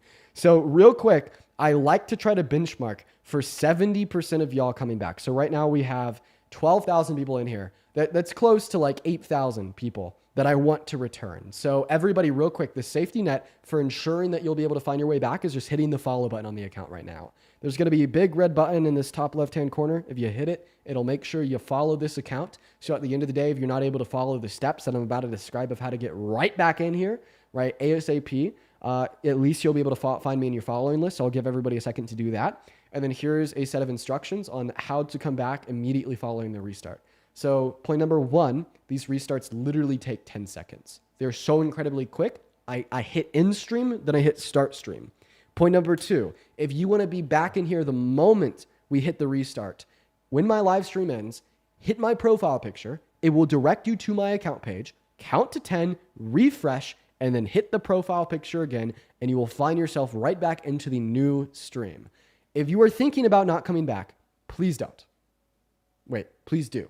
Please do come back. Everybody just come back, hop right back into the live, spam the likes, spam the shares, hop in the queue of your MAGA, and we'll be able to continue the stream as if no restart even happened in the first place. So let's do that right now. I'm going to end the stream. Keep in mind, hit the profile picture, go to my account, count to 10, refresh, click on the profile picture again. You'll be right back in the live. See y'all in like literally 10 seconds. Okay, here we go. We're going for record time. We're going for record time. Record time, chat. We're already back on live. Boom. Boom, we're already back on live. Look at that, chat. Look at that. Look at that, chat. We're already back on live, everybody. Beautiful. Beautiful. We're already back. We're already back. That was fast. That was fast, everybody. That was really, really, really fast. Look at that, chat. I mean, how fast was that restart? That one was good. That one was good. Mimsy, thank you for the $25 super chat over on YouTube. Mimsy says, hey, Dean, thank you for helping me change my 94-year-old staunch MAGA Republican father. He now jokes with me daily about Trump. Okay, Mimsy, that is insane. I'm so proud of you. Don't thank me. I want to thank you. Being able to change the mind, politically speaking, of a 94-year-old is unheard of. Good for you, Mimsy, and thank you for the $25 donation. Everyone show some love to Mimsy while we're trying to get this first guest loaded into the stream. If you're watching and you want to support Trump and you want to come up here and debate, go ahead and hop in that queue. Just make sure that you're at least 18. Welcome in. Do you support Trump? Yes. Child. Moving on. Banned. Let's go and get that next guest loaded into the box. We got David loading up, guys. Hop in that queue if you support Trump and you're at least 18. Well, make sure you're following the rules too. Welcome in, David. Do you support Trump? Cookie King Mogs you. Okay, very nice, David. Banned! Moving on to the next guest right now. Follow the rules. We got Jerry loading up right now. Oh, dude, we got good old Jerry connecting to the stream. Good old Jerry. Welcome in. Do you support Trump? Of course. Okay, disconnect all Bluetooth devices connected to your phone. I'm not. Hold on, let me plug up my headphones. Okay, then plug in the headphones because that mic is atrocious. I'm actually going to put you on mute and give you like a second real quick to try to get it done. So while he's trying to get that mic figured out, I'd like to quickly thank Sharp for the $50 donation over on Venmo. Sharp, holy fuck. Thank you so much for the love, Sharp. You were phenomenal. Sharp says, I fell asleep earlier listening to your live and I woke up from having a dream where you're playing guitar. So now you play guitar, play piano, and sing. Oh, Sharp, that is awesome. Thank you for being here. You watch the streams all the time. I love you, Sharp. All the love to you down below in the comment section right now. Let's spam some W's for Sharp for at least 5 minutes while we're hopping into this first debate of the restart. Hello, Jerry. Why do you support Is this Trump? better? Can you hear me? Much better. Okay, perfect. Well, no, just because, like I said, I think I've talked to you like a year ago probably, but pretty much the same reason as it was then. Like I said, this race was way different than the ones in the past. Like we had a super right leaning person, a super left leaning person, and I'm not really calling Kamala Harris super left leaning is just like abundantly false. Well, I mean, she's very progressive, and I'm not really for absolutely, yes, absolutely not. Yes, 100%. Okay, what do very progressive Americans support? I mean, well, their biggest focus is basically the same things that she was focusing on. Absolutely not. Reform, One of the biggest, yes. one of the biggest focuses of like leftists or like very like extreme progressives in America right now is Palestine. Social reform. Is Palestine, okay, and being staunchly against Israel. That wasn't Kamala Harris. Another really big focus of leftists, just definitionally speaking, is being socialists or communists. Okay, she's neither of those. She's not even a social democrat. She's more right-leaning than social democrats like me. So actually, economically speaking, she's do you more believe that? right-leaning Really? than me. It's just a description of economic theory. Yes. There's no way you believe that. Okay, well, you're just obviously... Kamala Harris sits to the left of Joe Biden. Kamala Harris sits to the left of Joe Biden. Yes. However, She sits to the left of probably Bernie. No, she sits to the right of Bernie. Yes. Dude, I'm telling you. Look, this is such like a wildly uneducated take. Any academic watcher now is cringing at you. Why do you think she sits further left than Bernie? Just everything that she supports. The only thing that she ran on was Roe v. Wade. You take that away from her, she has no platform whatsoever. I want you to be more specific, because like the institutional Democrats. The only thing that she runs on is Roe v. Wade, and obviously, like, no one is going to believe that the main thing that she's running on got overturned on her watch. No one's going to vote for that. That's why she lost. So first and foremost, no, it wasn't on her watch, because the executive. Yes, she was the vice president. Okay, when you say watch, you mean like under the control of? Or yeah, supervision? Exactly. Okay, well, is SCOTUS under the control of the executive branch? No. So therefore, it followed that it wasn't under her. It doesn't watch. matter. No, I'm saying she was in power when it was overturned. Her getting revoted back in is not going to change anything. That's why everybody saw right did she have through that. any That's why she power? lost by a landslide. Did It she was have a any- landslide. Did she have any power over SCOTUS? No. But so how if she was the president, how was she going to have any power over it? Yeah. How is she going to have any power if she was voted president? Okay. Well, this is just. And that's the only thing that she was running on, Dean. This is a misunderstanding of the way she wanted to protect women. Let me know when you're done. I'm done. Go ahead. You're just misunderstanding the way that she wanted to protect women and girls' access to abortion. She didn't want to force SCOTUS into reinterpreting the protection clause of the 14th Amendment to reinclude women's access to abortion. That's outlandish, false, and you just haven't done your research. She wanted to tried protect turn women. it back over to the federal government. Yes, through congressional policy, not through a new interpretation of the 14th. Yeah, I'm not saying it was going to be a new idea. I'm saying she's trying to turn it back over that obviously people like it as in the state's control. People like it like that. When you say That's why the people like it, majority of America voted for that. Yeah. you You are the saying- minority, Dean. Your people are the minority. Okay. Y'all are outnumbered. We are the majority. But y'all try to make it seem like we are like so far and few in between. That Actually, yeah, whole tactic didn't MAGA work. right now is definitely a minority. I think that Donald Trump's, No, absolutely not. Y'all lost by a landslide, Dean. I think that Donald Trump's current approval rating is around 35%.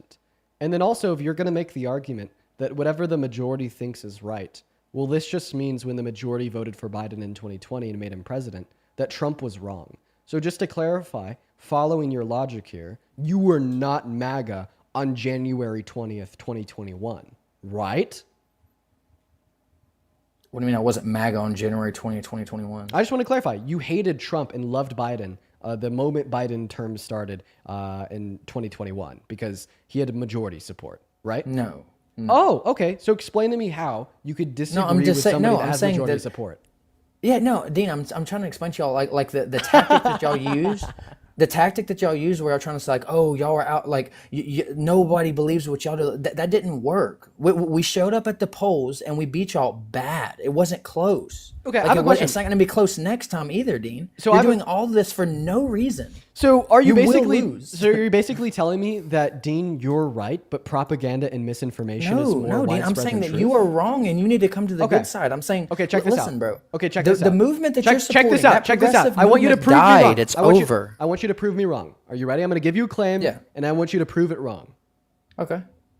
I really do not support Donald Trump as president for a multiplicity of reasons, but the one that I want to hone in on here that I want you to prove wrong is this authoritarianism. Okay? Donald Trump is an authoritarian because, one, he thinks that he can supersede the checks and balances set forth by the Constitution. He passed an executive order that explicitly contradicted the 14th Amendment. Two, Which was Executive Order number 14160, signed into law on January 20th, that contradicted the first clause of the 14th Amendment, birthright citizenship. Okay. And I agree with that 100%. You agree with an authoritarian? With the people that like people that are illegal shouldn't be able to cross the border and have their child here, and then they're American citizen. Yes, I agree with that 100%. Okay. So you disagree with the 14th Amendment, right? Yes. If it states that is yes, I 100% think that we need to make a new amendment to change that, or just do what he did and sign an executive order to change it. Yes, I agree with that. Okay, so you're okay with the president superseding the provisions of the checks and balances set forth by the Constitution. So you want to nullify the Constitution. You don't think the Constitution should exist. And actually, I say this is a big issue with like you and your party, because you're sitting over here criticizing me for being progressive. You're saying that I'm losing steam. You're saying that this isn't the right direction for America. But then in one statement, I'm able to get you to take the mask off and expose you for the fascist, authoritarian-loving, boot-glugging, anti-American POS you are by admitting that you support an overruling of the checks and balances set forth by the founding fathers of this country, a coup on the powers delegated to Congress, a coup on the powers delegated to SCOTUS, and an introduction of an authoritarian regime of the Trumps. Okay. I mean, you act like that our like our country doesn't make changes throughout the years. Like we can make changes and amend things and go through our progression as a country and make different changes. That's what all the amendments are. They're additions to what we already have. Constitution? That's what the amendments are. How do you amend the Constitution? What do you mean? How do you amend it? I'm asking you, what is the constitutional process for amending the Constitution? Well, you submit a bill to like they vote on a bill, and then it goes through the House, then it goes through the Senate, then it goes to the president, and then he ultimately gets to sign it into law. No, you're actually wrong. Oh, okay. Well, you tell us how it goes then. Yeah, so you present the amendment to Congress, and it requires a 2/3 approval from both houses. It is not passed to the president, and it is amended thereof. Okay. So it's even easier than what I said. Okay, perfect. In other words, this does happen in our government, right? In other words, what does happen in our government are changes that are introduced to the Constitution through the ratification process in Congress. What doesn't happen in our government, if we are to be a true constitutional republic, is the president assuming that power, circumnavigating the Constitution, and attempting to get it done with only his signature on a single piece of paper. So would you say that the candidate that you supported? I'm just going to assume that you are Joe Biden's supporter. How many executive orders did he sign? I'm just curious. If you know off the top of your head, you do this all day. You probably know. I think it was close to 400. 400. Wow, that is crazy. So it's okay. Wait, let me see. I don't want to like just put words in your mouth. Yeah, make this silly fucking argument. Your party does it, but when Trump does it, it's not. Is that what you're saying? Oh my God. Okay. Let's take a very clear look at what you just suggested. It was so bad faith and laughably hilarious that now I'm laughing my ass off. So I present an example of how Donald Trump didn't just sign any EO into law. He signed an illegal EO into law that contradicted the Constitution and attempted to circumnavigate the checks and balances set forth by our founders. And now you're equivocating between that and all executive orders ever. This is seriously like me saying, like, if you're a white person and you say the N-word is wrong, and then you respond to that by saying, oh, Dean, you're a white person, and you've said so many other words, so why is it okay for you to say chair, but it's not okay for you to say the N-word, right? The same way you're now suggesting, well, why is it okay for Biden to pass perfectly fine, perfectly legal executive orders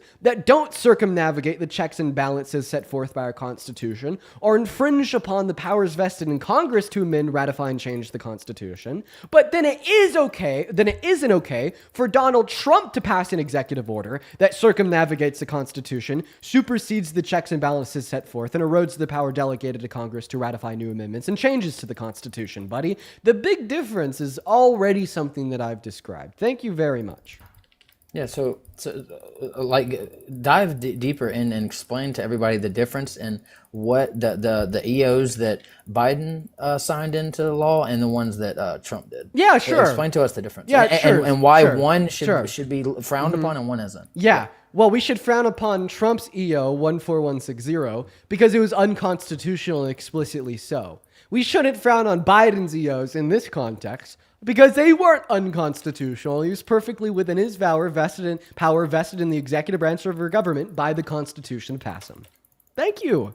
So one is okay and one isn't because one is circumventing our checks and balances and one isn't. So yeah, how exactly in this context how is his not? Because they're not unconstitutional. So what that Trump did was that he signed that was unconstitutional. Great question. So the first clause of the 14th Amendment gives birthright citizenship to all individuals born on American soil, given that they're subject to the jurisdiction of U.S. law, excluding foreign diplomats, etc. Right? Which would and he changed the that. children. So that that's no longer a thing. No, because earlier, remember, we agreed that the way that you change the Constitution is through ratified amendments in Congress. His executive order was not 75% congressional approval, so it didn't change the Constitution. It was unconstitutional as it explicitly contradicted the Constitution. Interesting.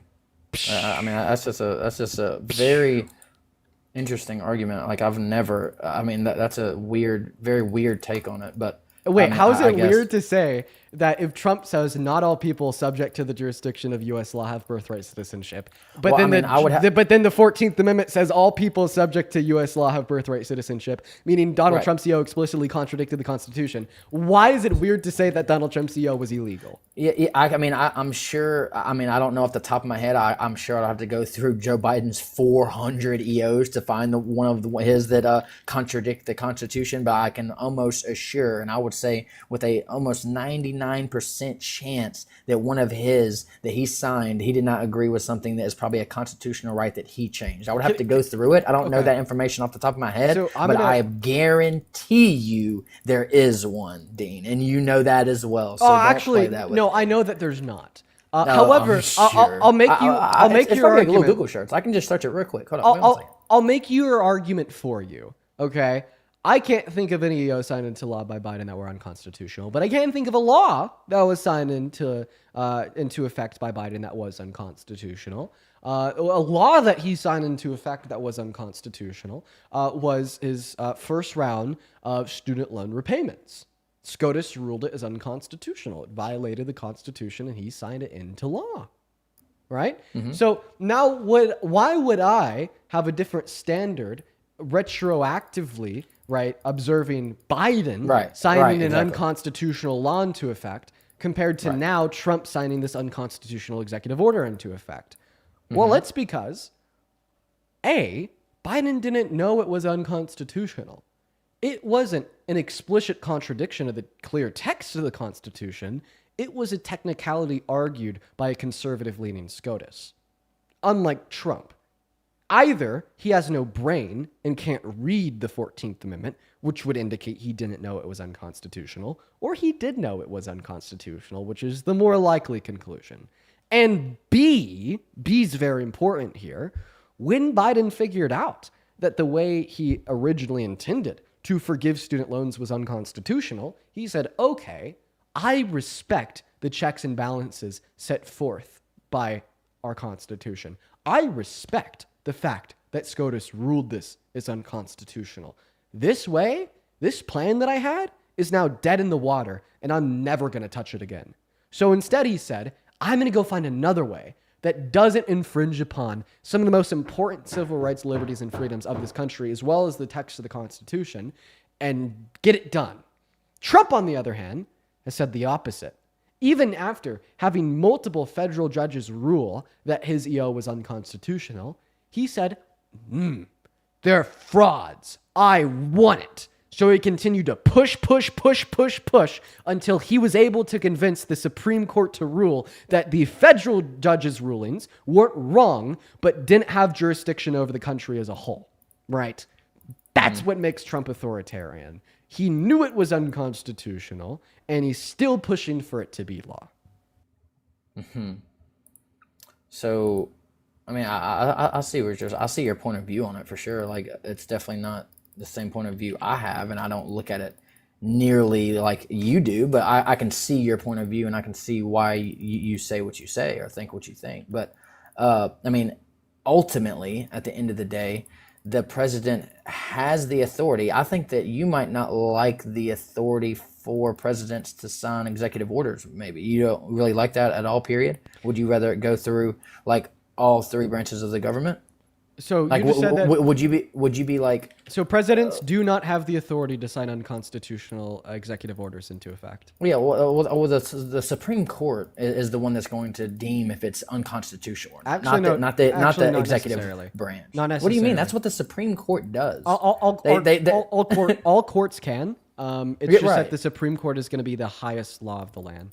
And we've already had federal courts that is their, deem like, it as ultimately unconstitutional, meaning that is the current status quo, as well as we have Supreme Court rulings from the 19th century and 1996 that have already deemed undocumented immigrants as subject to the jurisdiction of the U.S., thereby making Donald Trump's argument that it was not unconstitutional nullified. But back to, like, what we were saying a little bit ago, just because something was deemed a certain way years ago doesn't mean that it's deemed that way now. You know what I mean? Like, things change. There's different justices. Yes, it does. There's different people. Actually, in yes, it office. does. Unless there's been another ruling that has overruled the older rulings, or a new constitutional amendment that has overruled older SCOTUS rulings. No, the older rulings are still in effect today. Okay, so how would we explain the ratification of Roe? Because what do you want me to explain? I'm sorry. No, I'm saying, how would we explain the ratification of Roe if what was the new law that I remember. I know now. I see what you're saying. Because when it went back to the Supreme Court, they deemed it unconstitutional. Is that what you're saying? Yeah, that's why that's okay. The Dobbs decision was an updated ruling with an so you can updated respect interpretation of the 14th. Yeah, so now, since it went to the Supreme Court and went through the checks and balances, you can respect that the Supreme Court deemed it unconstitutional. Well, right? I don't. So you have to respect that. So I don't respect it, but I do acknowledge that yes, the current legal interpretation of the 14th Amendment's protection clause is that women do not have protected access to abortion. But you can't lean, and you cannot you can't agree that the current. Exactly what happened with Roe, you can't agree with that with the immigration laws. You can't do that. What? So like you said, yes, I can respect that. That's the current view of that it is illegal or unconstitutional, but you can't do that with like the people being born here and being American citizens. You can't do that with that. Does anybody understand what he's trying to say here? Okay. I think he's too lost in the sauce. No. Okay, so you said that you can respect that right now. That is how it is being portrayed. So I didn't say respect. I said acknowledge. You can acknowledge, but you cannot acknowledge that with illegal immigrants being born here and not being citizens. You can't do it with that. Right. The reason but you can that do it with Roe. Yeah, because the Roe is the legal precedent set forth by SCOTUS. children of undocumented immigrants born on American soil not being U.S. citizens is a legal precedent that has never been suggested. Okay. Okay. So, and then besides that, like, I just have a question for you. Like, what would with your current administration? Obviously, you don't support and strongly dislike things that are going on in the current administration. What are some of those things that you just like really don't like?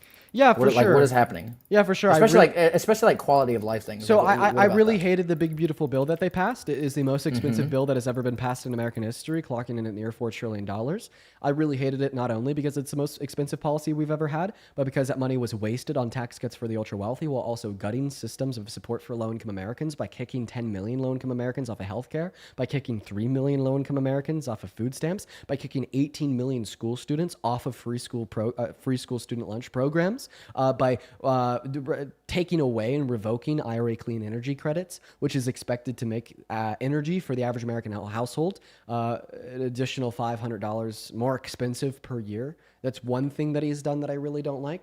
Another thing that he's done that I really don't like is the introduction of a mass deportation. Wait, can we talk about that? Like before we go, like just keep like can I address that? Like, Yeah. you do not like the reform to the food stamps where you have to actually work 80 hours within a month to actually receive those benefits. Like, you did not like that reform? Okay, You didn't think that was absolutely like one of the best reforms we've had to the food stamps and ever, really? You don't think that? I hate to break your bubble here.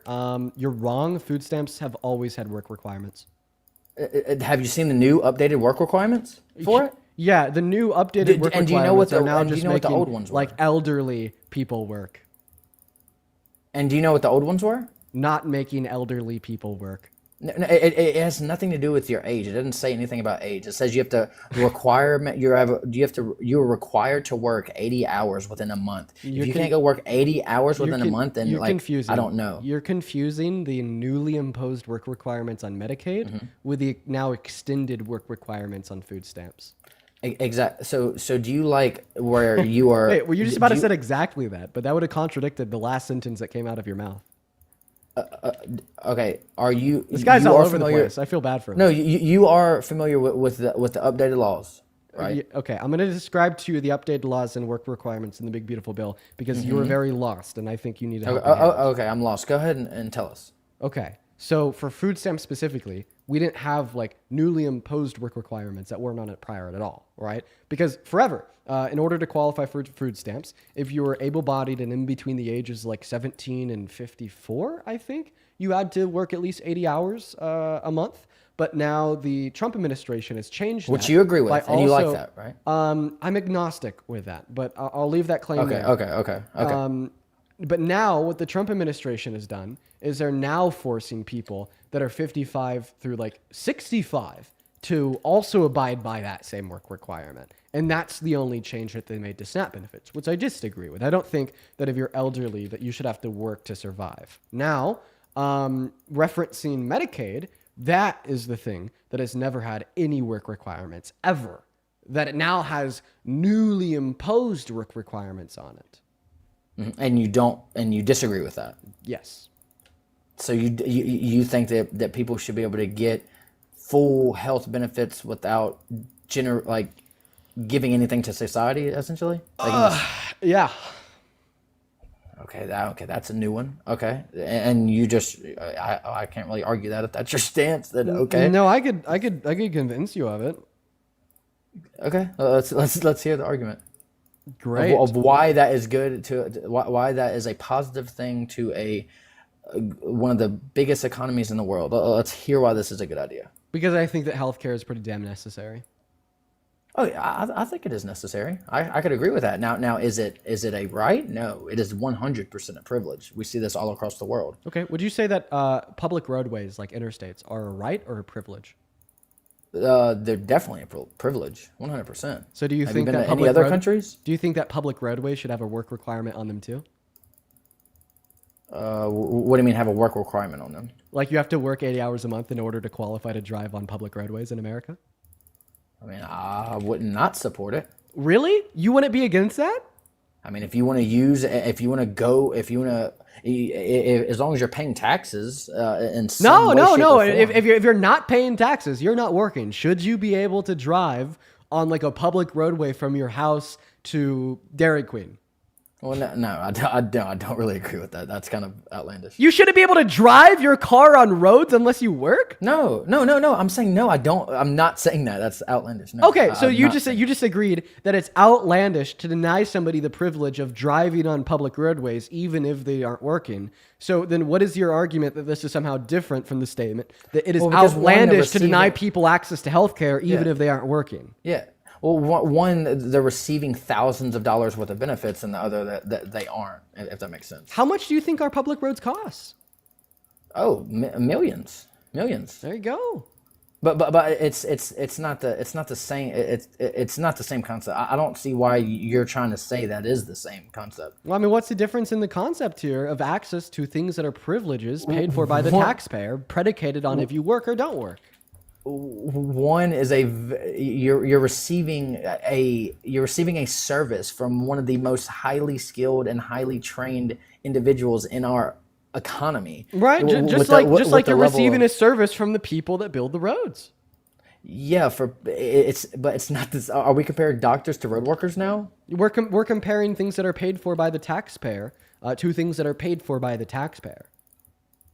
Are you saying because services of healthcare are more essential than services of driving on roadways, that therefore you should have to work in order to receive them, even though they're more essential for your life? No. Oh. No, I'm not saying that. But I'm saying one, like the reason that you have to pay for that is because not everybody, like when you look across the world, I mean, this has been a thing since the beginning of time. If you, like, it doesn't matter how sick you are, what the issue is, if you don't have the money to do something or to help you, you can't do it. Really? And do I think that is how it should be? Do you agree with that interpretation? I mean, that's just how life is, yeah. So you agree with that? That is how it is. No. Do I think that is how it should be? That's Maybe not, but that's not how it is. It's the only feasible way. That's actually not how it is. Oh, how is it? I mean, you just agreed that Medicaid should have work requirements, but even when you're a low-income American, you're not going to generate enough money to pay for the services outright. So even you think if you don't have enough money to pay for services, you should still be able to get them. I mean, I'm a low-income American, and I still can afford $200 to $300 a month on health insurance. So I'm a low-income. Exactly. On me and my wife health insurance. I was getting a phone call. But I'm saying me and my wife probably make under $300,000 a year together. You think making under $300K per year is low income? That's crazy. I mean, I'm not. It's not, dude. You're so out of touch. Holy shit. Oh my god. How am I out of touch? That's because, not, dude. I know people that make 10 times that. You just said making at or under $300K per year is low income, bro. Yeah, that's not the best. I mean, that's what average maybe. What do you think the average income is of an American? Of one, or probably what, 50 or probably 48,000? Oh, so now we're getting back in touch with reality. I think that the spamming on the mouse that we hear is like, for like very quick Google searches, because now you're telling me a completely different story than what you told me before when you're arguing that around $300K per year is the average. I'm playing League of Legends. All right, bro. Hop off the game so you could focus more on what I'm saying. I'm focusing. I'm literally focusing. No, you're not focusing. You're saying the most incoherent shit ever. No, I'm saying, I'm just saying for two people that have educations and do what we do, it's not the best in the world. My wife is in the medical field, and you're always going to be able to compare yourself to somebody that's doing better than you and say it's not the best. Right. Think of like a multimillionaire with a $5 million yacht driving next to Jeff Bezos's $50 million super yacht. They're going to say they don't have the best in the world, and technically it's true. But god diddly damn for them to suggest that they're anything but a very privileged, high-income motherfucker is outrageous. And, I wouldn't use the same energy against somebody that's making $300K per year saying that, oh, it's not the best in the world. But God, that energy still absolutely applies. There's people that are making $30,000 per year, and that is close to the average American. Right. But I mean, would you say you are probably like what you would say higher upper class in America? Currently right now. I share no income about my personal. I share no knowledge about my personal income. Oh, I mean, that's well. I mean, I know you are high higher class in America. I mean, currently right now. 100%. I would definitely like warn you to not speculate because your speculations can be wrong. Yeah, no, I mean, I agree. I'm not trying to pocket watch you too. I'm just saying, like, you do pretty good for yourself, and there's a lot more I Americans. definitely do well for my age. Yes. That's what I'm saying. And there's a lot more Americans. I think they're doing much better for their age under this current administration than it was just a few short years ago. Me and my wife's one of our aspirations is actually purchase a new home. My wife is currently pregnant, so we're about to have another kid on the way, and we're trying to get a different house. We have a 2.1% interest rate, and I'm not trying to give up a 2.1% interest rate for a 7. I'm not trying to do that. I want to be able to afford a home. Yeah, you should. You should probably be blaming Trump for having inflationary policy that has led to the Feds announcing that they're going to slow the rate at which they're cutting rates. That's Trump's fault in part. But just do a quick Google search on the interest rates and how much they rose in the Biden term. Dude, they rose a shit ton. It wasn't because of Biden though. You freak. But if Trump does anything, it's because of him. Oh yeah, because he's causing it with his policy. Biden wasn't causing it with his policy. That's fair. Yeah, the standard of fairness for determining what outcomes we see in America are caused or not caused by the president would be to evaluate if they did anything to cause it. So can you evaluate that for the Biden-Harris administration and demonstrate anything that Biden or Harris engaged in that caused ultra-high interest rates? Yeah, I mean, I would probably start with the outrageous spending. I mean, they put in a $5 trillion bill, I believe. Is that how much it was, dude? Wasn't their bill? Which bill? How much was their spending bill? Which $5 bill? trillion? Which the spending one? bill that they signed in. Did you know that they only signed $4.4 trillion of debt-related spending into law over their 4-year term? $4 trillion. Yeah, I mean, that probably had something to do with it while we are probably at the all-time low of what we're bringing in as a country. Dig that hole like deeper. that. Dig that hole deeper real quick. How do you feel about their $4.4 trillion in spending? Dig that hole, buddy. What do you mean? Is that a lot of money? I mean, no. I mean, so now that I'm telling you that you're digging a hole, indicating that I'm about to eat you up, you completely change your energy. Okay, I'll take that because I just asked you. You said no, that's not a lot of money. Okay, so therefore they didn't cause the exorbitantly high interest rates. Thank you for the concession. I know, but Dean, you have to listen to what I'm saying though. The reason I'm saying that it's not outlandish is because. It's because Donald Trump spent... Wait, one second. I'll tell you the reason why you're saying that's not outlandish. It's because Donald Trump spent twice that in his first term. And Donald Trump spent approximately that amount with one bill in his first 170 days in office. See, what happens is when you try to blame the higher interest rates that were caused by global supply chain disruptions... Dean, it's a 10-year spending plan. Yes, same thing goes for the policy set forth by the Biden-Harris administration. No. One was a 10-year plan that is going to take place over the next 10 years. Yes. And then, but listen to what I'm saying, Dean. No, I'm listening, and I already acknowledge that. You're right. Yeah, same thing goes for spending via the Biden-Harris administration. A lot of expenditures calculated on a 10-year basis. That's something we already know. Now I'm going to go ahead and continue to speak here because you interrupted me. So now that we've identified here that Donald Trump spends much more exorbitantly than Biden or Harris ever did, you can't just simply say that their crazy spending caused high interest rates because that means Donald Trump would be causing even higher ones because he's spending more. So how can we explain the higher interest rates under the Biden-Harris administration? How can we identify what caused them? Well, what came right before high interest rates? The pandemic. What did the pandemic do?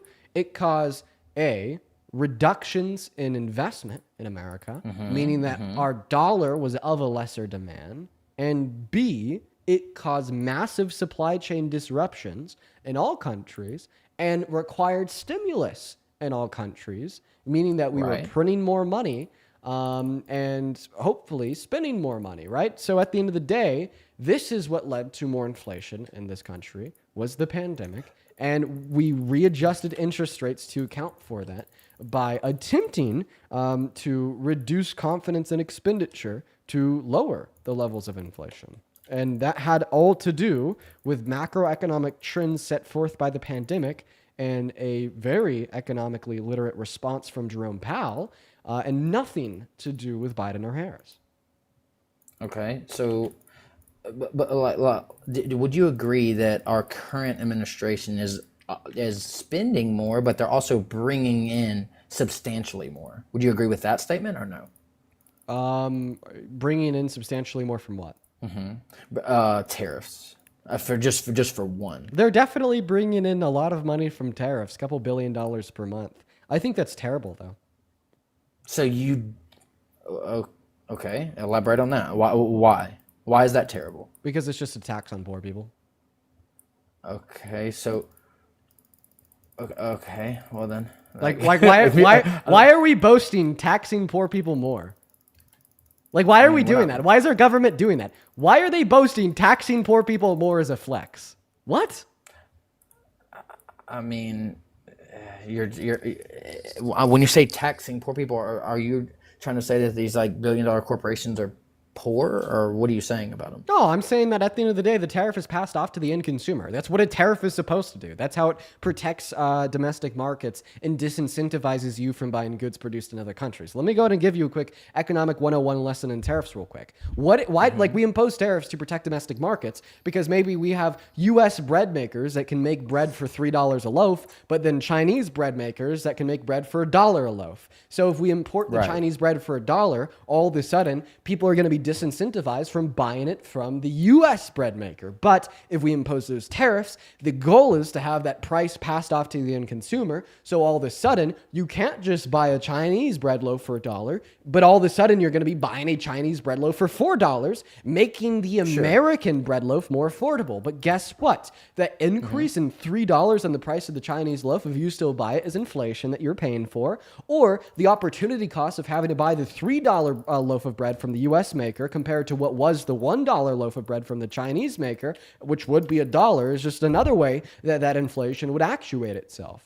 So at the end of the day, because tariffs are supposed to make the end consumer pay more for their goods, either by making them pay that bill associated with the tariff or incentivizing them to buy the more expensive good from the American producer, this just means that we're going to be spending more money on the goods that we've already consumed. But who spends a greater proportion of their paycheck on the goods that they consume? Low-income Americans or high-income Americans? The obvious answer is that it's the low-income Americans that spend a greater proportion of their income on the goods that they consume. And because of that, they're going to be paying more of that inflation that is onset by the tariffs. And that inflation that is onset by the tariffs is literally seen, financially speaking, as the money that our government is raising off of the tariffs, because the importer literally pays the tax to the government, and then they pass it off to the consumer to promote the domestic product.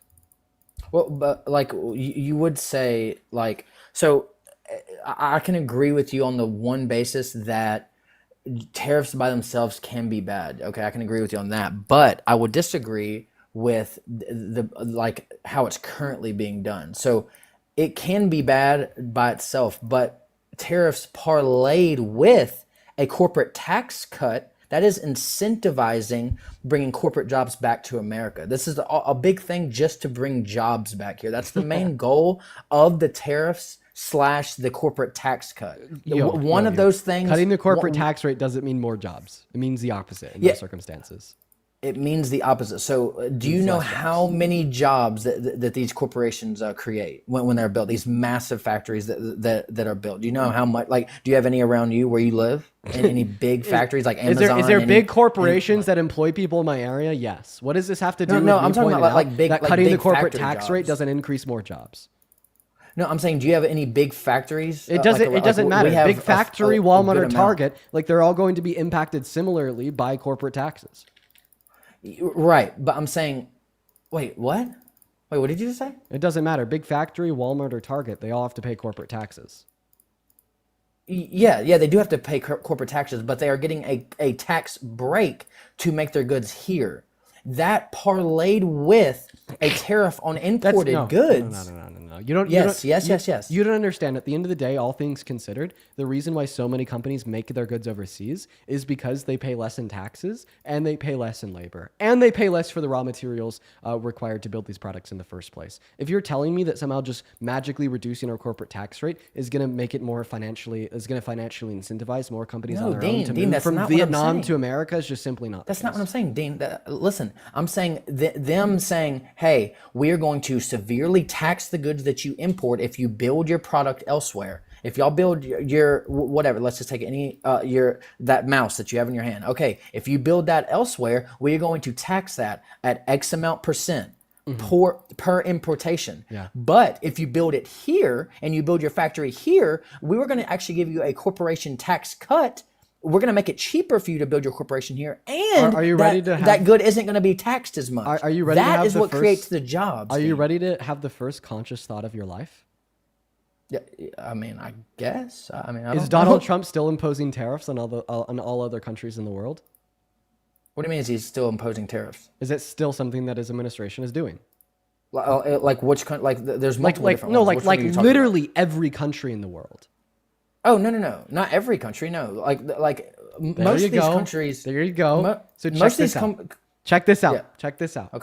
Okay. What's gonna make more sense to a company that is producing goods in China that is now being hit by the higher tariffs by America to spend billions of dollars on building manufacturing facilities inside of America and then spend significantly more in labor and then still have to pay significantly more for the raw materials they'd use to manufacture their goods, since a lot of those are still imported and still hit by that tariff, or moving their operations and their manufacturing to a third country that isn't China and isn't America, spend less on the raw materials since they're not being hit by the American tariff, and spending less on labor since they don't have to abide by American labor laws.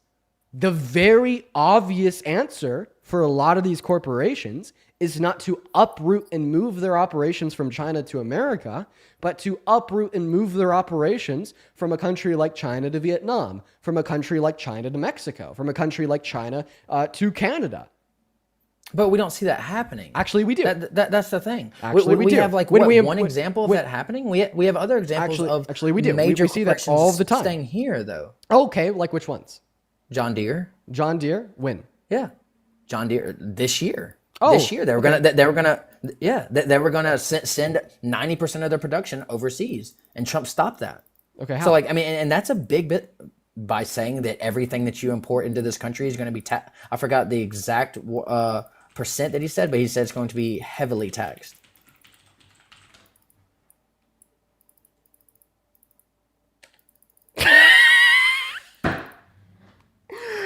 Do you want to know the first thing that pops up on Google when you type in, did Trump stop John Deere from moving? What? Fact check. John Deere says Trump's story about how he saved U.S. jobs with a tariff threat is fictional. I mean, I guess I don't know Damn. what you're reading, but I've Even seen multiple John things Deere, talking about it. I know because Trump said it, right? But now even John mean, I Deere has guess. said that it's false. Okay. Well, I mean, if they want to say that it's false, then Damn.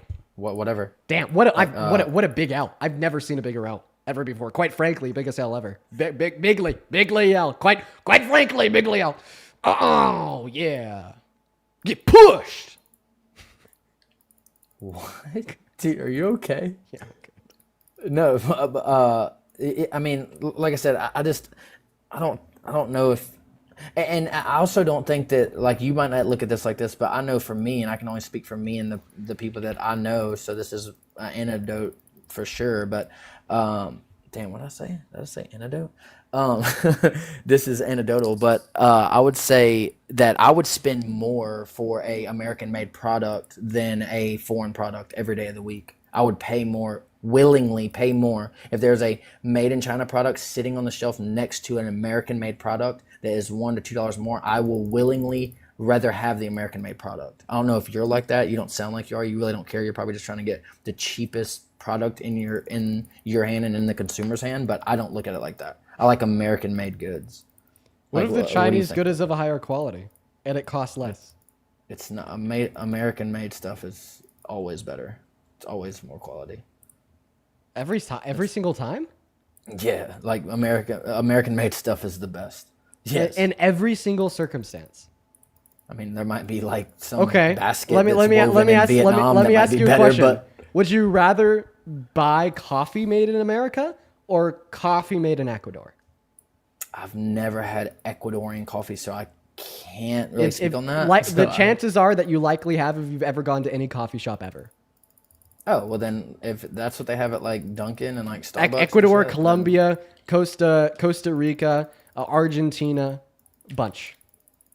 yeah. Well, I mean, I don't. Mexico makes some pretty good beans. So does Italy. I don't like their dark roast, but Well, I mean, that's you're talking about a actual like fruit or vegetable. I'm talking about a good like a any. would you rather have piece of- pineapples grown in America or pineapples grown in Costa No, Rica? I don't really care about fresh produce. I'm talking about like any made good that like specifically has like technology or needs a long lasting. Would you rather buy a Hyundai or a or a BMW? Which one is higher quality, Hyundai or BMW?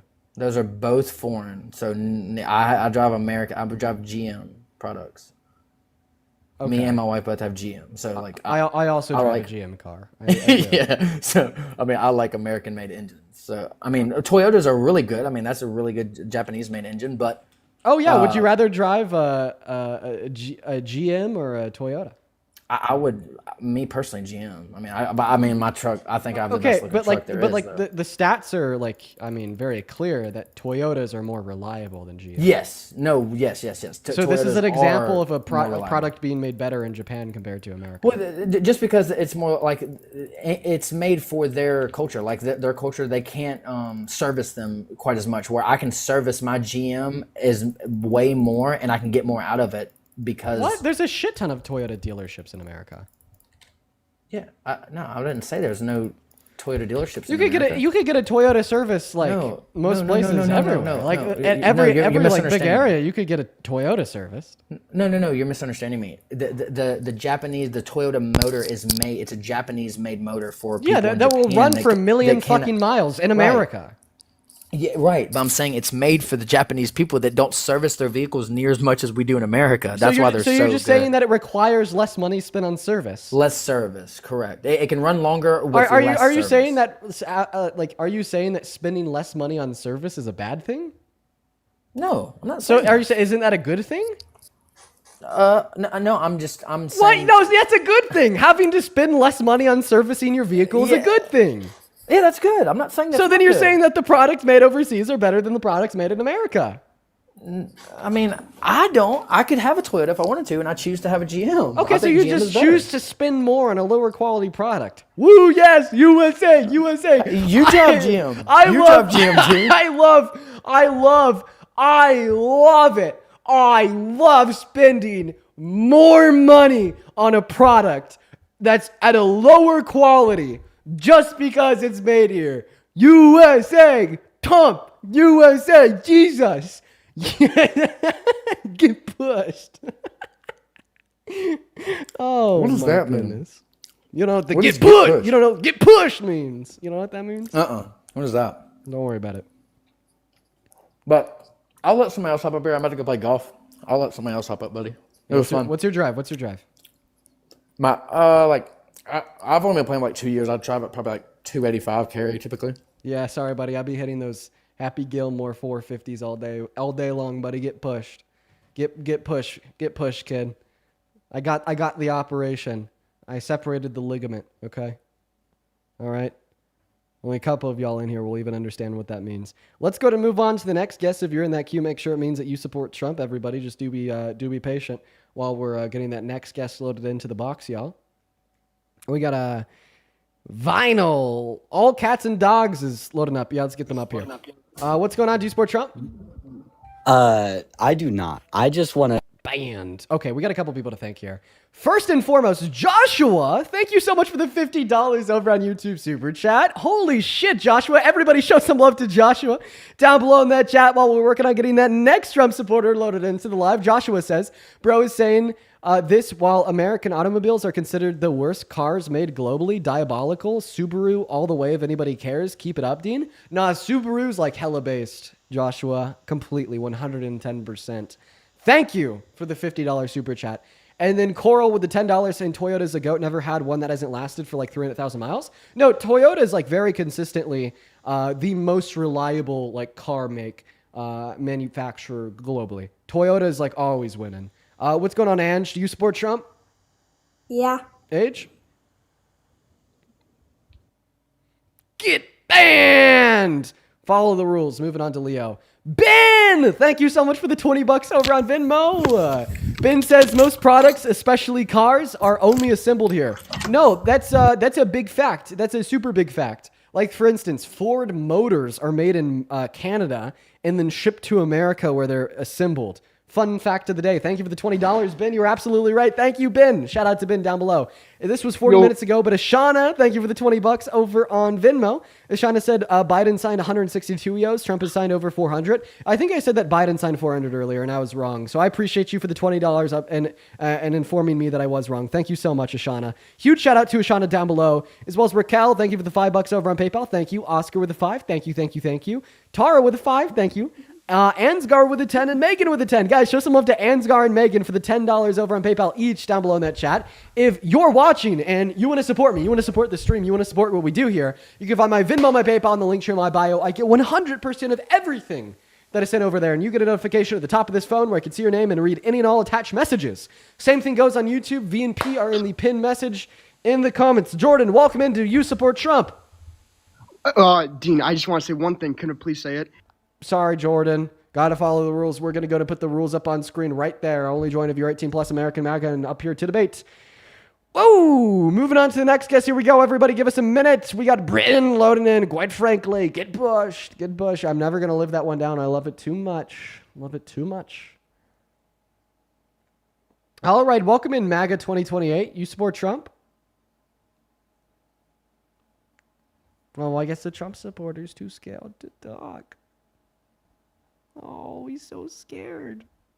Get pushed! Moving on to Ryan Wilson. Here we go, everybody. Just give us a minute while we're working on loading the next guest up. What's up? Do you support Trump? Yo. Jeez, I have too much fun with these streams, bro. What's up? How old are you? 18. What year were you born in? 2007. All right. You support Trump? Nope. Get pushed, buddy. Get the hell out of here, kid. Moving on, follow the rules, guys. If you're in that queue, make sure it's because you support Trump, guys. Who's next? Yo, Karina! Thank you for the $15 donation over on PayPal. Thank you, Karina. Karina says, keep educating the ignorant people. I love it. Thank you, Karina. You are awesome. You are awesome, Karina. Everybody, show some love to Karina down below in that chat right now. Thank you. As well as Maya. I appreciate you for the $2 over on Venmo. You are awesome, Maya. Welcome in. Do you support Trump, Jenna? Get pushed. Okay. Here we go, guys. We're moving on to Mazzy G. Mazzy G is loaded up in the box. Hello, Mazzy G. Hey, Dean. How are you? Hi. Hi, I'm doing great. Do you support Trump? Sure. I actually just had a quick question. I just have a topic I want you to cover. Is that a yes or a no?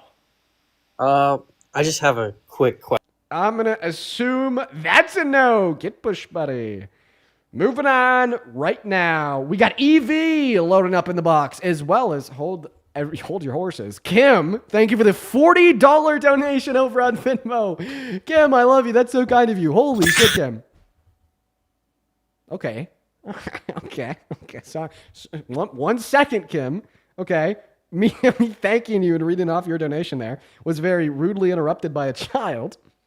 Back to you, Kim. Thank you for the $40 donation. Guys, let's get 400 Kim W's down below in the chat. Seriously, Kim, thank you. Kim says, and I quote, amazing work. Keep it up. Also, when talking about fruit and other goods from other countries, keep in mind that we literally can't even grow everything here in the U.S. Yeah, I know. So this shit, we can't even grow like bananas, for instance. Automatically more expensive. Dude, like we're getting pushed so hard, it's unreal. But thank you, Kim, for the $40. Show some love to Kim down below in that chat. And hello, Angelina, do you support Trump? Yes. Oh no, very bad, Angelina, terrible president. Now, quickly, before I give you the mic to tell us why, I need to thank Angela for the $10 on PayPal, saying I've been walking around my house saying get pushed ever since that guy. Yeah, I miss that guy. I want him to come back. Thank you so much. Okay, Angelique, tell us, why do you support Trump? Toyota MR2 or Mazda RX-7? I'm not gonna lie, I'm not familiar with either. Really? Okay. I'd assume the Mazda, but I don't know. Maybe the MR2 is sweet. So, do you actually support Trump? I'm not gonna lie. I just wanted to ask that question. Sorry. No worries. I'm a fan of cars. No, I am. I just don't know if I'm like that deep. You know what I mean? I don't know if I'm that deep.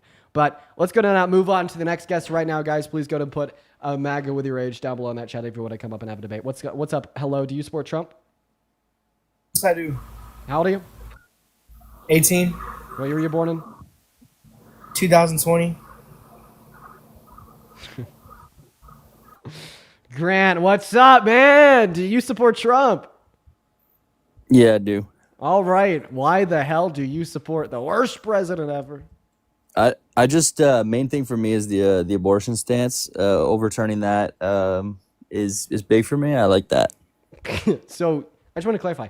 You care more about what women can or can't do with their bodies compared to what may personally impact you or your family. No, I'm set. Whatever, it doesn't matter. I'm good regardless of whatever they do with the economy. Don't matter to me. So if they, I think human life If they, is like- more important than my money. Right. So if they were to like cut our GDP in half and all businesses started shrinking for the next 10 years straight, would you still support him because he wanted to overturn Roe? Why is that? That's not relevant because that will never happen. It's a hypothetical, kid. Exactly. So it's not relevant to this conversation. Hypotheticals I can't are use that. incredibly You can't use that conceptually one because relevant. that's not feasible in my brain. I think it is feasible in your brain to indicate a recession that lasts 10 years. Yeah, but not half the GDP. I mean, That would obviously be that would be you're saying the that most that's impossible? catastrophic. No, it wouldn't happen. Okay. Wait, I have a Can I question. ask We could you- like still engage in hypotheticals that would be like incredibly unrealistic to actually occur. Like imagine this. If a waiter, Yeah, no, I know. I was One listening second, yesterday when one you second. did this point. If a waiter burst out of your bathroom with a plate of caviar and crackers and brought them to you to be consumed, how'd that make you feel? Depends on how good looking they are. What a weird man response to that question. No, it's a hypothetical. I can say whatever I want. What a weird man response to that question, Grant. Why? I said it was a waiter, not a waitress. I can't be attracted to a man. What's wrong with you? Dude, regardless Come on, if you're it's a better than man that. or a woman, dictating how much you like that experience based upon how attractive the man or woman is just a weird. Don't you think man everybody would find it a response. better experience if they were attractive? No, I don't think I would enjoy caviar and crackers more, regardless of how attractive or unattractive the waiter or waitress. Not even in was. your hypothetical little world? I And would. Not even in my hypothetical little world, buddy. But I mean, you still All right. answered the hypothetical in your own weird man way, right? Which Cool, means that you perfect. can engage in hypotheticals in which don't Sure. seem realistically possible to Sure. actually occur. Sure. All right. Can I ask you your question about the for a abortion that's not medically necessary or engaged in the other few exceptions that most people will agree with? I agree with those as well. But for as per like just happy relationship, girl gets pregnant. When is the cutoff for her to be like, you know what? Maybe I just don't want this. When is your personal belief cutoff? Yeah, I mean, I'll happily tell you what my belief is about abortion after you expand upon yours. I mean, you're the one that came up here, said that you're pro-life. I mean, I think it's very obvious that we would assume you'd want to address and assert your belief prior to me Sure. attempting to argue the affirmative of mine. Yeah, no, okay, for sure. The only times that it's acceptable for me is if it's medically necessary or a grape, or I mean incest too. But I mean like fuck, I don't know anybody that would ever do that, so I don't even want to talk about it. Anyways, yeah. So other than those two things, I don't think it's okay. Why is it wrong in other scenarios? Because to me, it's life after conception. Are you a vegan? Definitely not. Cows Human are life is. Yeah, so are plants, buddy. Right, exactly. So do Yeah, you see so the issue if with I were to saying that eat it has the right plants, to would I life be because upset it's too? life? Terrible. Yeah, obviously I'm talking about human life. Okay, the human most life. valuable form of life. Okay, so you think that all human life has the right to life? I mean, unless you do something that takes that away, but the babies didn't commit no heinous crimes. Okay, well, let's test that theory. I think that there's like one or two really easy and simple ways to test this theory. We'll start off with the zygote argument. So the moment conception occurs, all of a sudden you have a zygote that is now brought into this world. And the species of said zygote is human, meaning it is a human life. Would you argue that this unicellular organism should have the right to life merely because it is human and alive? I really want you to because I came in here with a point that I wanted to speak about, and I need to know your stance on it, and maybe we agree in a way on it. Well, And see, I just asked, when is the recreation, or like, See. when can you just get a cutoff by choice?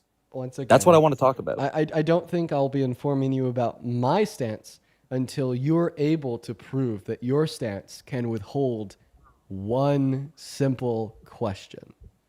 All right, ask one simple question. I already did. And you didn't listen, Grant. Why? I'm a horrible listener. Okay, I'll repeat it. So if your Thanks. stance is that all humans that are alive have the right to life, outside of like special circumstances like some heinous crime, this would indicate that a human zygote, the first stage of human development, which is a unicellular organism, would possess the human right to life merely because they're human and alive. So I'm asking you to affirm or deny that. Do you think that a human zygote possesses the right to life merely because they're human and alive? Why are people saying I'm Canadian? I don't know. Answer my question, not the chat. Yeah, okay, got you. No, I disagree with your statement. No, it'd be I disagree with your question. So you're saying that you disagree and that you do not think human zygotes would have the right to life because they're human and alive. So then the next question would be, well, then why the fuck does a fetus have the right to life? Because it hasn't done anything wrong. Neither has a zygote. Yeah, exactly. That's the same thing. If it's the It same hasn't thing, done then anything wrong. okay, you just affirmed that it's like a zygote and a fetus would be the same thing here. So if you disagree with the idea that the zygote would have the right to life, then obviously because you think the fetus is essentially the same thing, therefore you also would disagree and say that the fetus wouldn't have the right to life. The fetus has the right to life. So then why doesn't the zygote? Because, correct me when I'm wrong. I'll probably be wrong. Correct me when I'm wrong. A lot of times when the two cells meet and they create the zygote, it fails into creating actual life, and the baby is not made. Like, am I right about that? When do you think that quote unquote actual life starts? I don't know. Like, I think it's like 2 weeks after like conception, kind of thing. What occurs at 2 weeks that indicates the start of life?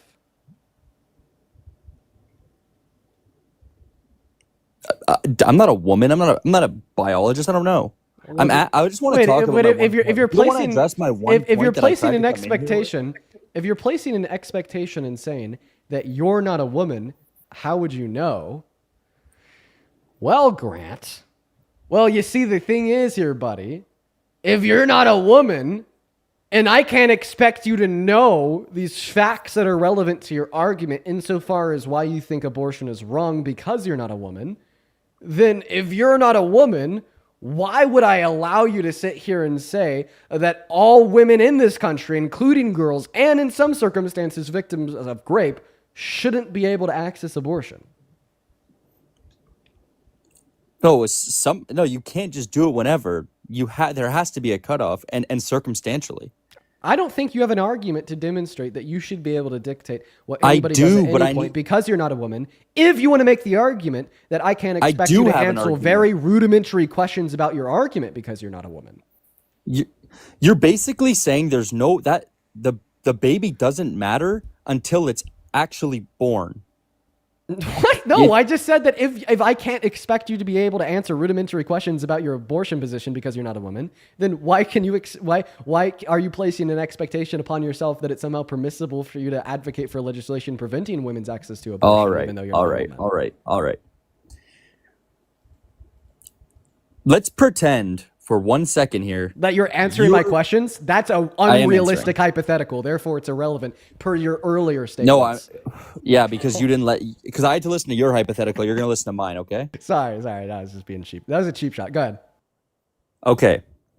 If you're close, whether it's a relative, friend, whatever, was in a relationship, got pregnant, and she's like, you know what? I'm not in a place for this child. I'm not going to be able to give it a good life. I'm going to have to get rid of this, right? Sure, that's a stance people will take and accept. That's fine, whatever. I'm not under the impression that because she's going to get rid of it, you can just, oh, let's just keep drinking. Let's just keep smoking. Let's jump on my stomach. Let's belly flop into a pool. Under your ideology, because she's going to get rid of it, it's not born. It's going to be terminated. What would be wrong with doing those things? Oh, you're saying with certainty that we know that she will get an abortion with Yeah, certainty? you know she's going to do it. Okay. You know she's going to. And there's like a 0% chance that she doesn't get an abortion. Well, I mean, she could change her mind, but as of right now, her mind is determined that she's going to get rid of it. But she could change her mind in the future. Okay, well, we don't know what she's going to think. So the way that I would like cast harm on or wrongness on like a pregnant mother drinking alcohol is completely dependent on how that can impact future states that will actually exist. So in other words, if there's like a 100% chance that a woman is going to get an abortion, well, then I don't think there would be anything wrong with her drinking when she's pregnant, if it is certainly the case that she is going to get an abortion. However, if it's not certainly the case that she is going to get an abortion, then that would yield a potential future harm on states of a person that actually exist. And that's what would make it wrong. Okay, that's fine. So I just want to be clear that you could see your own family member, mother, aunts smoking and drinking while pregnant, and when you try to talk to her and be like, hey, that maybe you shouldn't do that, she's like, it doesn't matter. I'm going to get rid of it in a few months. In reality, it is almost impossible to suggest that it is certainly true somebody will get an abortion. And for that reason, it is very unlikely that would be my response in reality. However, conceptually why are you speaking, valuing that if it baby that's is not born? conceptually true, if it is conceptually true that she will never get an abortion, that she will get an abortion, then I wouldn't cast wrongness on her drinking, smoking, etc. Okay, I mean, that's a fair opinion. I mean, yeah. So do you want to go back to attempting to answer my question, or did you kind of give up on making an argument in affirmative of the pro-life? No, I just want us to speak about that topic. Now I want to go to, I think it's a really good thing what he's doing with ICE. I thought that you were pro-life. If it's a kid in the womb, can't kill him. But guess what? If it's a kid out of the womb with brain cancer, deport them. If it's a grown adult out of the womb with legal residency in America, send them to CCOT where they're essayed, right? Do you believe in open borders? Yeah, open to everybody always at any point at any time. Is that what you want me to say? Because honestly, I have this false dichotomy suggested to me by so many Trump supporters. The moment I suggest that it is such a bad thing, it is wrong, that legal immigrants are being essayed in torture prisons in El Salvador, apparently that means I'm pro-open border. It's just completely ridiculous. I live in a land of grandeur delusion. I don't know how you do it. No, I don't truly believe that you believe in open border. I know you don't. I know that's not, most people would never agree with that. My point is if you treat these people that come in from other countries illegally and treat them just, you know what, like, we're just going to give you like a really good treatment. Like we're going to be like, let's just speed you a visa. Let's just speed you this. If you just give these people the king treatment, they're just going to keep coming over illegally. If you treat them poorly, they're going to be less likely to come through illegally.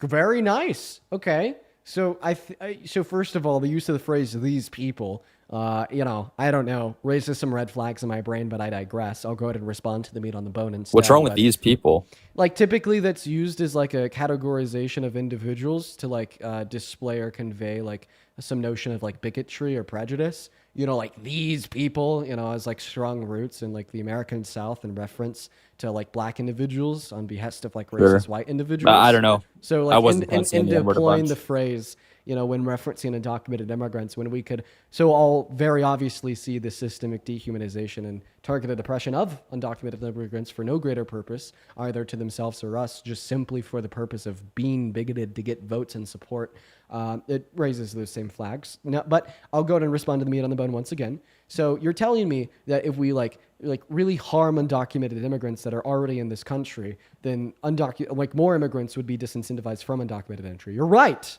That's actually what Trump is doing. But it's bad that's good. because it's predicated on harming people. Yeah, but they wouldn't be harmed if they didn't already commit a crime.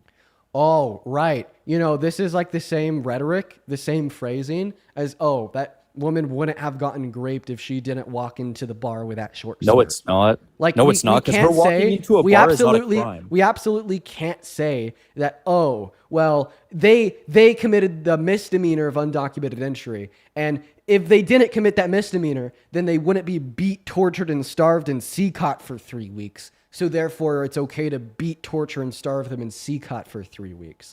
If you care so much about a misdemeanor and you think that the response that we've seen from the Trump administration has been adequate and appropriate, then how the hell would you say we should respond as a nation to Donald Trump's 34 felonies? Because it seems like you responded by putting him in the most I love powerful this. position of I love power this. and quadrupling his net worth. You shouldn't have asked. You shouldn't have asked that question, Dean. Put your hands up. Don't Google this. Name 2 of the felonies. Well, I mean, all 4 of them, all 34 No, of them, na- all 34 Name of 2. them. Okay, falsification of business records with a second step intent to commit another crime. It's a Class C felony in the state of New York. I guess your gotcha failed. No. All 34 felonies are the same thing. Right. They're all just transactions. That's it. The Class C felony in the state of New York. Yeah. Business You fraud call this with a guy second step 30. intent You tell to your commit whole 10,000, another crime. 12,000 people talking that he has 34 felonies. Right. Yet all he did was make 34 payments. Right, to Stormy That's Daniels. the felony he and is. then Why labeled don't you him bring as up the business bad things he's expenses. done to women? So, like, who this cares isn't- about the 34 felonies that aren't anything? Even no one cares about that shit. Billionaires do this stuff all the time. That's like tax evasion, fraud, whatever. All this white collar crimes. If you're going to use any argument against Trump for being a criminal, why don't you bring up the ones that, like, you know, he actually did that's wrong? Well, point number 1, you did misclassify what his felony was. Because no, it was a felony because it wasn't just simply the falsification of business documentation, but it was with the intent to conceal a second crime. And that's what he was found guilty of. So it wasn't just simply, the misappropriation and misdocumentation. It was all from of Stormy business Daniels, felonies. dude. Do you mind It's if you all allow one me to thing. finish? Sure. Great. So it wasn't just simply the falsification of business records. It was with an intent to conceal a second crime. Now, I actually brought these up for a very specific purpose. You're right. I think that the fact he was held civilly liable for SA is significantly more meaningful than his 34 felonies. I think the fact that he was boasting on Howard Stern's podcast about he likes to walk into the changing rooms of naked teenage girls and grown adult women is significantly, worse than his 34 felonies. But the reason I specifically brought up his 34 felonies in the context of a conversation where you're telling people they deserve to be tortured because of a misdemeanor is because I expected you to respond by saying, even though they're felonies, they were victimless, and I don't think they were that wrong because they happen all the time. Well, guess what? The misdemeanor of undocumented entry into this country has no enumerated way in which it would harm this country. In fact, it only supplies more to the country by boosting our GDP by $1.1 trillion through $1.7 trillion per year, by adding 8.3 million laborers to our workforce, by paying $100 billion per year in taxes. And in fact, legally speaking, it is of a lower degree than Donald Trump's 34 felonies. Then to your last point, saying this happens all the time, I bet there's been more undocumented immigration into this country in the last 10 years than there was billionaires falsifying business records. So if that's your defense for Donald Trump's felonies, you could assume what the next sentence out of my mouth is going to be. Yeah, why was he held civilly liable and not criminally liable? I love the deflection. I'll He answer that didn't after you do respond it. to anything that I say. He didn't do it. That's why. Well, for He sure. just wanted money. Yeah, for sure. So you have the bait on the fishing rod right now, and you're hoping that I jump at it. So then I just allow you to ignore everything that I just said. I'm not going to fall for the bait. Ignore everything I just said. Then I'll entertain your felonious misogyny. Now I'm misogynistic. Oh yeah, totally. I'll explain that one in a bit though. Respond to everything that I said in reference to you downplaying Donald Trump's 34 felonies and my correlation to the misdemeanor of undocumented entry. Yeah. So you said that what undocumented immigrants is what you prefer me to call them? Yeah. Okay, undocumented. You said they paid $100 billion a year in taxes, correct? So true. Correct. Do you think that they benefit from our society with those, like, the tax dollars they spend? Are you saying they reap the benefit of the tax dollars that they spend? Right? They do, correct? In some circumstances, yes. In a lot of circumstances, in majority of circumstances, no. No, you're saying no? Well, it depends on various different variables. Some ways yes, some ways no. Like for instance, they do qualify for access to emergency resources in emergency rooms under the 14th Amendment and humanitarian legislation passed under Obama's administration.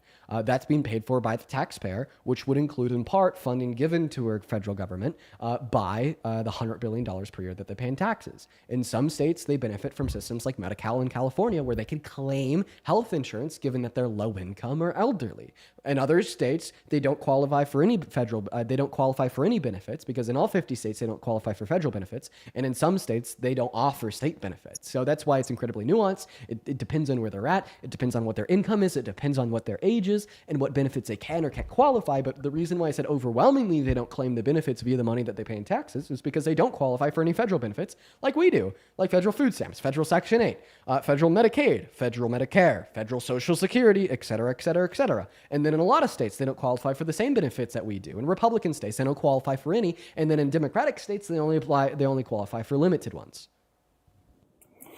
Right. So we can both agree that immigrants benefit the country. Nobody disagrees with that. Nobody disagrees with that. So then That's just a fact. why do you want to remove millions of them? Because you have to weed through the immigrants coming in to find the bad ones. Because if 100 good ones come in and one bad one comes in, that bad one can ruin people's lives. So let me guess, right? Like Donald Trump's mass deportation or the removal of every single undocumented immigrant. Are you just saying that every quote unquote bad immigrant happens to be every undocumented immigrant? No. Like, okay, so then you're arguing maybe defense of 1% policy of that them. Donald Trump is not advocating for, because Donald Trump is very explicitly and clearly advocating for the mass removal of every single undocumented immigrant in this country. I agree with that. I agree with that. Wait. So then even under your view, why would you support removing good immigrants, quote unquote? Okay, this is why. So when we remove them, they should be documented as who's been removed. Then we can get like personal references. What have these people done well in their time in America? Oh, they were working here, they were doing this, their kids were in school here. Okay, now they're on this list of, are they a good person? Did they have good values? Were they good people? Were they fair people? Whatever. Okay, let's speed them through the process. Let's get them a quick entry to America because they were already here doing a good job.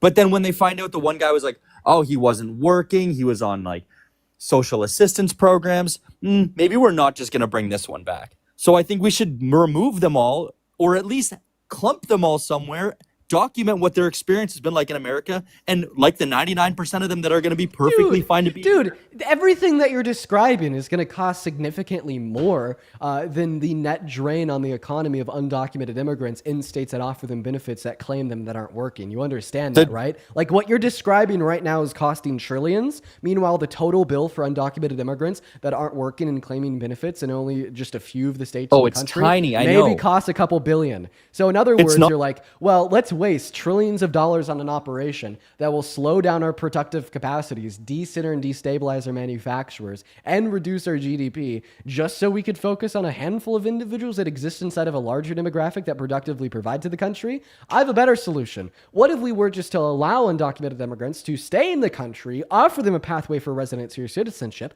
deny said pathway of residency or citizenship to undocumented immigrants with prior violent offenses, prior nonviolent yet criminal insane offenses, and in individuals with prior outstanding warrants, then give everybody that remains a pathway to residency or citizenship. I mean, if you care about the economy, which it seems like you do because you're talking about net drain, cost, contributions, etc., well, then you'd obviously support this plan since it'll give them more bargaining power that they could use against their employers to get higher wages. So without any material change in their employment, GDP per capita goes up. What happens when GDP per capita goes up? Contributions to our overall tax pool goes up. What happens when contribution to our overall tax pool goes up? Then our government has more money to spend on increasing the average quality of life for Americans, meaning poverty goes down, meaning crime goes down, meaning we flourish to just a little bit of a higher level because we're rejecting bigotry and replacing it with critical thought and examination based upon an empirical outcome-driven plan. But no, that's not what you want to do. You want to revert us back to a way of thinking where we ignore the nuance, where we ignore the facts, where we ignore the outcomes, and we say, "Oh, you committed a misdemeanor? Boo! I'm going to send you to be beaten and tortured in CCOT. Oh, you didn't even commit a misdemeanor and you happen to be a legal green card holder? Boo! I'm going to send you to an ICE detention center for 3 months." It makes no goddamn sense. That was awesome, man. That was awesome. See what I mean? See my points here? Yeah, you're a fun guy to talk to. You do all the talking. And you don't do any of the listening. Well, I mean, yeah, you rant on. You obviously know you speak quickly, right? You're a quick speaker. You know your shit. You're speaking fast. Like when you're bringing up points that I haven't heard 10 times a day or said 10 times a day. You're right. like I you get it. are. I'll try to slow myself down a little bit. You're right. It's like it's really hard to rope, like, because you've just put a bunch of stuff into 2 minutes of speaking, and it's like, where do I even start? Because when you start saying something, I'm thinking about what to respond to, and then you keep saying more things, and then I can't. Nah, bro, I don't know where to get start. it. Right? Like low key skill issue. I'm just playing. Yeah. No, you're right. I'm just playing. I got you.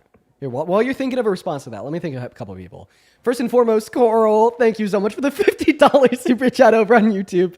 Thank you so much for the love, Coral. If everybody watching could please show some love to Coral down below, that'd be very meaningful. Coral says, thank you for always standing up for women's rights and LGBTQ+IA rights and backing it up with science and facts. You and Parker give me such high hopes for the future of our country. Thank you for being good men. Coral, I love you. You are in here every single day, and you were just always so kind to me. I want to be kind to you, guys. Please show some love to Coral down below in the chat. She just means a lot to me. Thank you, Coral. As well as Emily with the $3 over on Venmo. I appreciate you for the love. Then Andrew with the $15 on Venmo 17 minutes ago saying, hey, Gene, I hope you're having a good day.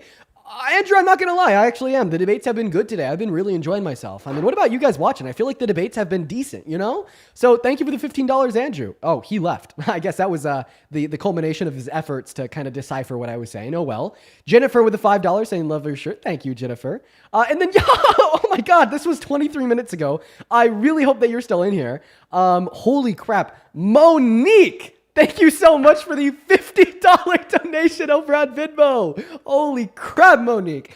Thank you, everybody. I want to see 500 Monique W's down below in that comment section while we're looking to get our next guest loaded into the live right now. Monique, you are an absolute icon. Thank you so much for the love. That is incredibly kind of you. Thank you, Monique, for the $50. Everybody watching, please show some love to Monique down below. As well as right now, we got Jidion loading into the live. Like the Jidion. Like, no joke. The Jidion. Jidion. Like, no joke. The Jidion. He's on pause. Hello. Hello. What's going on, man? It's been a while. Dean? Oh man, it has, bro. It has. How you doing?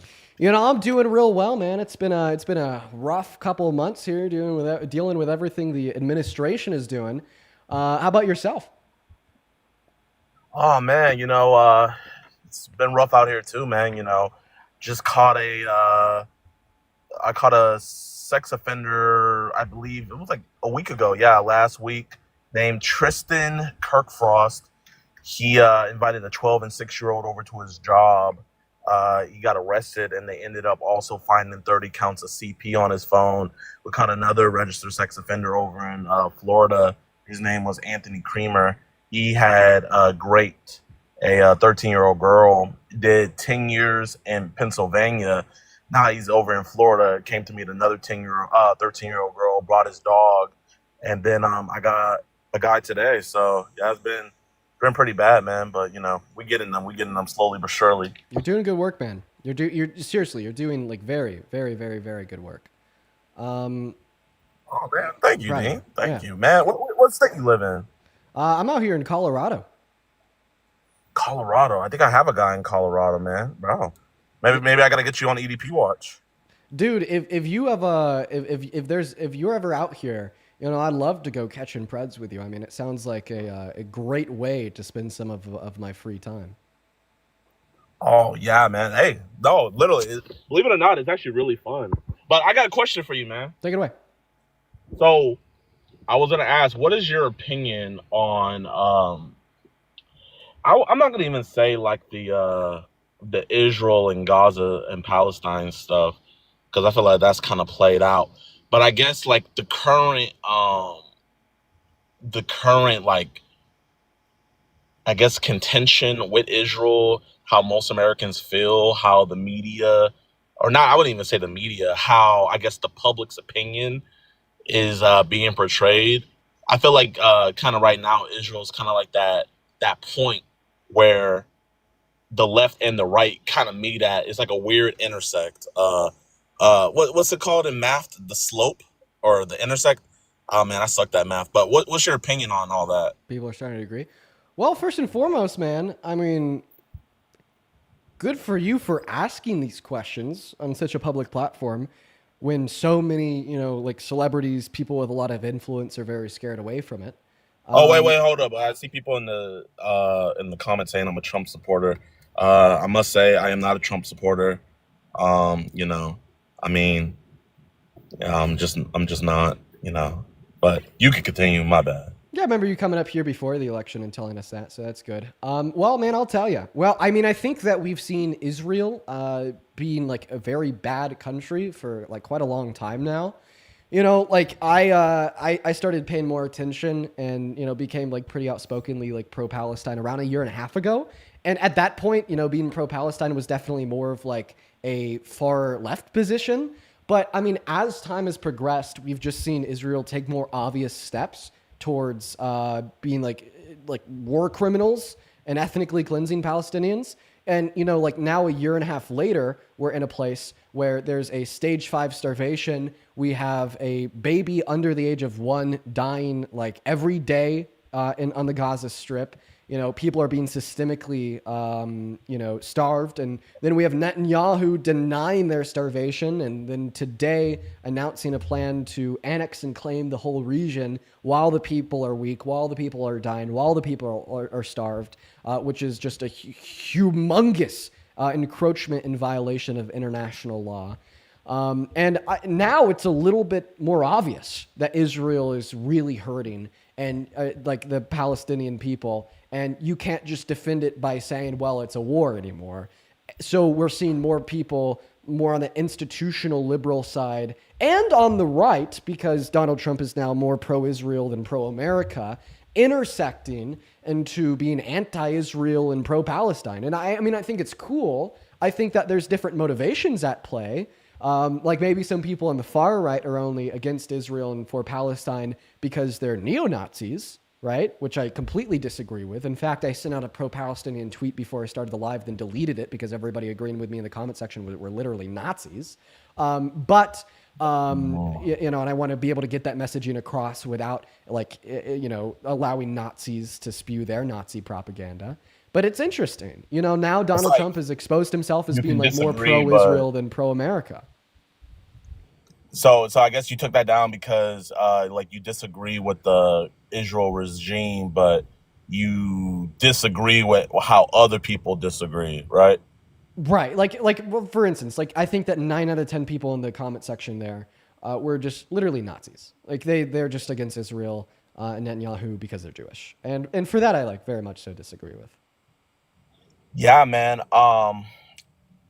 So the reason why I bring it up, man, is I've been doing a lot of research lately, and for the audience that don't know me, my field of specialty is in the line of catching child predators and stuff, getting them behind bars, finding out why they do what they do, and then ways that our government is helping them get back out on the streets and protecting them.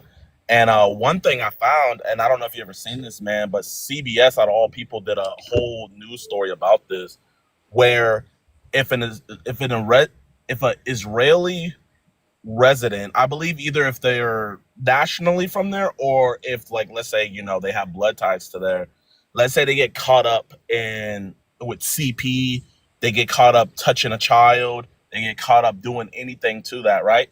Once they get arrested and they get out on bail, they can go back to Israel and they cannot be extradited back. So there's a lot of child predators that are just so happen to be Israeli that flee to Israel And if you don't believe me, like this isn't just like me like spewing it. Like CBS did a whole story about it, and they will not be extradited. Like I don't know if you heard about that. Have you? I mean, I haven't heard about it. I'd assume that this is going to be true of like Israel if they have like a non-extradition agreement with America.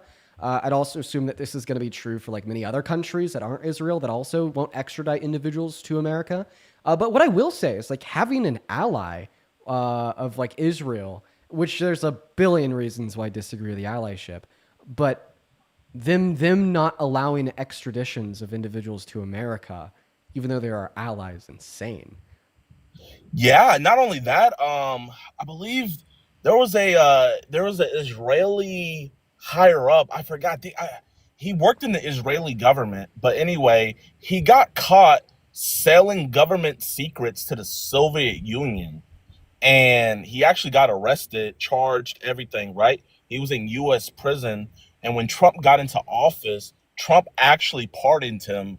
And then he flew back to Israel. And when he was back in Israel, the first person to meet him was the Prime Minister Netanyahu, which is like, it's crazy. I don't know. Have you heard about the? I hope I don't get it wrong. Have you heard about the battleship, the Johnson? I believe that's the name of the battleship. No, I'm not familiar. Okay, so in the 1960s, there's a hot spot in the Middle East or whatever. So back in the 60s, Israel and Egypt, they were kind of going at it, and it was looking like they were about to go to war. Actually, they did go to war. It was a very short one. But anyway, they put out a mayday to all ships that's saying if you enter within 100 miles of this radius, that we will shoot you down, right?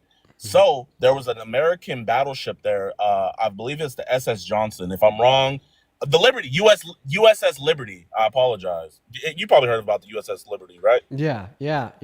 And okay, so my bad. I had missaid. So I guess so ended up being 30 American sailors dying, and they said it was a mistake. Oh, hold up, this lady is at my charging station. What's up, ma'am? Do I just pull the charger out? Oh, you never did a Tesla charger before? My husband usually did it, but he's not here. Yeah. So you just pull it out, and then it's kind of like you just want to lick your hand and then slap the opener. So you have to put some saliva on there to activate it, and then it'll open up, and then you just want to double tap on the side cheek and then insert it in. No, I did insert it in. I just want to know. Oh yeah. You should pull it out. Okay, but did you do everything I said before? Oh, you didn't? Make sure you do that next time, okay? I don't have to do that. Yeah, you have to do that, yeah. All right, have a blessed one, man. Okay, my bad. Continue. Yeah, but I mean, it was just sad, over 30 sailors lost their lives. And, I kind of agree because, we see America always say that Israel is our number one ally. And all I did was, because I never heard of the USS Liberty, so I posted it up on my story. Just trying to inform people because I'm a big history buff, and man, I had so many I guess Jewish fans calling me anti-Semitic, and they were calling me all this type of stuff for just posting a literal thing that happened in history. And it's I think it's just kind of getting crazy out here because by no means am I a neo-Nazi. I believe Israel has a right to exist.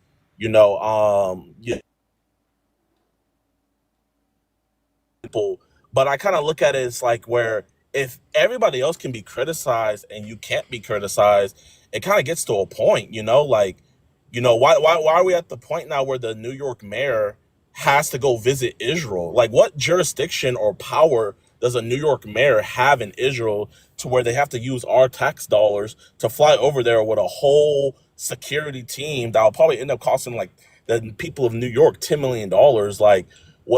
I mean, it's just kind of crazy. So I kind of just want to see your thought process on that because I always hear people talk about, the border and abortion and stuff. And I'm not sure if too many people talk about this with you. And I just want to hear your opinion. No, man. I mean, I appreciate you for coming up here and asking for it. First and foremost, I do just want to tell you, I'm really proud of you for being critical of these things. Especially like once again from like a position of like being like a larger like influencer celebrity and whatnot, as well as like a Christian. I mean, I've seen a lot of your Christian content and how you kind of pivoted into that. There's a lot of Christians who accept very heretical teachings set forth in the 1980s, saying that the people of Israel are still yet the people of God, and we basically have to bend the knee no matter what to them all the time, right? I think I would recommend you talk to somebody that is a little bit more researched and nuanced on Israel and Palestine than I am when it comes to questions of does Israel have the right to exist?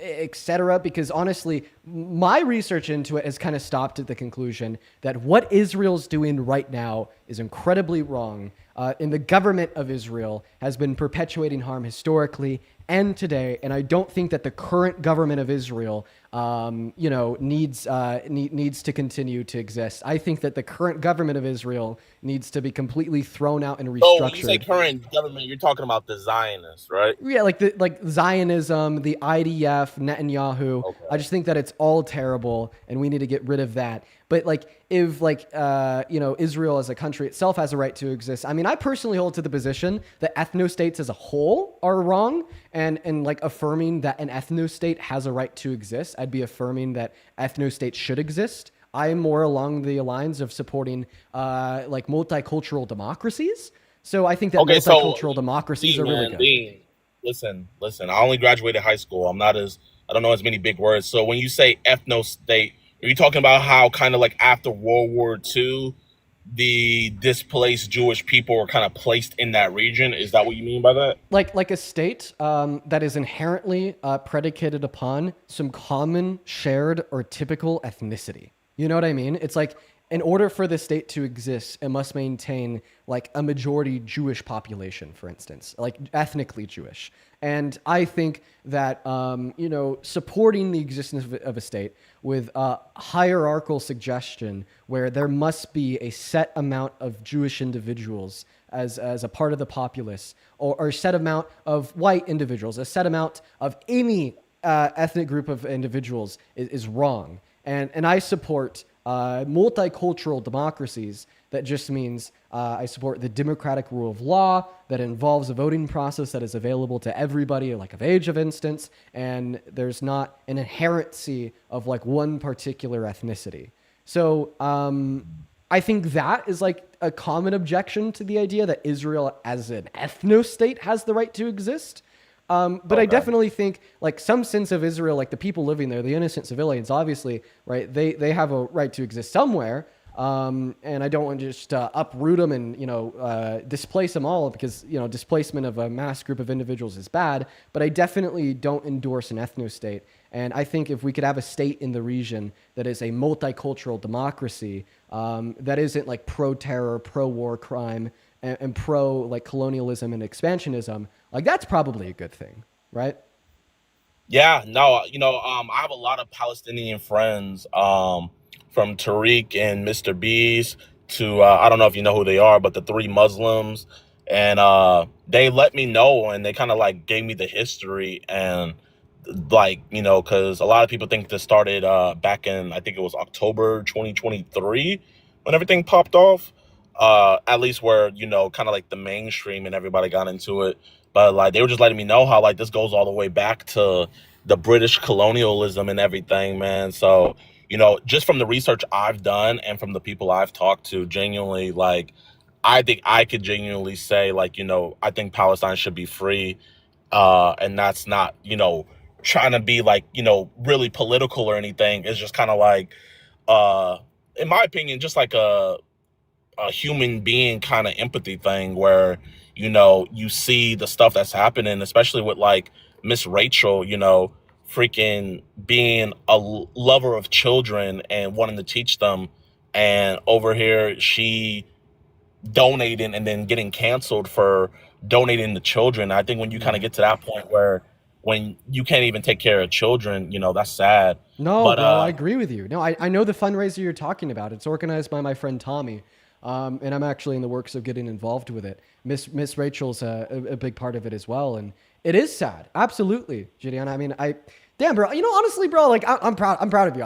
I really I don't hear this often from people with like extraordinarily large platforms such as the one that you have, and I just think it's cool. You know, it's really really comforting to hear somebody with such a large platform valuing humanity over like a potential loss of like followers or income, and that's good. That's really good, man. Oh man, if they unfollow me, man, they love pedos, so they're gonna stay. Don't worry about that.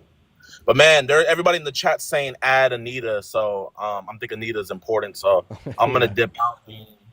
But you be safe, my man, and yeah, bro. I'll let you know when I'm in Colorado.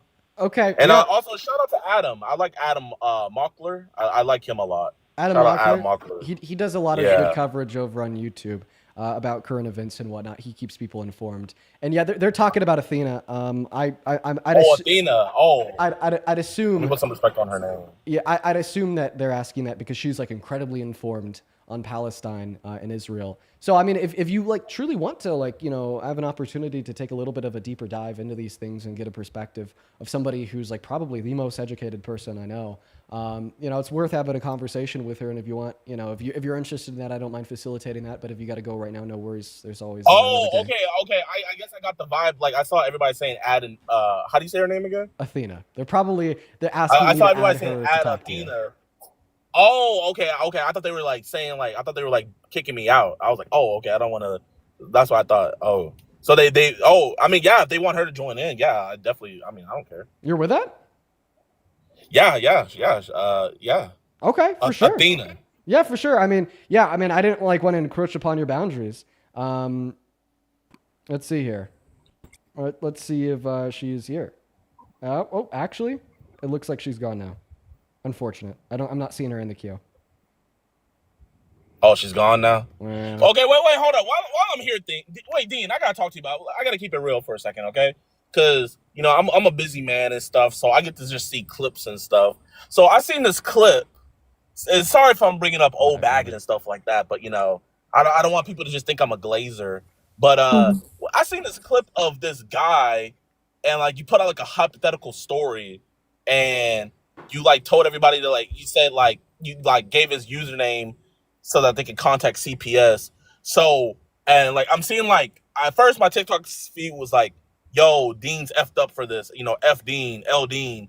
But then I saw another side where people were like, okay, well, you guys didn't see the full context. So I'm like, I'm being a little messy here, man. Like I need the tea. Let me tell you all about it. I'll be quick. So, in a nutshell, everything about Abise is like backed by just recordings of them. Like this isn't like a biased position. This is what happened. In a nutshell, there was a husband and a wife, and they talked to me. And when I was talking to them, they explicitly defended the idea that parents have the right to consent to their child being perved on or sexually exploited. And the wife even went on to argue that when parents allow their children to be sexually exploited at a young age and they're being exploited by a man with a lot of money, that it could actually really help their young child that's being sexually exploited. And like they personally view it as a business transaction where they're giving the body of their young child to the older adult, and then that older adult is helping further like the career of the young child. And then another point is somebody in the conversation was calling child pornography art, right? And then the husband hopped in and challenged the idea that that's sexual exploitation. He was asking for an argument for the idea that it is exploitative to force children to like engage in the creation of child pornography. And like my reaction to like the husband and the wife here saying all these like very crazy things was to say like, holy shit, you guys, if you're watching, find their public information and privately take it to their local CPS authorities because they have children and I want to make sure those children are safe. Now, in retrospect, I mean, what I should have done is either privately taking that stuff to local CPS authorities or just like anything better than directing my public fan base and galvanizing them to find their information and do that. There's about 1 billion better ways to handle it than I did, and I take accountability for that, and I've repeated that. But the gross misinterpretations that a lot of people on the right have made on the internet surrounding the idea that, you know, these parents were normal, they were good, they weren't advocating for these things, or even that I think kids can consent, is just outlandish and a gross misinterpretation of what actually happened.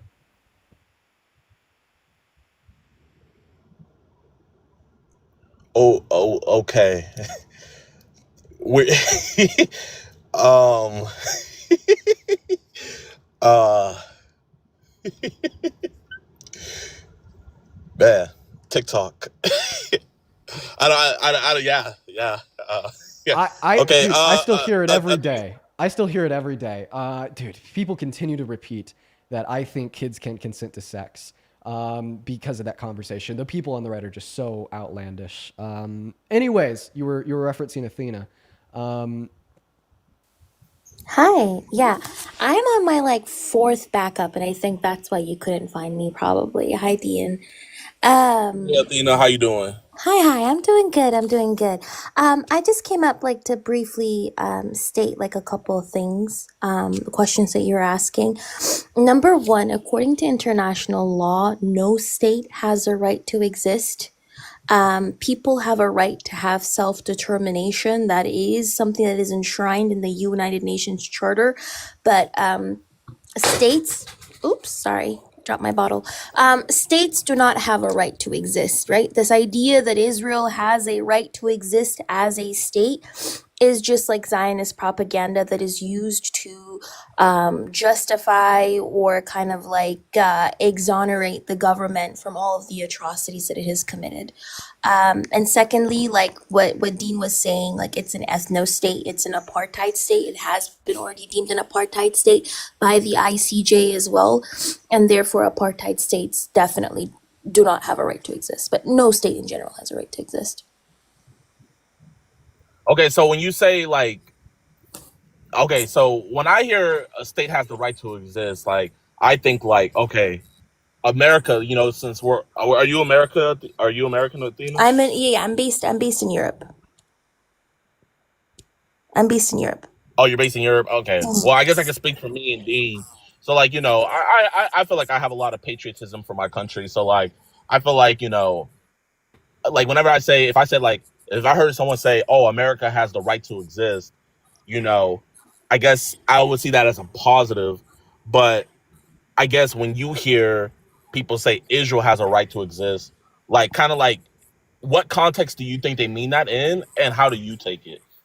Yeah, so states don't have an inherent or eternal right to exist simply because they were formed, right? You can definitely have like kind of like a national identity, that is true, but a national identity can also exist without a state, right? When we're talking about a state having a right to exist, it kind of like is talking about the its founding, its structure, its ongoing actions, its foundations, its institutions, right? When that is not the case, states always come and go, countries always collapse and reemerge or get refounded, right? So for that particular reason, the United Nations Charter, instead of emphasizing that states have a right to exist, what it does emphasize is that peoples have a right to self-determination and govern themselves, but not that a state, which is like literally like right, a structure, doesn't have a right to exist. And that's also like important to note. If I just 10 seconds here is like colloquially understanding these things. It's really easy to like just colloquially equivocate between saying that like a state that governs has the right to exist compared to like the individuals in which would make up the constituents of said state have a right to self-determination and a determination of the governance of the state. Yeah, and also like people listen, according to the United Nations Charter, people have the right to freedom, they have the right to dignity, they have the right to self-determination, but a state only earns this legitimacy when it serves those rights, not when it actively suppresses them. And that's why in the case, especially of an apartheid state most definitely does not have the right to exist. Okay. So I guess like with Russia trying to take over and take Ukraine back. Let's say President Zelensky came out and was like, Ukraine has a right to exist. Would he be using that verbiage wrong in that sense? That would be sovereignty. I would say, yeah. I would say instead of saying that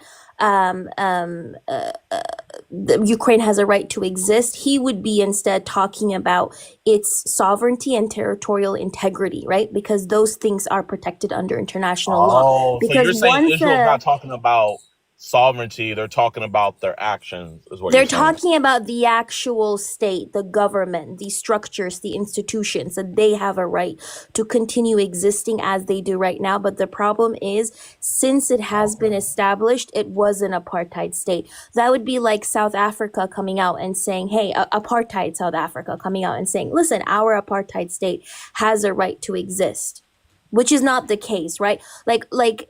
We recognize that sovereignty is a thing that is protected under international law, right? So once a state is established, like with a defined population, with a defined territory, defined government, it can be recognized by others. It can function as a legitimate state under international law, but it still doesn't mean that that state has a right to exist. Like that is not something that is protected under international law.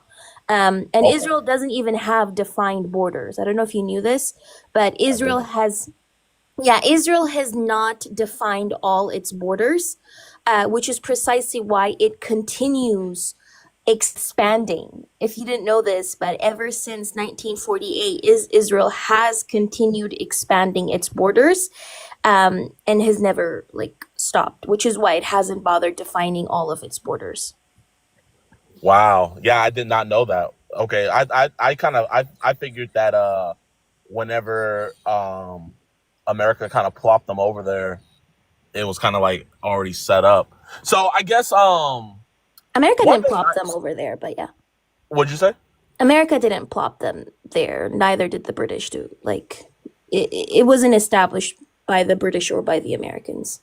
Really? I always thought like after World War II, like the Americans helped facilitate and then recognizing them as a state and stuff like that. I thought that is what happened. Recognizing them, yeah, but it wasn't America or the British that established the state of Israel. It was like these militia groups called the Haganah, the Irgun, the Lehi, and the Palma, who later on became the IDF. They're the ones who, through violence, ended up establishing the state, and then it was recognized by other countries. But England didn't establish it. America didn't establish it. Instead, it was the United Nations that had passed this resolution or this partition plan in 1947, which wasn't even legally binding. It was basically established through violence and then recognized by the United Nations and other Western countries. Wow. I did not know that. So it's founded by. So it's kind of like I guess it would kind of be like the Americas, because then in America get kind of started by militia groups at first, and then organized into a government. I mean, because it included the ethnic cleansing and the genocide of Native Americans, you could say, yeah, it is something that is comparable because it is inherently a colonial state. Yeah. Well, one thing I'm not an expertise when it comes to all this political stuff, but I will like to say, I know a thing or two about the Bible.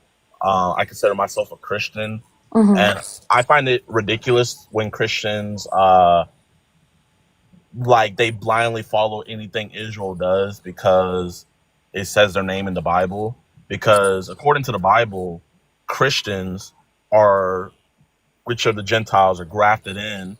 So we are considered Israel. So obviously the Jew got it first, which Paul had said when they were given the first covenant, and then obviously the second covenant, because everybody on the day of Pentecost was Jew or had converted over to Judaism. But even today with Gentiles and everything, we're all grafted in. So we're counted as Israel as well. So whenever I hear Charlie Kirk or what's his name, Ted Cruz over here saying, I think it's Genesis 12:5, where if you bless Israel, then you will be blessed. So that's why I feel like we should give them $100 billion and why we should support them in any endeavor. I don't see that as being biblical at all, because at the end of the day, real Israelites would be Christians that were Mhm. either Jews that believe in Jesus Christ or Christians that believe in Jesus Christ, obviously, and are Christians following him. Those are the real Israelites, in my opinion, according to the Bible. And I look at Ted Cruz, I look at Charlie Kirk, and I want to go to a Charlie Kirk thing and bring this up one day because I just find it ridiculous, how you can quote Genesis 12:5, but when we get to Leviticus, 11:7, when it talks about not eating pork, freaking Ted Cruz and Charlie Kirk, they'll blow my head off, being like, "Oh my God, we don't have to eat pork anymore." Okay, so we don't have to eat pork. We can eat pork now. So, but we can eat pork now, but all of a sudden we still have to follow people that literally in the Talmud, it says that Jesus is in hell right now, burning with excrement all over his face. Yeah, it has. Yeah, I'm sorry to interrupt you, but it has like nothing to do with the Bible. Like it doesn't have anything to do with the Talmud either. Unfortunately, religion has historically, especially Christianity, has historically been used to justify like colonization, right? So, for example, when we look at even during the European Age of Expansion, Europeans actively used the Vatican and also the Catholic monarchies of Spain and Portugal that were backed by the Pope actively justified colonialism, right? So this isn't the first time. Historically, people have used the Bible or biblical texts like the curse of Ham because they misinterpreted the curse when Moses or Noah, sorry, was drunk and one of his sons didn't clothe him and instead laughed at him. They kind of misrepresented that and used that to justify slavery. The Pope justified the colonization of indigenous people. Surprisingly, the Dutch even used the Bible to justify their colonization of South Africa and the upholding of the apartheid state, right? So this has nothing to do with Judaism. It has nothing to do with Christianity. Because when we look at... I will say a Sorry. lot of people think it does because of dispensation. It totally does because, like, I see no other reason why America is so involved with things in that region except for it being quote unquote tied biblically to it. I feel like if they were actually educated, I really don't think American politicians would do what they do. It has nothing to do with religion. It has to do with money. Palestine is geographically, like it's in a very geographically important space. It's right next to Suez Canal. The number one investors of the Suez Canal is literally China, right? China is actively trying to build this Belt and Road initiative through the Red Sea. Controlling Palestine and being able to build the Indian, Middle East, European Economic Corridor, which they signed off on in 2023, is something that Western politicians are interested in, right? So it's money. It's not religion. When we look at the... Go ahead, sorry. Do you know what the largest Zionist organization in America is? No. Okay, so a lot of people think of AIPAC being a lobbying group, right? The largest Zionist lobbying group and organization in America is actually CUFI, Christians United for Israel. It is run by John Hagee, has over 10 million people signed to it. It is a Christian Zionist organization. A majority of Zionists are actually Christian. And so it doesn't really have anything to do with Judaism or religion. It has to do with money and colonization and imperialism and having control in that area because of the resource extraction and because of the trade routes that exist within that area. I hear you, but I personally don't. I really do hear what you're saying, but I just cannot get behind that because the reason why I know it has to do with religion is because at the end of the day, it's like, look at all the money that is being sent over there. And then what is the American people or the country of America getting in return? It's nothing. It's a one-sided. It's a one-sided. I'd like to add this on. I think it could be both. I actually agree with you both. So like the argument that it has to do with money and control of the region, I think that's true. But I also think what Jidion, you're saying is also true. because of the rise of dispensationalism and how dispensationalism is a theory, which is that the old commandment and the new are kept separate, and that Israel still has future promises from the old commandment that haven't been fulfilled yet, and that the history of the Bible has been divided into distinct dispensations, and that there's literally still promises and prophecies about Israel that have yet to been fulfilled. It became super popular in America in the 80s and the 90s and the early aughts. And now a lot of Christian Americans think that dispensationalism is true, regardless if they know it or not. You know, a lot of Christians probably don't know what the word dispensationalism means or the theological idea that it represents. They've just been taught that Israel is still very meaningful to the Bible. And because there's so many, Christian Americans that think this, therefore, if the politicians that are representing them want to be in good graces, they'll also think this and just basically shill for Israel to stay in the good graces of their constituents and of dispensationalism. I think that is very, very true. So they find this grounded in false theological frameworks. But then also, Athena, what you were saying is also true. It's kind of the other side of the coin, where there's a handful of people in our government that know if we could get control of the region, that there's a lot of money to be made. There's a lot of money that exists there. So I think that both are probably true. I think your average Christian or American might believe that.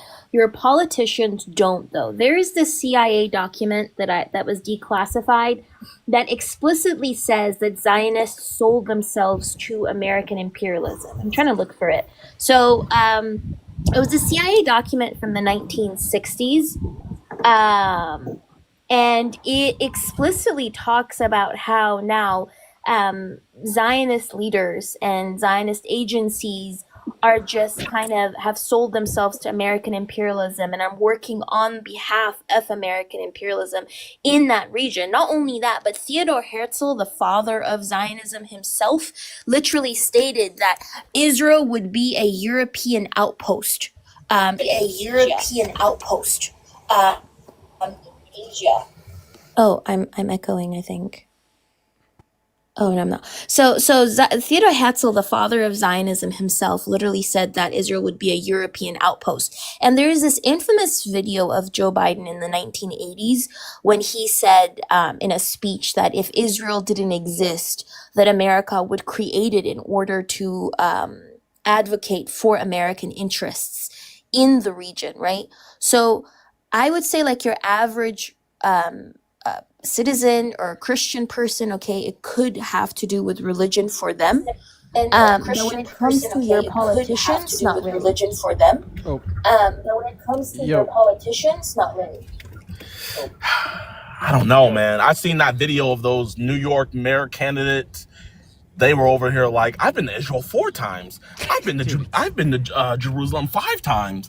I take my kid every birthday party to Israel. I don't care how much money you're making. That's the type of brainwashing that only religion can do. And I will admit, even though I'm Christian myself and I hold Christian values, religion does bring the crazies. When you look at the most craziest people in history, they followed some form of a religion.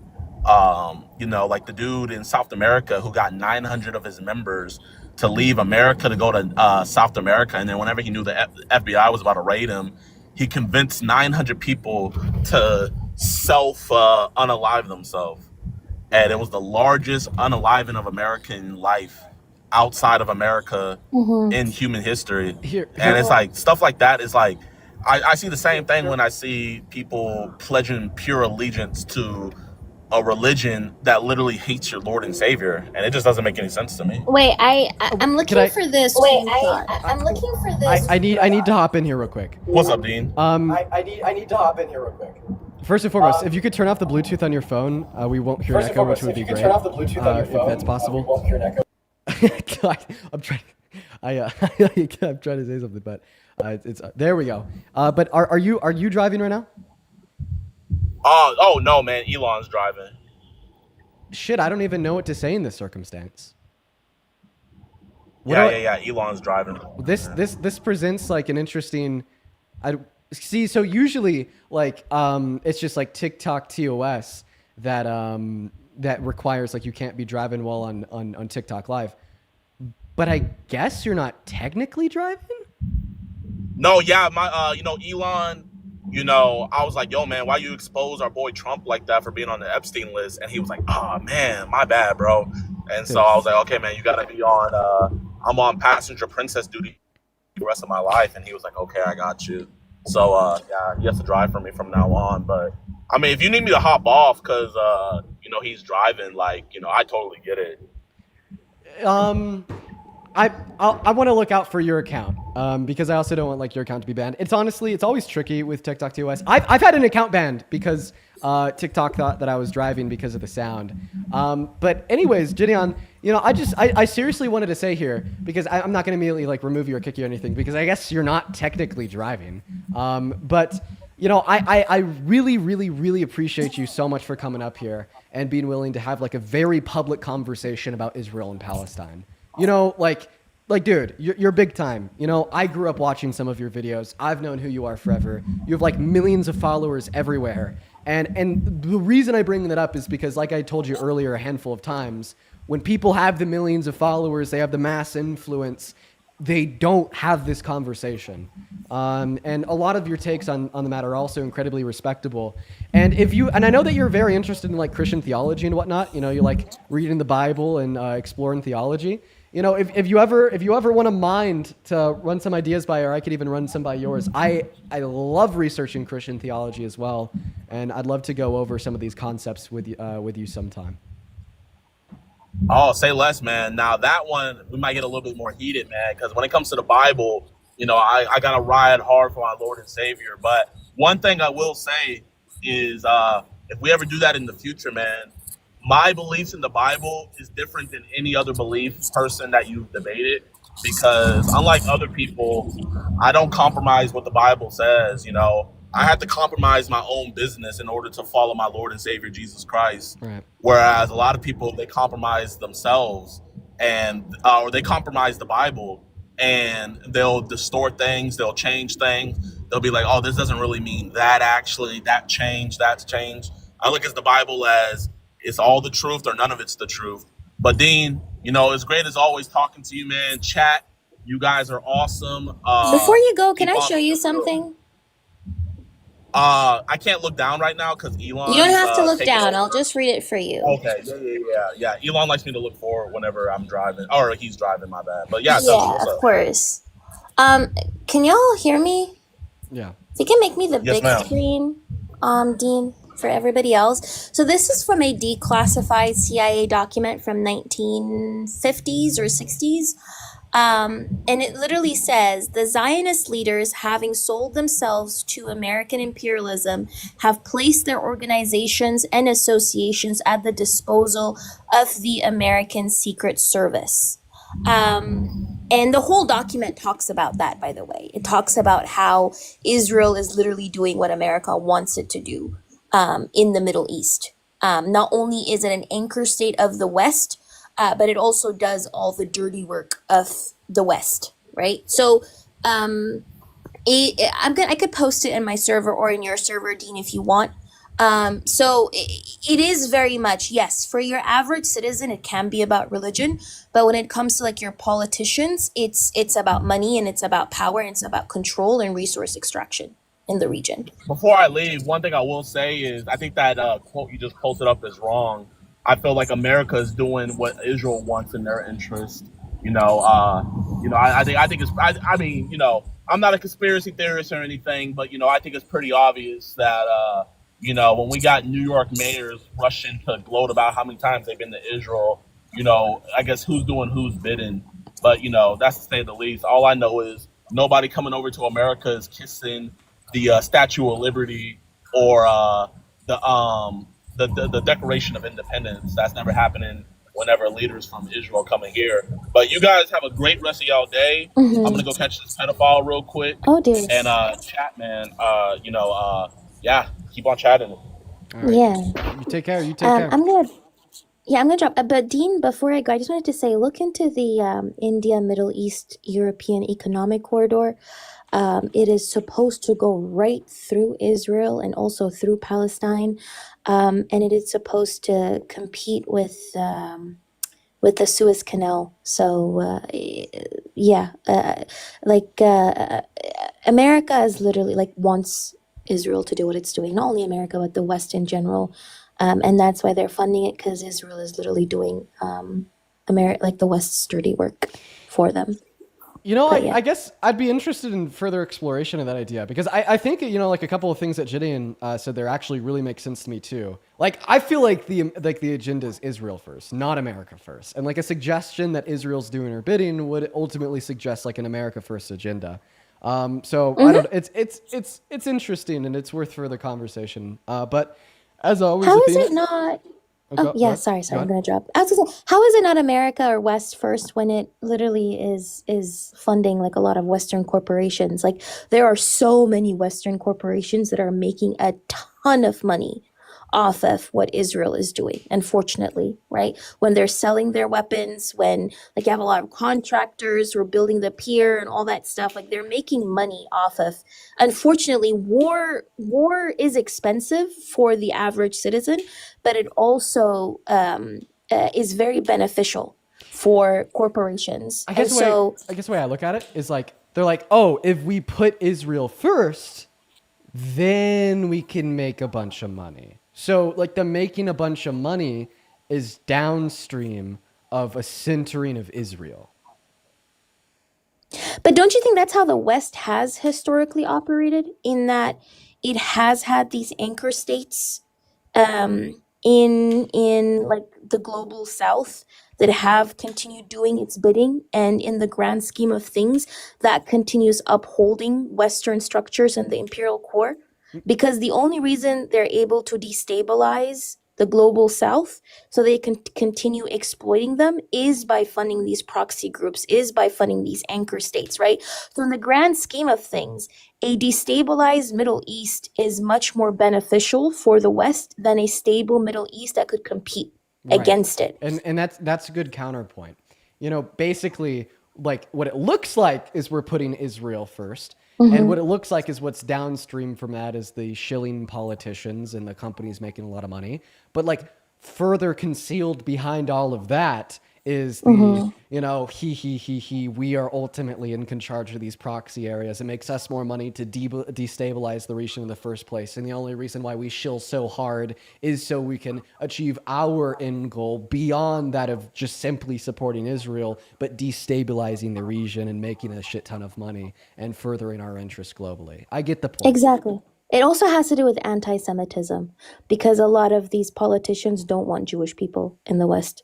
So if you have a country in the Middle East where you can ship off, like for example, President Harry S. Truman, the reason as to why he even recognized Israel and went against his cabinet was because he wanted Jewish people out of America. Right. No, I that makes total intuitive sense to me. I see that. You know, like just like imagine that like we delegated like 1/10 of America specifically to black individuals following the end of the Civil War. Would we say that we're doing something good because you know we're giving like a particular part of land to black individuals? Or would we say, well, it's like fucking abundantly clear that, well, this was just a way to ensure that black Americans didn't have equal rights to white Americans where the white Americans lived, you know? So I get it. I get it. That's also a good point.